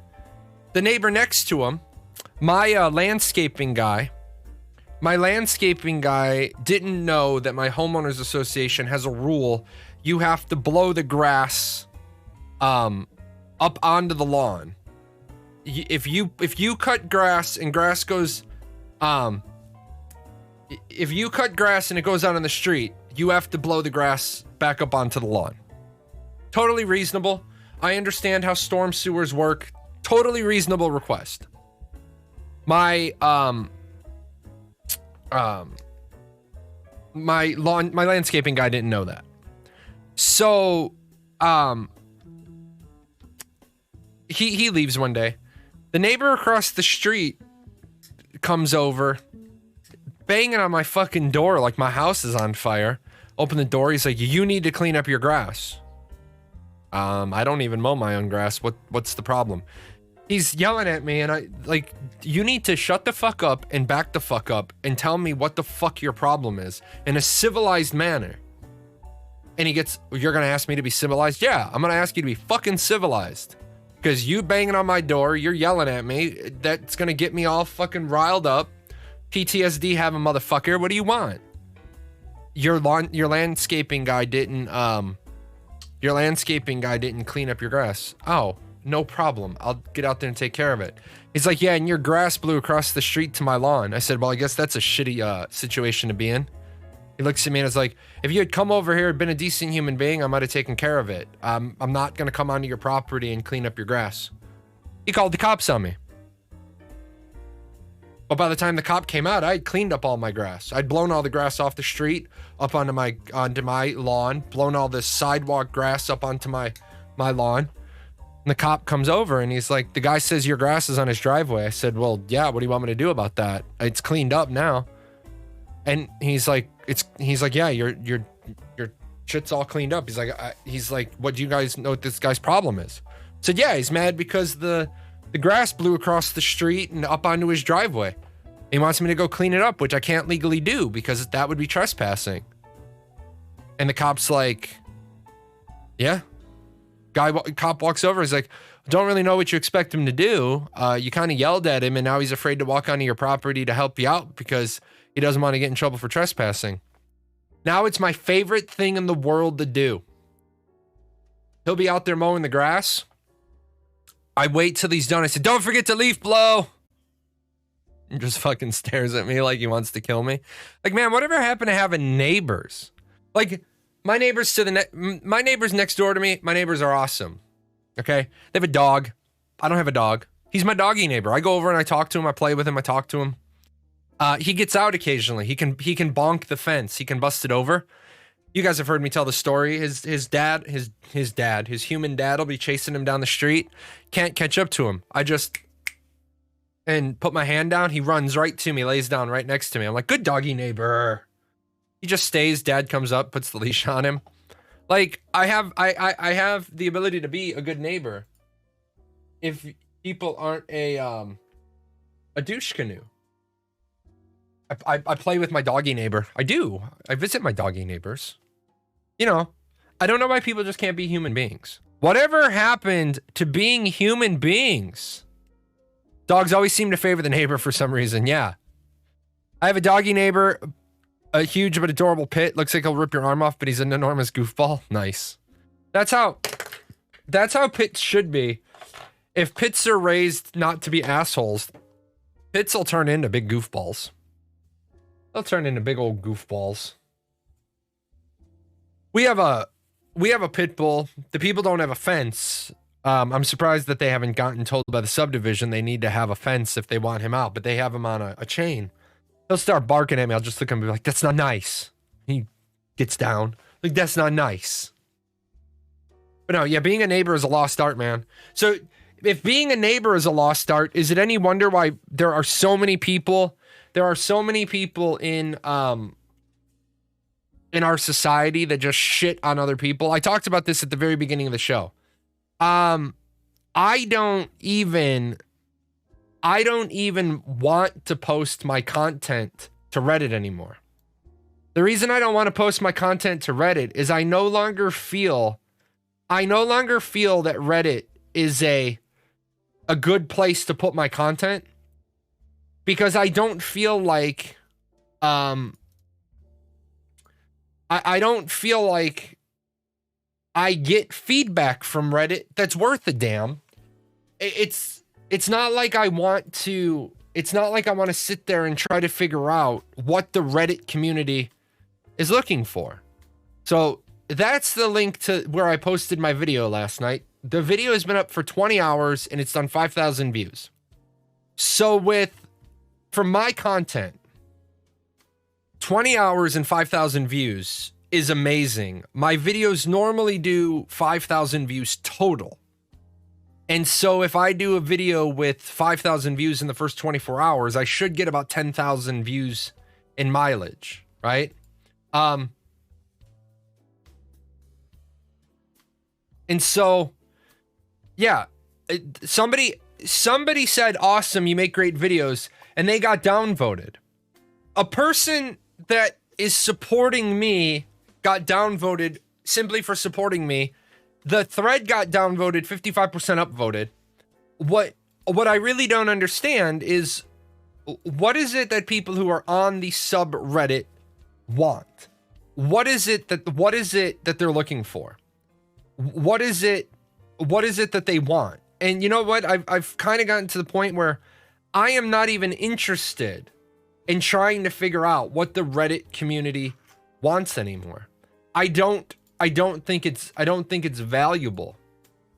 I don't think it's valuable to even remotely try to figure this out anymore. They want to be trolls. You guys know that if you haven't heard the story, I didn't understand what trolling was until about 2.5 years ago.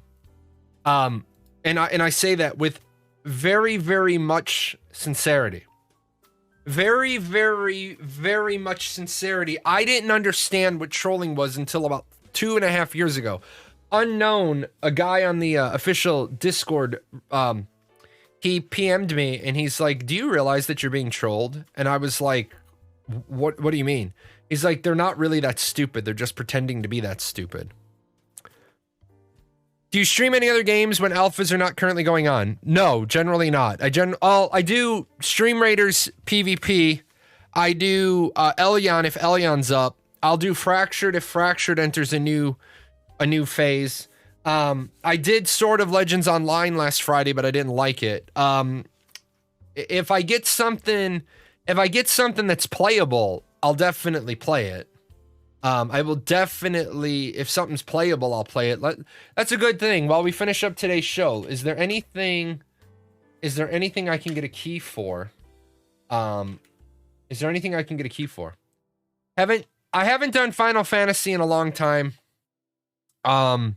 Because Final Fantasy is I play game, and I don't want to turn it into I make content with, because then it's not gonna be fun anymore. What's my opinion on Core Punk? I looked into Core Punk. It wasn't good enough for me to take time out of the limited time I have to make content for it. There's a game called The Magnificent Truffle Pigs. The Magnificent Truffle Pigs. The Lord of the Rings Gollum.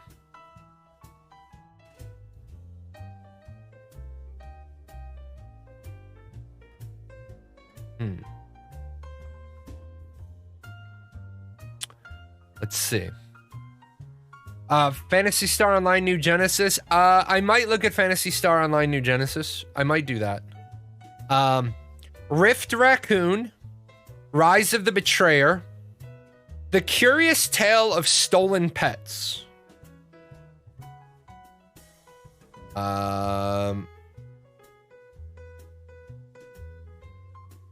We are not seeing there is not a whole lot coming out here. Are you looking at games or Sims DLC? I'm looking at games. Swan, Chernobyl Explored, Wraith the Oblivion, Afterlife,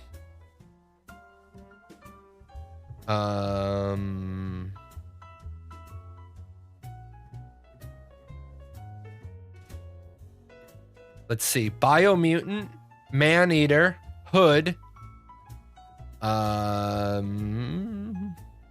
yeah, nothing.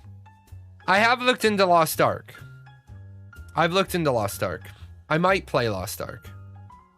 Was corruption active in alpha? Yes, corruption was active in alpha.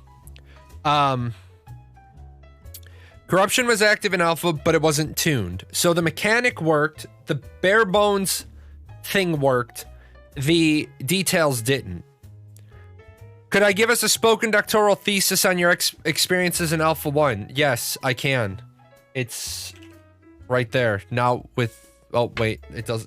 With, it's right there with less typos. I only played Cleric this time around because I've previously played Tank and Mage. And Tank had the note on it that, Tank had the note on it that it was overtuned. Do you share most of the first Alpha 1 impressions? Game is already better and runs smoother than a lot of games at release. No, that's bullshit. That's bullshit. Any content creator. So this is where you guys, as the audience, have to keep content creators honest and in line. Ashes of Creation Alpha is already better and runs smoother than a lot of games at release. Bullshit. That's an absolute bullshit statement, and if there's content creators putting that weight on the scale, I have to add a little counterweight. There was rubber banding aplenty on Friday and Saturday. Is that bad? No. Do I expect rubber banding in Alpha? Yes. Do I expect rubber banding in launch? No. Do we get some games that launch and have rubber banding? Yes, we do. But I'm not going to say that a game that starts off with massive rubber banding runs better and smoother than a lot of games at release, because that's a bullshit statement. And that's that sort of, my game is better than your game is worse than my game, and I point fingers at everybody else's games. And like we were just talking about society a minute ago, everything I do is related to every other thing I do. Why can't you just be happy for the other games? Hey, ESO has an expansion coming out on June 1st. ESO players, I hope you enjoy your expansion. I hope when Endwalker comes out, you guys wish me well on my expansion. If you play WoW the Burning Crusade, you play WoW the Burning Crusade. I hope you have fun. I hope you have fun on June 2nd. I hope you're having fun. Why would I wish you anything but fun? But people don't realize a rising tide lifts all boats. This isn't a net sum, net loss gain. I don't play WoW. I played WoW. I played WoW earlier in this year. I liked the new player acquisition experience, but then I feel WoW has a major flaw in it that you cannot play the same WoW experience as you did before. Now you got to go to Chromie, and Chromie doesn't even have the expansion packs in a very good order. I didn't understand what was going on. So I kind of left WoW because I was like, okay, I don't get it. You don't play Final Fantasy, you probably never will. That Endwalker video was real nice though. The new Reaper class does look cool. Yeah, and here's where Final Fantasy is doing it right. I'm really excited for Sage. I haven't been excited for a healing class in a long time. I'm really excited for Sage because one of my all-time favorite characters is from Final Fantasy VI, which is actually Final Fantasy II. Tella was a Sage. I love the fact that we're finally getting some of those other unique classes. I'll tell you guys, in I have no inside information at Square Enix. But here's my call, and tell me, Final Fantasy players, tell me what you think about this call. I think we're going to get expansion level 90. Okay, I think we're going to get expansion level 90 in Endwalker. And this is the end of the storyline. The story is ending. The game isn't ending. The story is ending. Hear me out here. Hear me out. I think the next expansion is going to be 3 years away. And we're going to go to a different shard with a different story. And we're all going to be back at level 1. I think we're going to be all back at level 1. I think we're going to have 5 new classes. We're going to have 1 new tank, 1 new healer, 1 new ranged, 1 new physical, 1 new magic. That's what we're going to have, right? That's what we're going to have. When we go to those worlds, when we go to that world, we have to play those classes. When we go to, and I think for crafting, they're going to have Gatherer and they're going to have Engineer. And I say this with all sincerity. They're going to do like Final Fantasy 3.0. This is my prediction. They're going to put us on a new world where when we're on that world, we can only use our advanced job classes that we're going to have to go find a rat tail to get. Right? And when we go back to the first, or we go back to where we're from, we have our other classes. That's my prediction. That's my prediction. I don't know if it's going to be true. I don't know if it's going to be false. But that's my story, and I'm sticking to it. That's my story, and I'm sticking to it. Better than which games did it run exactly? If people generalize a statement that much without giving an example, it's usually bullshit. Yeah. You've not seen this PvP video before? This is 3 months old now. This is 3 months old. Fractured is still up and running, and our city is still level 10. Yeah, you know, Fractured for the first time in their development really disappointed me because number one, they stopped talking. Okay? They stopped talking. And then we never got the what's going on. We got on the 6th, they said that they can't make the sieges work, and then we haven't heard anything since the 6th. I don't care if a developer fumbles, stumbles, and bumbles. I do care if a developer fumbles, stumbles, and bumbles and then doesn't say anything to me. Like, why don't you just shut the alpha down then? Why don't you just close the alpha for a little bit? So they've been teasing sieges for a couple of weeks now. I know, that's the thing. They've been teasing sieges for a couple of weeks. Let's go ahead and pop out here. I think we can go. I think with 68 allies, we are strong in the ways of the Force. Maybe when we come back to Eorzea, some decades have passed and all the areas would be different with higher level mobs. I think the trick would then not to have us on Eorzea. We would need to be on a different world. Otherwise, I think you'd have some this doesn't feel right. But I mean, they could do that as well. They could do like X-Men Days of Future Past, where you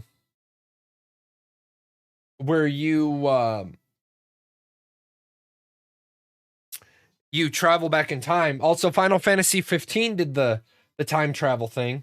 So we've already seen them go to that well. Oh no. We always do this. We always end up having this problem. Good. Shoot him. Oh man. Them big beefy cows. They chonky boys. Is somebody healing me? Heal me. Don't heal just the people behind. Heal me. Give me heals. Heal the big tank. Heal the big tank. Final Fantasy 14 jumped 11 ranks in popularity last week. Must have been the Endwalker trailer. Oh, without a doubt, it was the Endwalker trailer. Without a doubt, was the Endwalker trailer. All right, guys. I want to say thank you. It has been an amazing show. I do want to shamelessly shill here for 1 second. If you're new to Ashes of Creation and you haven't signed up, you probably already have. But if you haven't signed up, please consider using my referral code. I will say this. I will say this. It will go to giveaways. It will go to making more jazz. It will go to making more art, more music. So I do want to say, if you do that, great. It does help Intrepid know that I'm still reaching new people. I greatly appreciate that. If you like the music you hear in the background, and I am going to get that retracked, so that it's a little bit more, I'm going to get, so it's a little more leveled. I have more jazz coming from the same guy that made all that other jazz. So I'll make sure to get it all leveled. PGN Music is up and running if you're looking for relaxation stuff. Beyond that, I wish I could add a creator code. I made my account before I knew about referrals. Hey, that's okay. That's okay, because you knew about it. I didn't refer you, so I'm not going to be like, oh, make a new account. So no, I'm not like that. I'm genuine. I'm authentic. You guys already knew about Ashes. I didn't find you. With that said, we are going to go raid a mist. We're going to go raid my fictitious, smoking hot Danish wife. I can't believe that keeps going on. It's like the Energizer Bunny. That joke never dies. So I will see you guys on Friday for Ashes of Creation and Stream Raiders PvP, and then the Golden Feather immediately afterwards. Take care.